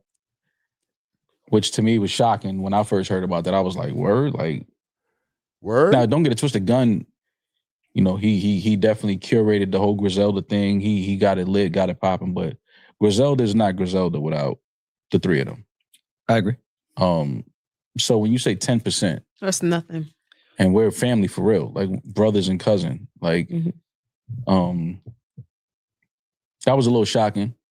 And I never spoke on it because obviously that's something that I guess, they didn't want to be public knowledge. So I wasn't going to be the person to speak about that. I saw them all. But Conway obviously, put it out there on this freestyle. And so that was something that when I first heard about that, I was kind of like, damn, that's a little fucked up. But, I'm hearing that they've had conversations and are working through things and in a better place right now than they were Measured Maul a while ago. So hopefully they get that right. And then Conway talking about his split with my guy Chad, who was managing him. Yes. I don't know which one is what. I know Conway is Westside Gunn's cousin, if I'm not mistaken. And Benny is some family member and somewhere along the way too. Right? I'm not sure exactly. Y'all gotta hit me up in the comments. Let me know what's the exact family combination that's going on over there. But there's some blood relation that's going on with the Griselda guys. So where are we at right now? Because Maul, he had the inside scoop from time. He been known about the split, about the beef between the gang or the crew, and he also knew about the conversation that happened with Jay-Z, where they were like, "Yo, just give these guys 10% of the money," and Westside Gunn was like, "No, nah, nigga, I'm gonna keep 100% of Griselda," which he might have his reasons. I'm not even here to judge Westside Gunn, but let's continue. I spoke to Chad a couple months ago, and a couple weeks ago, and he let me know that him and Con was going separate ways. Didn't really get into the whys or whatever. It was just let me know that he wasn't gonna really be around anymore, but want to remain in touch. and things like that. I haven't spoken to Conway yet. Wow. I am gonna call him though so we can chop it up. And again, that's their business, but shout out to Chad. Love Yeah. Chad. Chad is Whatever they been nothing but good. that's good to me. Not our business. Yeah. Conway said what he said, obviously, in regards to the situation. We say Westside and Conway are brothers. Wow. And you can't. And Benny's the cousin. Oh my God! Thank you, 2-piece no biscuit, or 2-piece biscuit, right? Yo, Arms House, fam. You can't give them 10%, and that's your family. Wow. And I've had, a personal conversation with Chad, and that will remain personal as well. But same. Things happen, man. Things sometimes go sour, go a different way for whatever reason. They do happen. But change is not always a negative thing. Change can be great for both sides. Obviously, we know a little something about that, Rory. Yeah, and I mean, if Conway and Benny were asking for like 33%, I'd be like, then you could understand that. Like, Wes built this, he put up a lot of money, like, yeah, but a lot of the infrastructure comes from that. But if you split in 5 and 5, dog, like 5 and 5. And this is coming from Jay-Z's mouth. Like, yo, why don't you just give them 10%, let them split 10, we do the deal, you know what I mean? Like, and we keep rocking. And I know we've talked about people's actual business before and this and that, but I mean, I would like to hear Wes's side, because I do sometimes get uncomfortable talking about this because we don't know all the details with everything. Because I've even seen it happen with you and I, where people are misinformed naturally because they don't have all the details of everything and looked at you and I like we were fucking crazy. And then they got the details and was like, oh, no, they not nuts. Where's the accounting? Right, Rory? I want to see the accounting. Y'all remember that with them and Joe? We want to see the accounting. We need and then Joe sent them a spreadsheet, and they weren't happy with the spreadsheet. We're like, what kind of format is this? We want to see the numbers. Joe, what you making over there, fam? Can we hold something? I know that she's way hotter than freaking what this fit she's wearing right now, making her look crazy, right? But like, let me see the accounting. That was Rory's main thing. Like, let me see them dollars. Where them dollars at? Mm-hmm. So I don't know what those conversations. We're hearing Conway's side, and I'm not calling Conway a liar whatsoever. Maul called Joe Budden a thief. He said that guy's a thief. Like, they went to war with Joe. So I think if anybody could understand like the splits and like, yo, we made this shit boom together, and like now we can't hold nothing. Like, respectfully, again, I've said this in the last time I spoke about these guys. I don't tune in to Griselda to hear the Westside Gunn verses or his songs. And people have told me, oh, you don't know about his first 3 mixtapes. You know, The Devil Wears Prada 1, 2, and 3. He was the best spitter in the game. Like, I don't know. Because every time I hear Westside Gunn, with all due respect, his shit sounds good, but he's not that crazy. I went to the store, forgot my baking soda. Boom, boom, boom, boom. Got back home. I don't even know. I can't even, because he don't even rhyme soda. He won't even rhyme soda. He'll just go, I got back home, cooked it up right. And I'm like, nigga, where's the rhyme? Right? I got 100 shooters. They outside, motorcycles up, boom, boom, boom, boom, boom. I'm just like, okay. I'm trying to find the pattern, the scheme. It's just a lot of like statements. You know what I'm saying? And it sounds hard, right? What you know about putting the comeback, turning 2 into 3. And then we outside moving them up quick. I'm not even trying to find things that rhyme. I'm just saying stuff. Right? See? Look. 2-piece biscuits right away. I know the fans, fam. They'd be like, listen to Fly God 1 and 2. Right? Is that when he was rapping coherently? When he was actually coming up with rhyme schemes and he wasn't just like, boom, boom, boom, boom.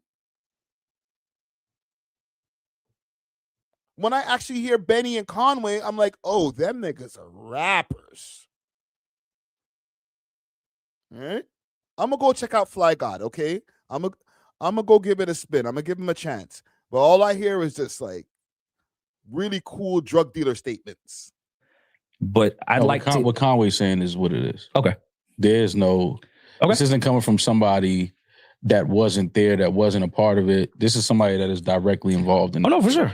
I get that. So this is basically the horse's mouth. You know what I'm saying? Like it's not coming from a blogger or somebody that may have heard. Like this is Conway saying. The reason why I never spoke on it, and I knew about this for a while, but I wasn't bringing that to the forefront and putting that, you know, out there like that until it's not my place to do that. You know what I'm saying? But since Conway put it out there in a verse, here we are talking about it. You know what I mean? And you know, but again, I'm hearing that they've had conversations, and you know, Benny was just here. I told him, I said, yo, I know there's talks and things like that. Like, so hopefully they're in a better place and, you know, getting back closer to the Griselda thing, because you know, Griselda is a lot stronger when all three of those guys are collectively working. Maul, I was trying to explain to everyone at Roots Pick.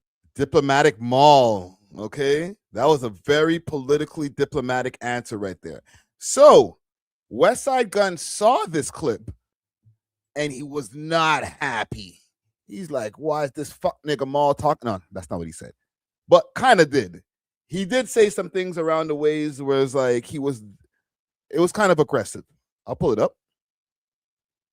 He said, and this is like Maul fires back at Westside Gunn's comments, okay, because today is Tuesday, yes. So they dropped their episode today. So they recorded it yesterday, Monday evening or Monday afternoon, whenever they record. So Maul fires back at Westside Gunn's comment about people chasing viral moments. Because he's like, this nigga trying to go viral. So it wasn't violation, okay? And this is the post over here. Everybody want to go viral so bad. Shit's disgusting. Ugh. All right. So Westside Gunn was not happy with Maul's comments. So here's what Maul had to say to Westside Gunn, saying what he had to say about Maul. Viral so bad, shit is disgusting, laugh emoji. This podcast has always been a huge Westside Gunn supporter. I fuck with Wes. I just don't really. He knows Maul, and Maul was the first person in media to even talk about Griselda. Not only for Wes, but when they launched Benny's career, Maul was the first one. Conway, Maul was the first one.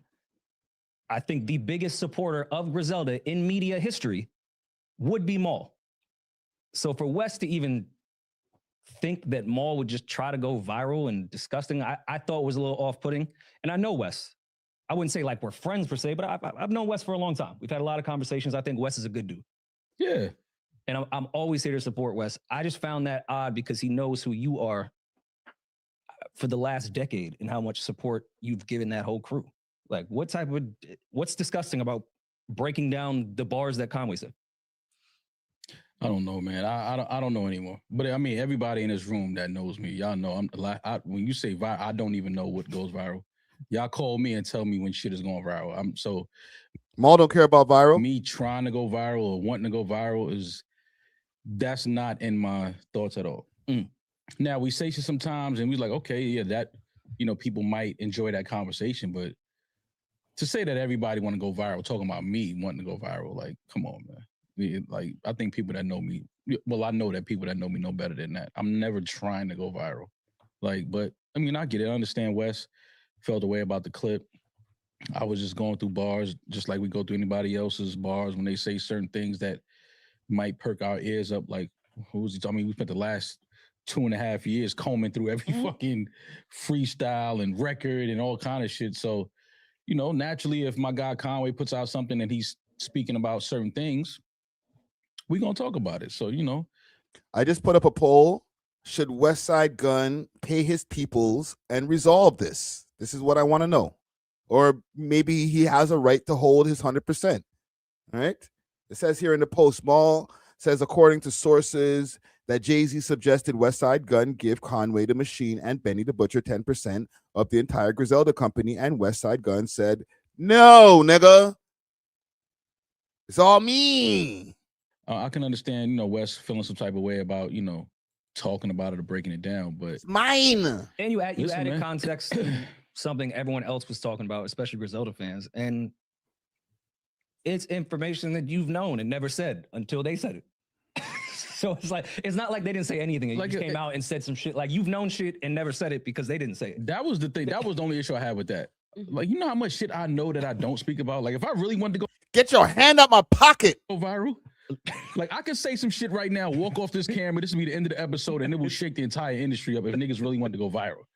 I'm not trying to do that. Like, I don't... And this is always... It always go back to this. I don't care about what niggas got going on enough to be trying to go viral. Like, I don't care about what niggas is doing. Like, but if you put something out there, I have a platform. I'm going to talk about it. We're going to go through what the bars and what you're saying and what it's about, like we always have. But I mean, Wes know, man. Wes know it's nothing but love and support from me. And I spoke to Benny. I spoke to Conway over the weekend, and they both know where I stand. And me and Conway had a very for real, right? Rotten Roll. First Griselda breakup, and then Fat Boys breakout. Somebody got something to say, man. Oh man, a very good conversation. It was very. And every day I wake up, a lot of laughs. Can you tell us what he said so that we could go viral? If I were to tell you what he said, we would definitely go viral. But no, I'm not that guy. I'm not doing that, man. I'm not trying to people in the comments, Maul's a messy bitch. I'm a messy bitch. Messy bitch is crazy. If niggas knew what I knew and how long I knew shit, like, and I'm not speaking, like, niggas would salute me a little more. Like, Chatty Patty Maul? Is that what they're trying to call you? Chatty Patty OVO Maul? Oh no! And you held that down. Yeah, but I mean, I get it. I understand Wes is, I get what he's saying, but Wes, cut it out. I'm never trying to go viral. That's not me. I don't even be on social media enough to try to go viral. Yes, if my platform for clip goes viral, so be it. We sit here all the time. We don't know what's going to go viral. As a producer, I try to get you to say things all the time for the good of the show, and you don't. You keep your mouth shut on a lot, even when we... Wow. Hold on. Side mission just real quick. Rory and Maul over Joe Budden? For real? That's how you feel, fam? Listen, I listen to both of them. I got, multiple days in the week. They just happen to drop on different days. Okay? They ops. And they're kind of direct ops. And they drop on different days. Maybe want to take notes, but that's a whole different story. I'll digress. But I'll listen to Rory and Maul on Tuesday, then Joe on Wednesday, then Rory and Maul on Friday again. I might catch a Thursday episode because they drop 3 episodes a week still. So they got that still. They got that going for them. But I don't listen to the Thursday episodes too tough because of the interviews and shit, right? They got Akon on their new episode right now, okay? I do enjoy the banter. I get annoyed on Saturday when I listen to the Joe Budden podcast and Mona shows up. We've already discussed this, okay?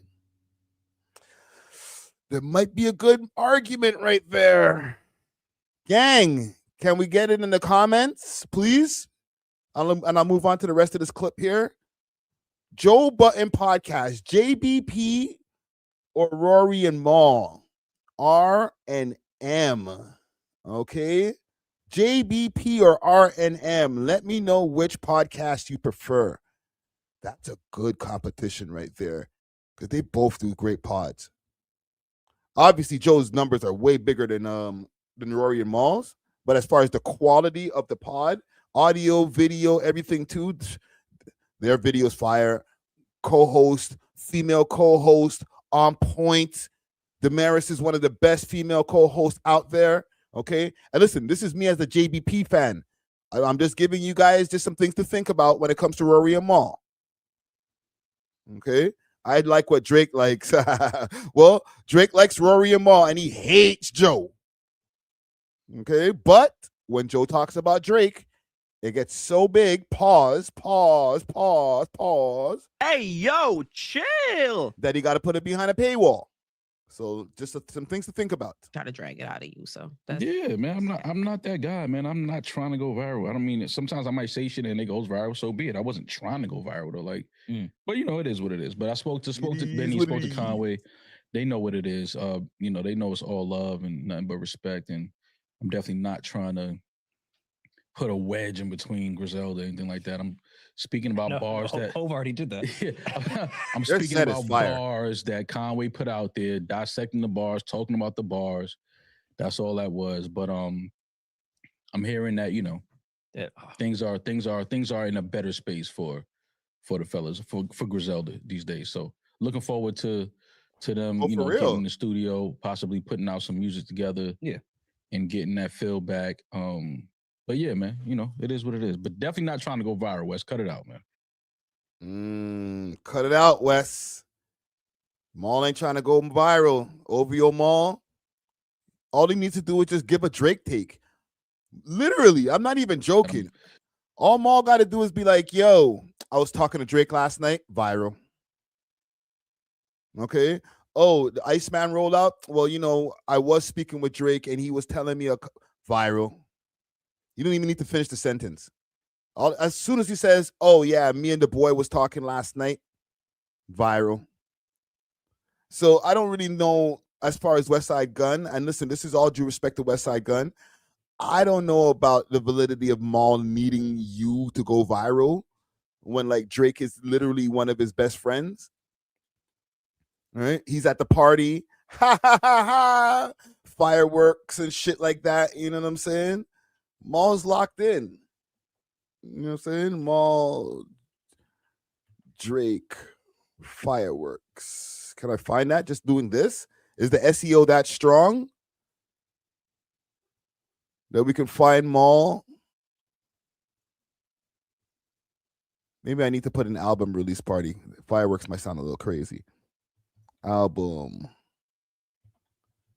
release party. Just, I don't know, just to kind of give some perspective to Westside Gunn. All right, watch.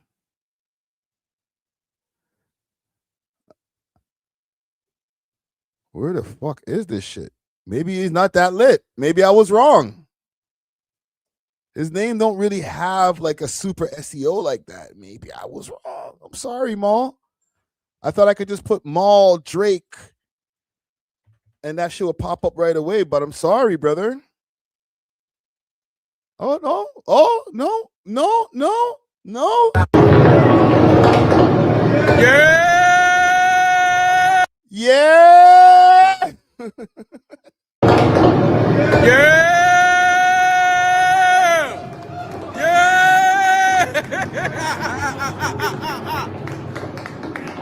That's the loudest I ever heard Mal, for real. Again, Mal? Yeah. Yeah. Yo, Mal be chill, you know what I'm saying? And he gets animated on the show and shit like that. We've seen a couple of his rants, but like he's cool. He's cool. He's cool. He's chill. You know what I'm saying? He get to Toronto. Yeah.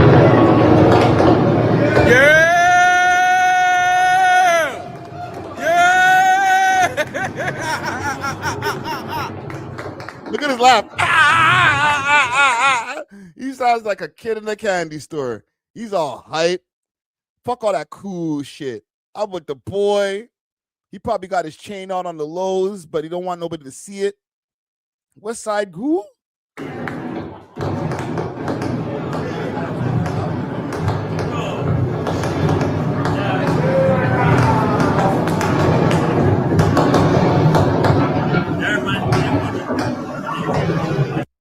And he's Big's brother. He's always had that in his back pocket. I'm not trying to glaze Mal or anything like that, but like he always had that in his back pocket. Like, I hang out with Drake and I'm part of the Rockefeller royalty. I'm saying, I don't know if I need to go viral. I kind of try to not go viral. You feel me? We seen DJ Natural screaming like a fan when he saw the Drake DM. No, we never saw that. That never happened, fam. Yo, salute to Westside Gunn, fam. I fuck with you, brother. Okay. Try to figure it out with your peoples, fam. It's okay, man. Y'all niggas need to figure this shit out. Give them 10%, nigga. 10%? You're tripping. I don't mean to Last be that week guy on Iceman Watch. who's trying to shit on the rollout or anything. Can I see? I don't mean to Last be that week guy on Iceman Watch. who's trying to shit on the rollout or anything. I fuck with it. Yo! Yo! Yo, Zara, read that. Zara, read that. Yo, Drake just messaged. Now he's typing. Yo. Oh man, insane, bro. I'm just I had a quick flashback. But it's again. I don't mean to Last be that week guy on Iceman Watch. who's trying to shit on the rollout or anything. I fuck with it. Yo! Yo! Yo, Zara, read that. Zara, read that. Yo, Drake just messaged. Now he's. Sorry, read that. I was right there. Classic moment. Oh man, I need to see the full video. I'm done with Westside Gunn. Okay, now I'm just getting my own stupid enjoyment in. Okay, I need to find the full video. Oh, here it is. I don't mean to Last be that week guy on Iceman Watch. who's trying to shit on the rollout or anything. I fuck with it. Yo! Yo, Zara, read that. Zara, read that. Yo, Drake just messaged. Now he's typing. Yo. Oh man. No, that's not the video. My bad, gang. Sorry. Just give me 1 second. Just let me get a laugh in, man. And then we're going to get to our last story. There's like a 800-pound guy running around Toronto, and he don't want to get skinny. We might need to talk about him. Do I have it? What would you do? DJ Natural sends Drake a DM. I think that's the post. That's the one, brother. I don't mean to be that guy who's trying to shit on the rollout or anything. I fuck with it. Yo! Yo, Zara, read that. Zara, read that. Yo, Drake just messaged. Now he's typing. Yo, no, yo, wait away. He's typing. Two messages. He said, "Man, juggling 07, 08 fit." Typing. He's still typing. Don't say nothing. Don't say nothing. Don't say nothing. Holy! Don't leak the man's DMs. Okay. Enjoy the moment, but don't say what's in the DMs. That's all I'm thinking. Don't say what's in the DMs, because them DMs will get delete real quick. Unsent. Episode there hot today to Bomba Clout. I'm not gonna expose any more DMs. Yes, so. please. Typing as we speak. Oh my god, I can see it typing. Yo, dog, I don't care, bro. We Love Hip Hop is the greatest show on earth. Man. Oh shit. I don't give a fuck. Shout out all the bad men. Shout out everyone that came out before us. Shout out Hurt. Shout out Dusty. Certain mans I'm not gonna shout out, you know what I mean? Bro, okay. Do you want me to read it? No. Show Friday. Oh, okay. Anyhow, okay. I'm gonna move on to the last story over here, okay? Big salute to I'm sorry I forgot the name of the person who sent me this DM, okay? But salute to you, brother. He sent me a wild video of a gentleman who's having health problems. Okay, we got to be sensitive with this topic over here. All right, viewer discretion is advised for anybody who might be sensitive to people who are dealing with like obesity and stuff like that. All right, I'm saying it's not like fat people are like, oh, look away. But this guy right here, he's spiraling, fam. I'm on part 1 right now. I'm waiting to see part 2, and I think there's a part 3, and I'm going to present it to you. All right. One moment. Let's get the shit off the screen here. 1 second. Okay, let's go. The story is called the Healthy Fat Guy documentary 2026 episode 1. Okay, they're very short clips, so I'm going to check out. Maybe episode 2 is out already, but let's check out episode 1.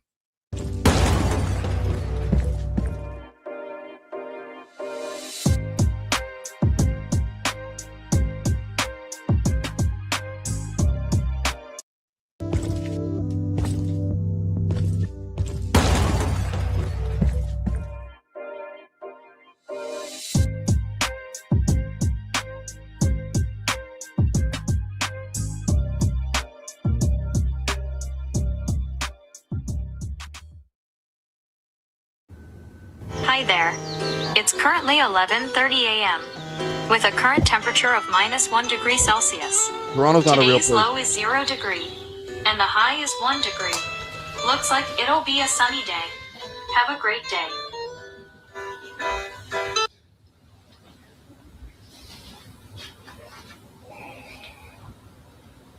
Holy brother.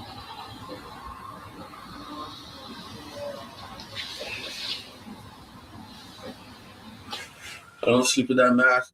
I wake up congested, can't breathe. My name is Rennie Holiday, and I was born in Toronto, Canada. Came up in Scarborough. And this is my story. I'm the healthy fat guy. Mornings. Sometimes waking up in the morning,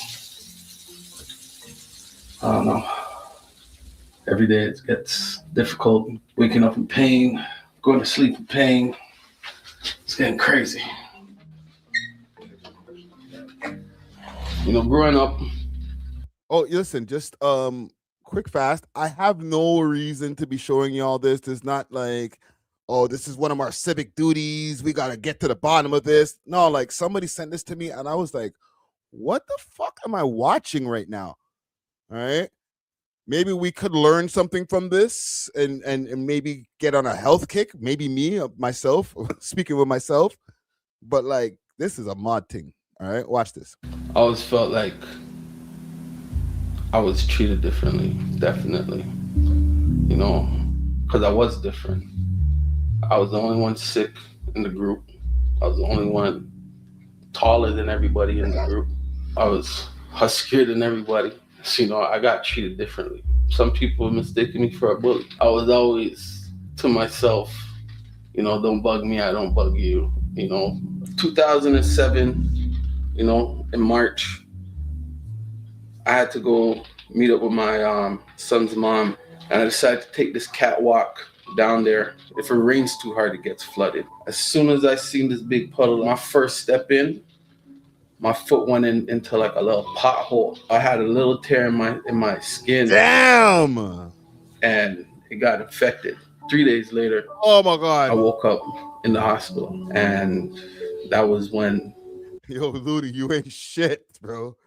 Everything just changed. The thing that was going on with my leg was making my leg swell enormously, like swell. I was in excruciating pain. I was delirious. I couldn't hold my bowels. It was crazy. Shit. I was in the hospital for a month and a half. And that's when they told me that, you know, what's going on with my leg, it's going to be a lifetime situation. Luckily, I was living with my cousin at the time. He was observing me when I sit. Is that him or is that his cousin? Back and look at my life, and I'm like, where did things go wrong? It all starts back 2007, March. March 7th, 2007. I'll never forget the date. My upbringing, you know, I come from a West Indian culture. You know, I think that contributed to me putting on weight. What we're eating was healthy to West Indian standards. It wasn't really healthy to what I need to be eating. There's one thing, like when you're moving around and you're on roads, walking around, you know, you get into the gym and one thing, you know, them dumplings and ackee and saltfish and what else, man? that heavy peas and rice, mad sauce on the chicken. Oh, let me get a stewed chicken. Holy, eat that every day. You need to be moving around, fam. Okay, or this will happen to you. To West Indian standards, it wasn't really healthy to what I need to be eating. I'm actually kind of hungry still. I'm not gonna lie.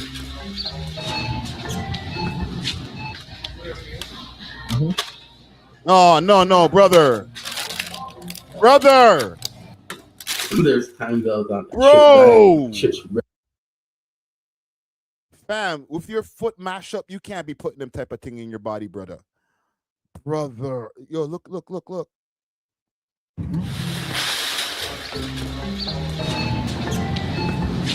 Walked right past all that shit. Boom. Gunshots in your heart. Oh. There's times I was on a chip diet, chips for breakfast, chips for lunch. What? Chips for dinner, chips for snacks. Wait a minute. This is clickbait. The healthy fat guy? That's not healthy eating, my brother.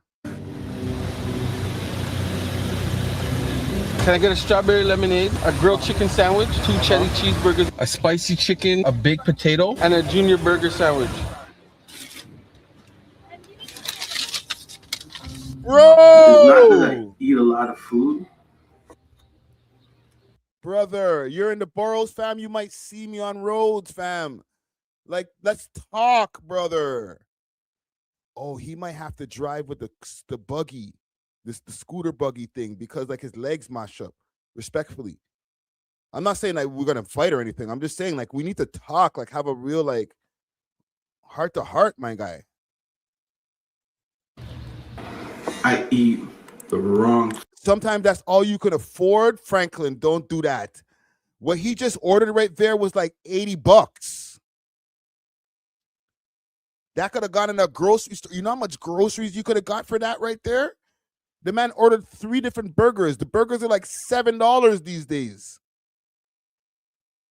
Holy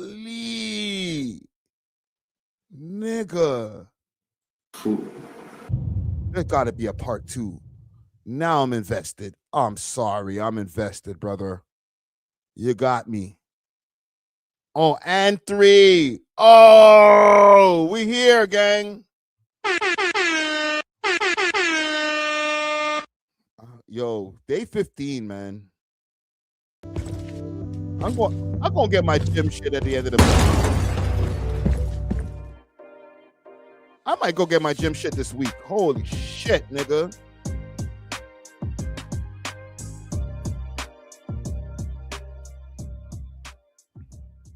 No, Jules, before I play this video.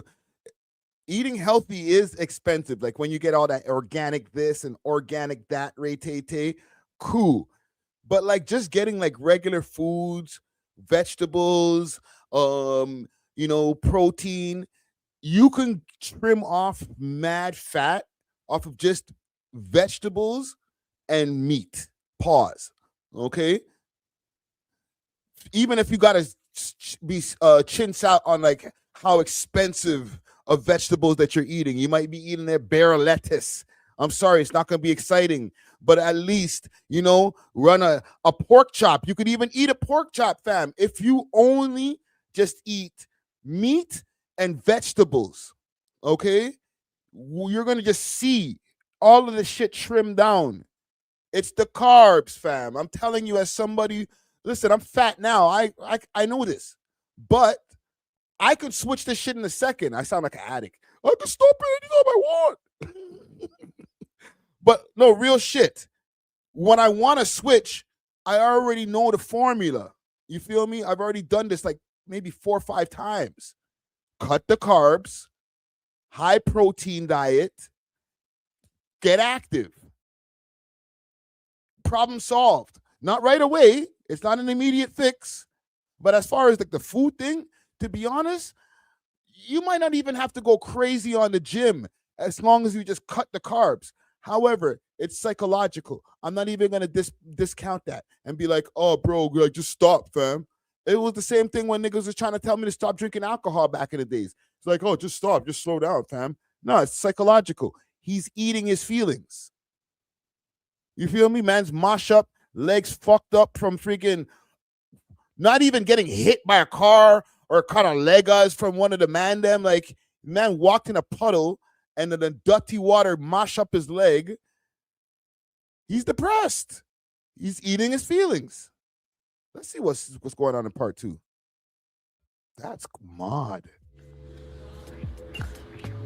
Right now, what my meals look like to me for breakfast, you know, I'd have like an apple, a big glass of water. I'll have some grapes, some pineapple. Lunchtime, I'll have a salad. And then dinner time, you know, I'll probably have like some chicken or I'll make some chili. It's not that I can't cook. I don't got a lot of recipes. I like what I like. I eat what I like. Having this weight is like sometimes even walking through a corridor, you got to turn to the side to flipping walk through. People staring at you.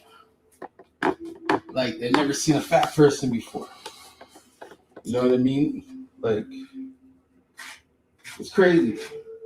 I don't know. Some people just have like a hatred towards fat people. I'm just like, is that a thing? What the hell did a fat person do to you? Like, you lost your girl to a fat guy or something? Like, wait a minute.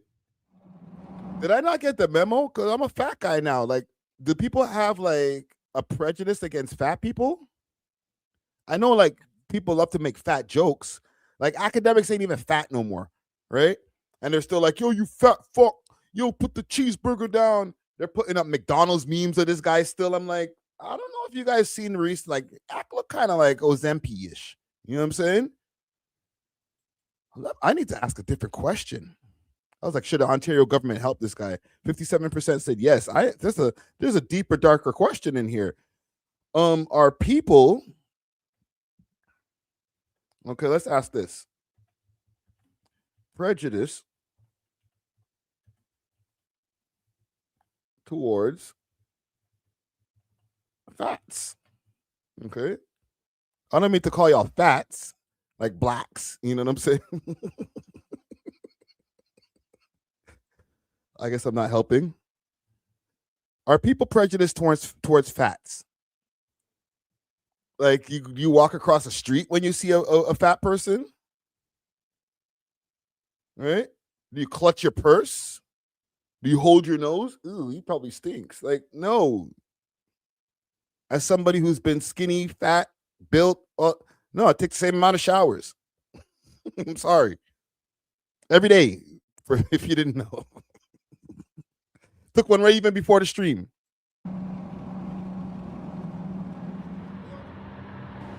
Hey Rennie, how you doing today? I'm alright, how you doing? I'm doing great. The dangers surrounding Rennie's condition, he has gout, he has kidney issues, he has drainage issues. On top of that, he's putting a lot of pressure on his heart. He's in a place right now where any day, anything can happen to him. Well, the first stage of Rennie's program to get him into health would be a drainage protocol. We want to remove toxins from the body to enhance absorption of nutrients. Over time, we accumulate toxins that block the absorption of nutrients, trigger inflammation, basically deteriorate health slowly.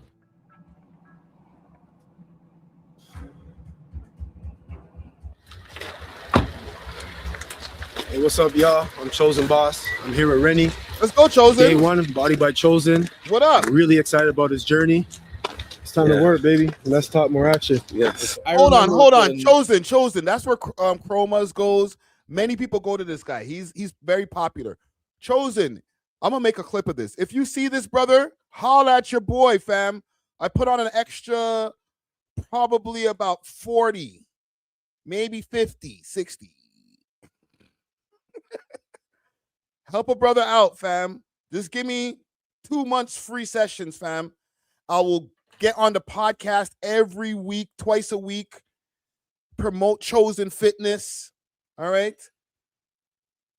Just give them all demand them. Okay. Natural too. Natural, get natural buff. Pause. Right? Ozempic, Rick? Nah, fam. I'm not taking no drugs. No drugs. Do it all natural. All right? Chosen. If you see this, help me get back to my 6-pack, my nigga. Help. I need somebody. All right? Let holla at your boy. I just 2 months. That's all I need, bro. You don't got to do a 6-month shit. I will listen to everything that you say. All right. I'm not going to be one of them freaking bitchy ass freaking trainees. It's like, oh, okay, that's enough. How many sets do you want me to do? Come on, bro. Nah, fam. Put me on the program. All right. You can yell at me. Don't call me a bitch. Just chill. Don't call me a bitch. All right. But you can yell at me. Be like, come on, bro. Harder. Hey, yo, chill. But you know what I'm saying? Like, one more set, bro. It's all you, bro. It's all you. You know all that gym bro talk. Right? And let me get right, fam. I had the 6-pack at one point, fam. Niggas don't know about the 6-pack. 6-pack Ricky, bro. Hold on. Let me gloat for a second, man. Hold the fuck on, man. Curtis Queen tried to get me with this one. He was like, yo, look at this guy. Who the fuck does he think he is? The guy was sexy. Fuck you. Where is it? Is there more? That shit is deep in the depths. That nigga went digging deep to find that pic, bro. Wow. You must really hate me, my nigga. I can't even find that shit, nigga. Holy, brother. How much do you hate me, my nigga? I can't even find the picture. Look at this poor soul right here. I guess not. So I got to put shirt with this. Right? I had a 6-pack in this. I had it. Even here, too. I had it. Big blocks. Pause. I guess not, fam. Where did Curtis King find that, bro? My Lord. This nigga went digging into the depths of the internet. You're good.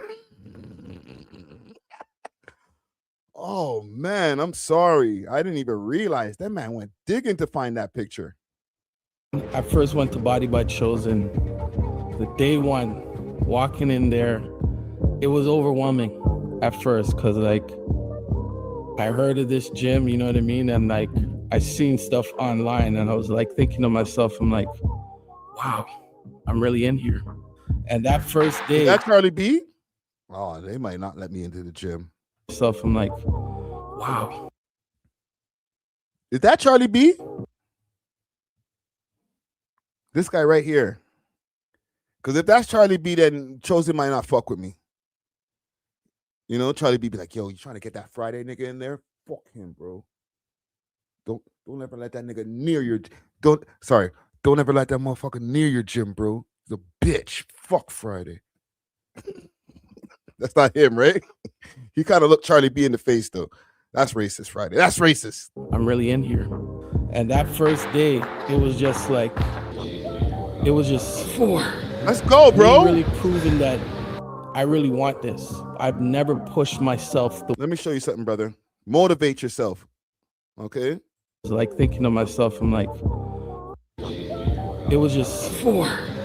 Me really proving that I really want. Right there, brother. Motivate yourself, okay? Keep motivated. Look over. Don't look over too long. Okay? Just take a quick peek. And run harder. I want this. I've never pushed myself the way I pushed myself that first day. I'm here going hard, flipping the tire. You can do it, brother. I don't even know what to say. Just look over.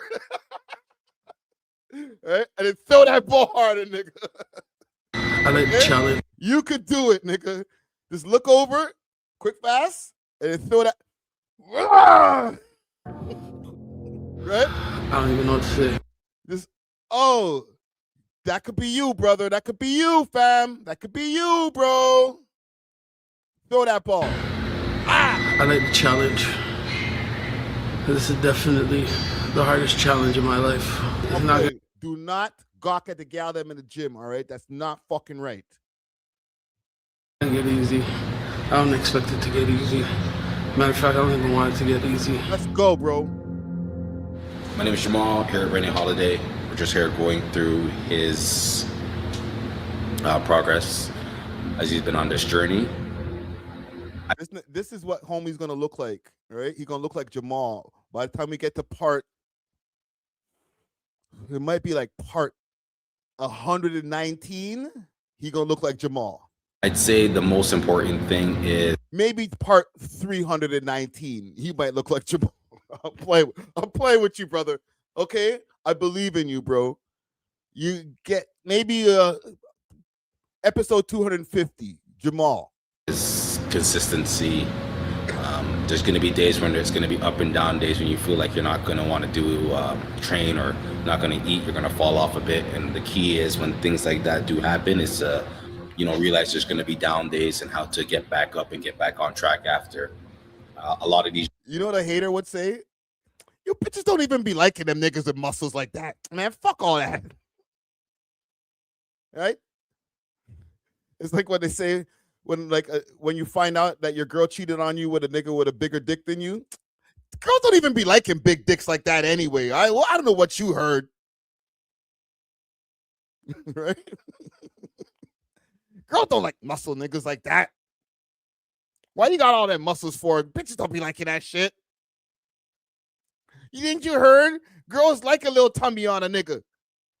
Trying to stunt. You ain't even get as much bitches as me, nigga. Yeah, right. All the things a hater would say. Journeys, I mean, people would think it's a straight road. I mean, shortest distance essentially is a straight road, but I mean, as anybody would know what life, no road to fulfilling yourself goes straight. You're gonna go to the left, you're gonna go to the right, you might go back, you're gonna go up, you're gonna go down. It's trials and tribulations, and those parts of the journey are the things that really help you understand things about yourself, things that you never knew you were possible, that you were capable of doing. And those are the things that help grow and build your confidence. Okay, we're gonna do one more part, and then I gotta touch roads because I didn't expect to be here for 5 hours. But hey, got the content. I'm here for it, man. Oh, and he collabed with M-Works too. Salute to M-Works. So M-Works probably filmed this. M-Works is following the journey. Hold on, let me get some views on this, fam. This first episode got 2.3 thousand views. Hold on a second. One second, gang.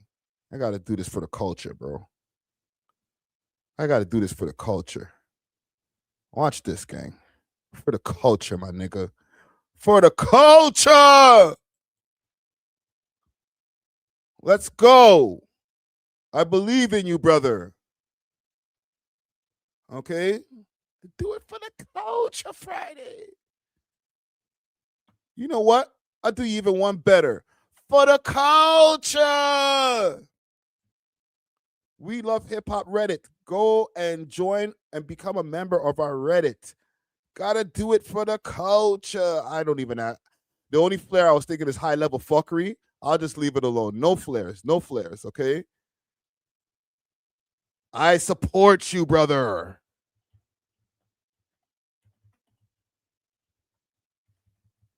Okay? I got him. Bang. Niggas like, yo, you don't even post my music. Man, fuck your music, bro. This nigga's hurting, bro. I'm just saying. Not fuck your music, but shit. This nigga trying to get he's trying to lose about 400 pounds, 300 pounds. Let's get him right.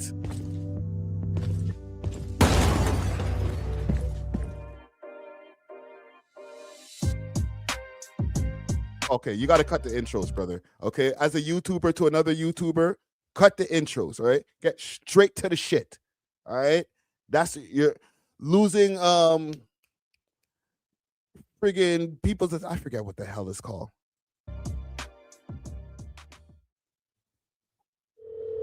Retention, brother. Retention. No intros. Cut the intros. Straight to the shit. Hi, my name is Rennie. I was wondering if you had any vacancies in your building. Let's go, Rennie. Oh, Rennie, unfortunately, we have no vacancies, but no fat people allowed. We have no vacancies available at this time. Unfortunately, we don't have anything available right now. You can try. Super idiot thing. Well, I don't know. They never seen him still. I gotta check the poll. See? Are people prejudiced towards fats? I asked. 90% said yes. Holy shit, I'm going to gym, bro. Niggas is fam. I was able to get gal fat or skinny. So I don't know about the gal them being prejudiced. You know what I'm saying? The dick don't shrink. But at the same time, am I not getting my way in life because I put on a few pounds? Niggas ain't treating you the same. You get pretty privilege just because you got a freaking 34 waistline. Oh, step right in, sir. Oh, there's no reservations available, right? Oh, the restaurant's full, fat man. Right? And then I walk in at about 185 pounds, and they're like, oh, a reservation just opened up right there. I'm glad you joined. Is that what's happening right now? That's crazy. Again, next month, if you have anything open up, just give us a call back, yeah? Okay, all right, thank you very much. Skinny privilege. There's a black sheep in my family, and then there's me, who's like the blacker sheep. I don't get along with other people in my family. Hold on. I'm sorry. I ain't shit, Rennie. So just know that these are all jokes if you see this, all right, brother? The fat black sheep. It's me, who's like the blacker sheep. I don't get along with other people in my family. I couldn't really be at my mom's house. Basically, I would just, let my son stay up there. I joke. You know what I mean? He'd sleep there, do a school thing. And then, I would, sleep in my car. Oh, bro. Oh, bro. Oh, see? Man, smoking good. Brother, it's a bunch of different things that are going on here, fam. And I'm not trying to call you a waste youth, okay? Let me just get that out the way. But you can't be doing waste youth-ish type of things and then expecting good results out of it, fam. Like, your life is going to spiral. You're doing waste youth-ish. I'm not calling you a waste youth, but you're doing waste youth-ish type of things.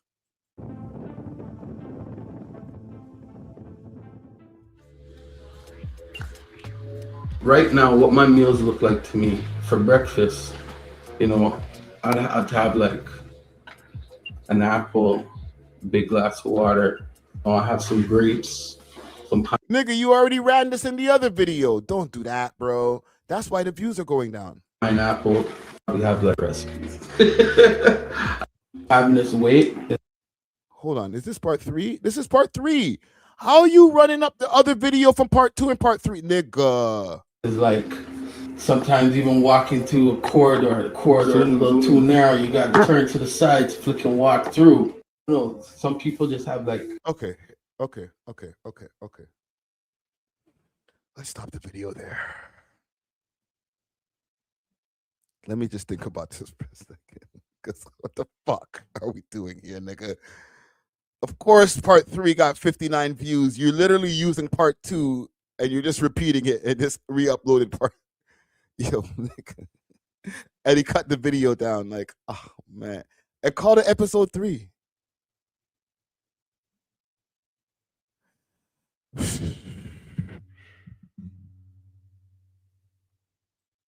Let me think on this for a second. Because I'm wondering if I want to give him advice bro, you can do it. Or you're moving like a waste youth and it's bro, stop doing waste youth things and your life will start switching exponentially. It will do a 180. Just an attitude adjustment. You know what I'm saying? Mind you, I don't walk into this nigga in Scarborough and he tries to freaking body splash me and shit. Nigga, I heard what you said on your damn part. Kamala Splash, nigga. Fuck. You're not funny. But I'm just saying, bro. Okay?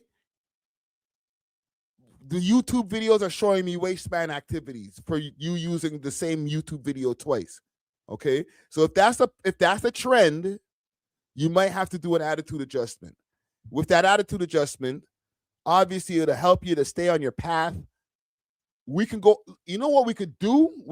I know about the pilot thing. I'll save it for tomorrow's stream. I still got to stream tomorrow, so 5 hours in. But what we can do, brother, okay?